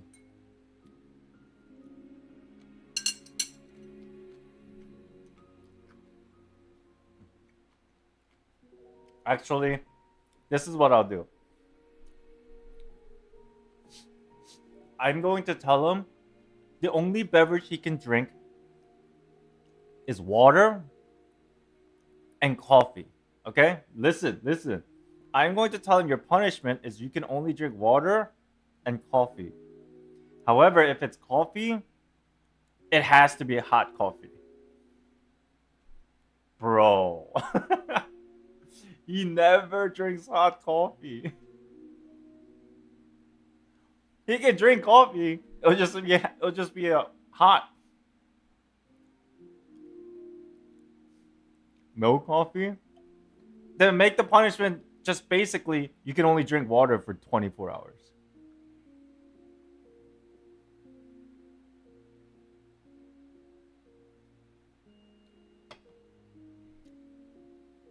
To be fair, I mean, water is good for you. You know what I mean? And if he wants to like survive a day without caffeine, just sleep a lot. You know?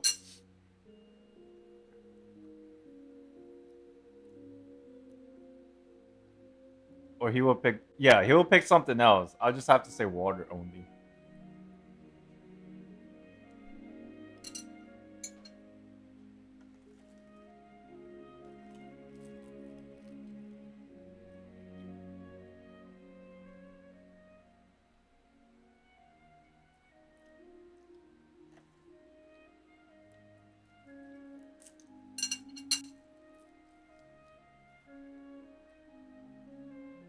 Actually, chat.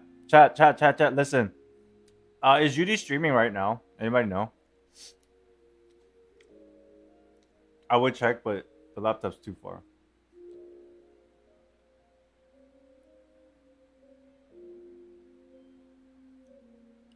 Next time he streams, if he's streaming now or whatever, okay. Chat, you guys have a secret mission, okay?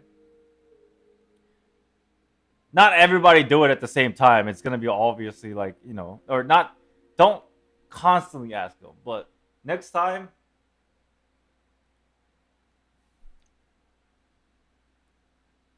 when he's live, ask him casually, "Hey UD, how long do you think you can go without drinking coffee?" Or no, casually ask him, "Hey UD, how long can you survive on just water without coffee?" No, just ask coffee. They're like, "Yo, how long can you survive without drinking coffee?" Just drop it casually. And then depending on his answer, that's what we base this off of. What do you mean? I'll do it myself. I'll make a new account and I'll ask him myself.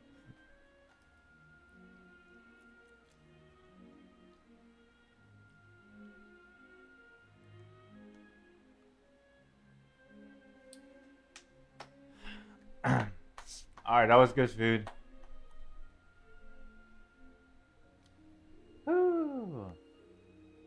It's time to clean. There you go, chat. Everything's gone. It was a perfect amount. Rice is gone. A little bit of sauce left, but we're gonna have to throw that away. A little bit of kimchi left, but we're gonna have to throw that away. Alright. Let me start cleaning a little bit here and then we'll go back and pull for Chingy. 엄마, 저거 남은 vegetables. Then I'll just okay.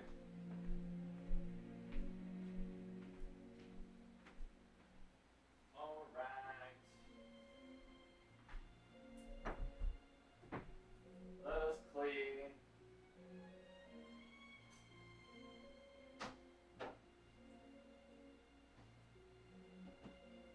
Yo, chat. Real talk though, aren't you guys like shocked? I bet you are. I'm shocked myself how better I become. This is the form. This is the form of learning to something. Succeed.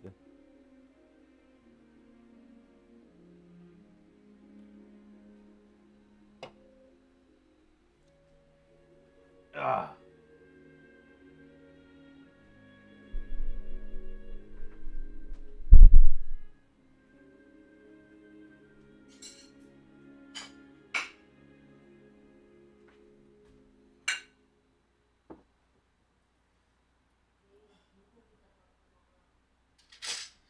My mom has been helpful, yeah, for sure. What?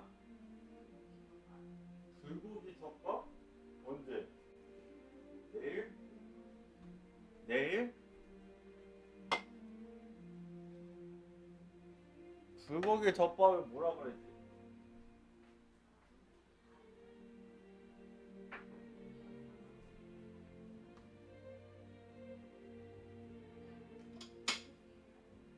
Chat.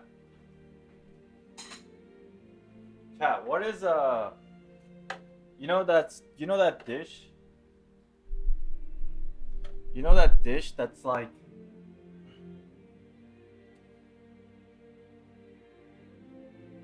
on rice? You know in Japan they make these like dishes where like on rice you put like uh beef on top. You kind of like just put it on top of the rice. What are those called? They have a name for it. I think there's a name for it. Onigiri? Is it onigiri? Donburi? I think we might make something like that tomorrow. It's pretty like my mom said, hey, why don't you try making that tomorrow? And apparently it's like super simple. You just cook beef and put it on rice. That's it. Onigiri is rice balls? Oh yeah, onigiri is rice balls. You're right.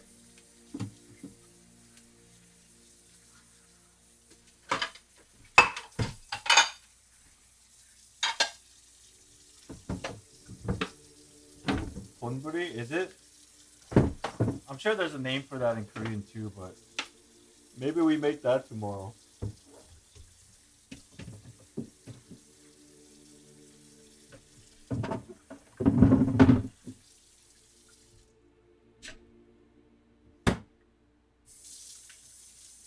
TKG is straight up raw eggs, rice with some sauce. That's good too.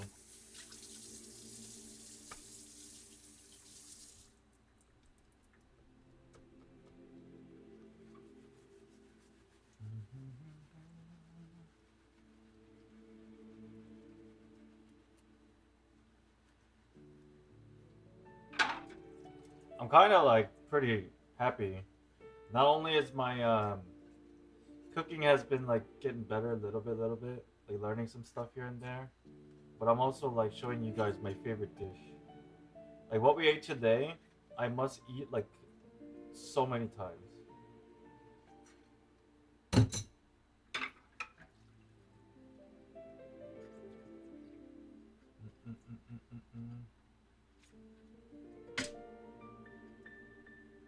I've had yakinikudon. It was good. Hell yeah.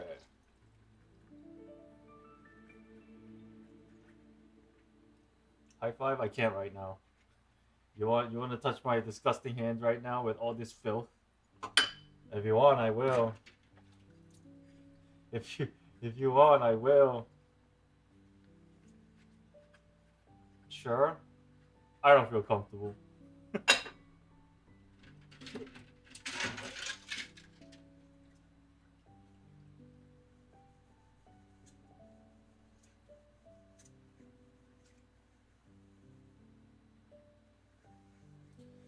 Oh, I'm full.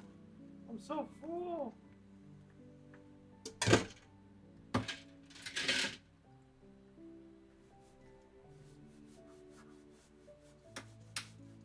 Now the real question is, once the Subathon ends, will I continue to cook for myself, or start ordering food again? Let's just, you know what's crazy and sad about that? Yesterday I didn't stream, right? So I just ordered food.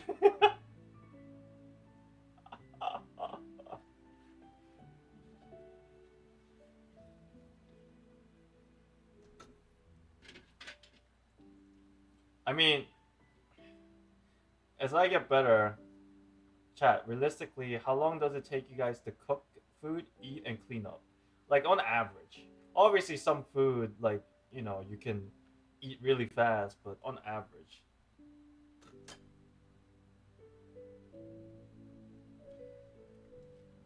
Because I'm considering how long does it take to wait for the delivery of the food and the cost versus I'll just make my own food and then is it pretty fast, and how much does it cost? You know, 1 hour, 1 hour to cook, eat, and clean up. That's super fast.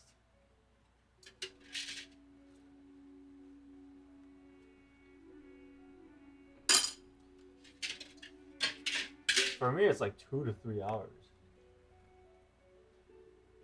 At least right now, the current speed. It's only been an hour since my mom started helping, but like on average before that, it's like what, 2 to 3 hours. That's because I know where my vegetables and where I place my meat, and you clean while you cook. That's the level that I need to get at. All things considered, hour and a bit. I have my parents and close family, so when someone does cook, we cook all. Oh, true. That definitely changes things. Facts.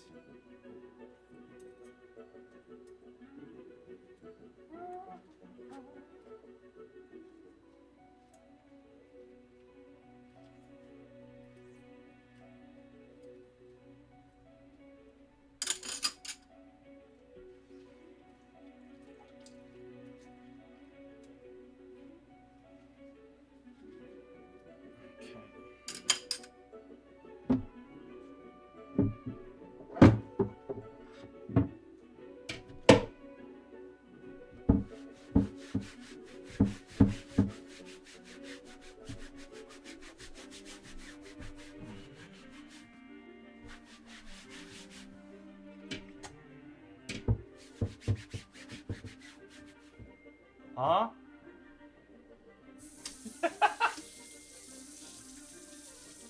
Yo. Casually out of nowhere. My mom goes, "Isn't it hard making food?" Just casually. Like, isn't it hard? See? It's hard.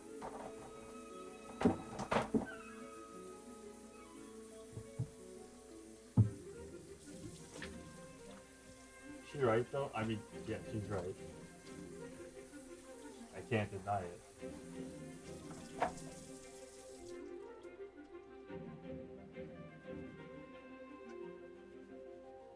It's so funny. 응? 이제 보고 있어?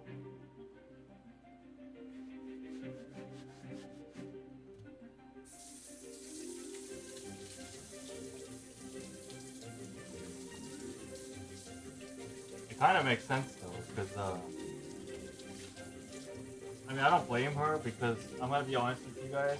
Obviously, I don't know how to cook for shit, so I never help cooking around the house ever. Because I just like, you know, I always felt like I just get in the way and I'm not even like helpful. And then obviously, if I start trying to help, my mom just does it way quicker. And she always like tells me, just like go do something else, like set the table or whatever. If that. But obviously, I don't cook around the house, so I don't ever. Nobody in the house knows how to cook. My dad knows how to cook, but he doesn't really cook. He cooks occasionally, but he doesn't really cook.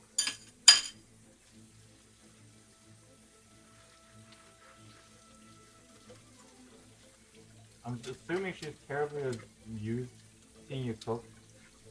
Yeah. I did have to like clearly communicate beforehand though, like before she started helping. Be like, hey,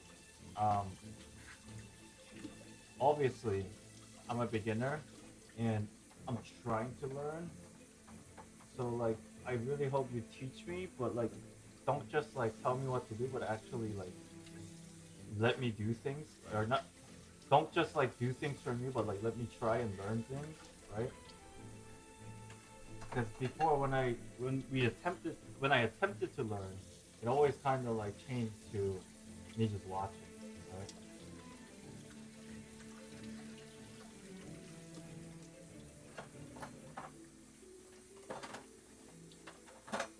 But this time, I'm actually doing stuff. So in a way, it's cool because, again, like I said, nobody in the house really cooks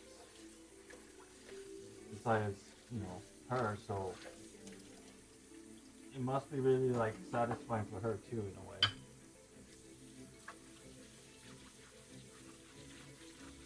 Because she's always done the cooking.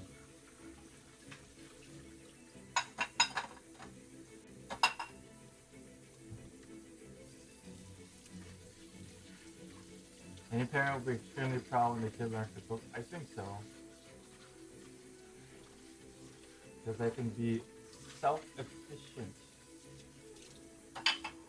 I don't know if I'm at that level yet, but we're getting there. My mom is the same, so when I started living alone, I would call my mom and she was still my life. Fair enough. That's what we did, huh? That's what we did.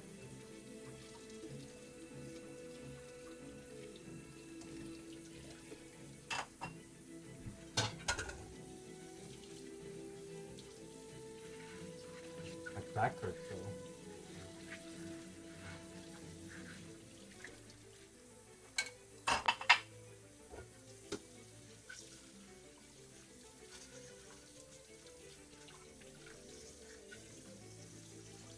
Now, as I learn how to cook for myself, I think the biggest hurdle that I'm going to like encounter eventually is the moment that I try to cook for more than one person. Because at that point, I think the whole idea of like portions needs to be like somewhat paid attention to. And then like, you know, not everybody's gonna like certain tastes that I enjoy. I think that would be definitely like a different experience.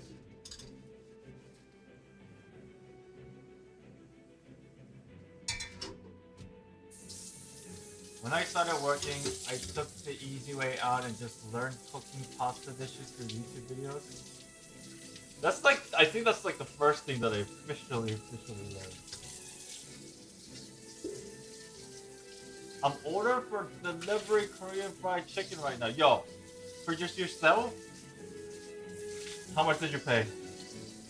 For some places they overcharge you.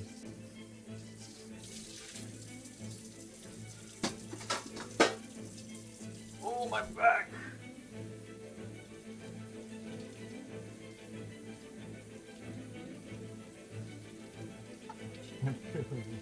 Washing dishes, thank you.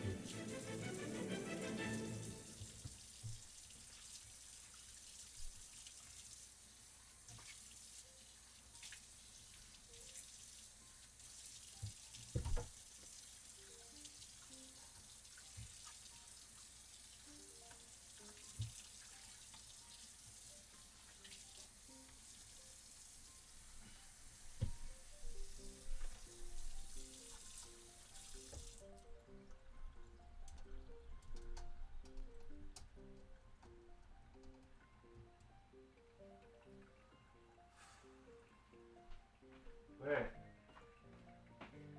Yo, man! What? Yo, chat, she's laughing at me. Chat, she's laughing at me. She's not really laughing at me, she's probably just like happy and proud, but it makes me feel awkward, bro.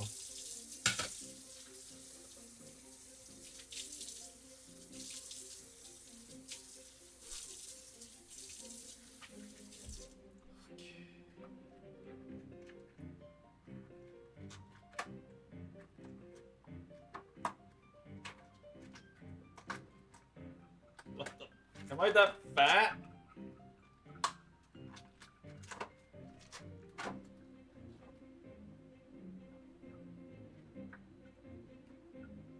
$45 for a medium bone. Holy.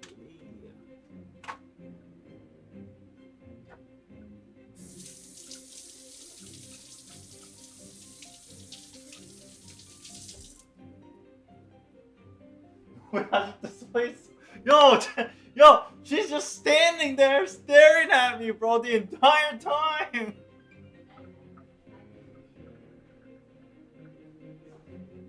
Kinda creepy.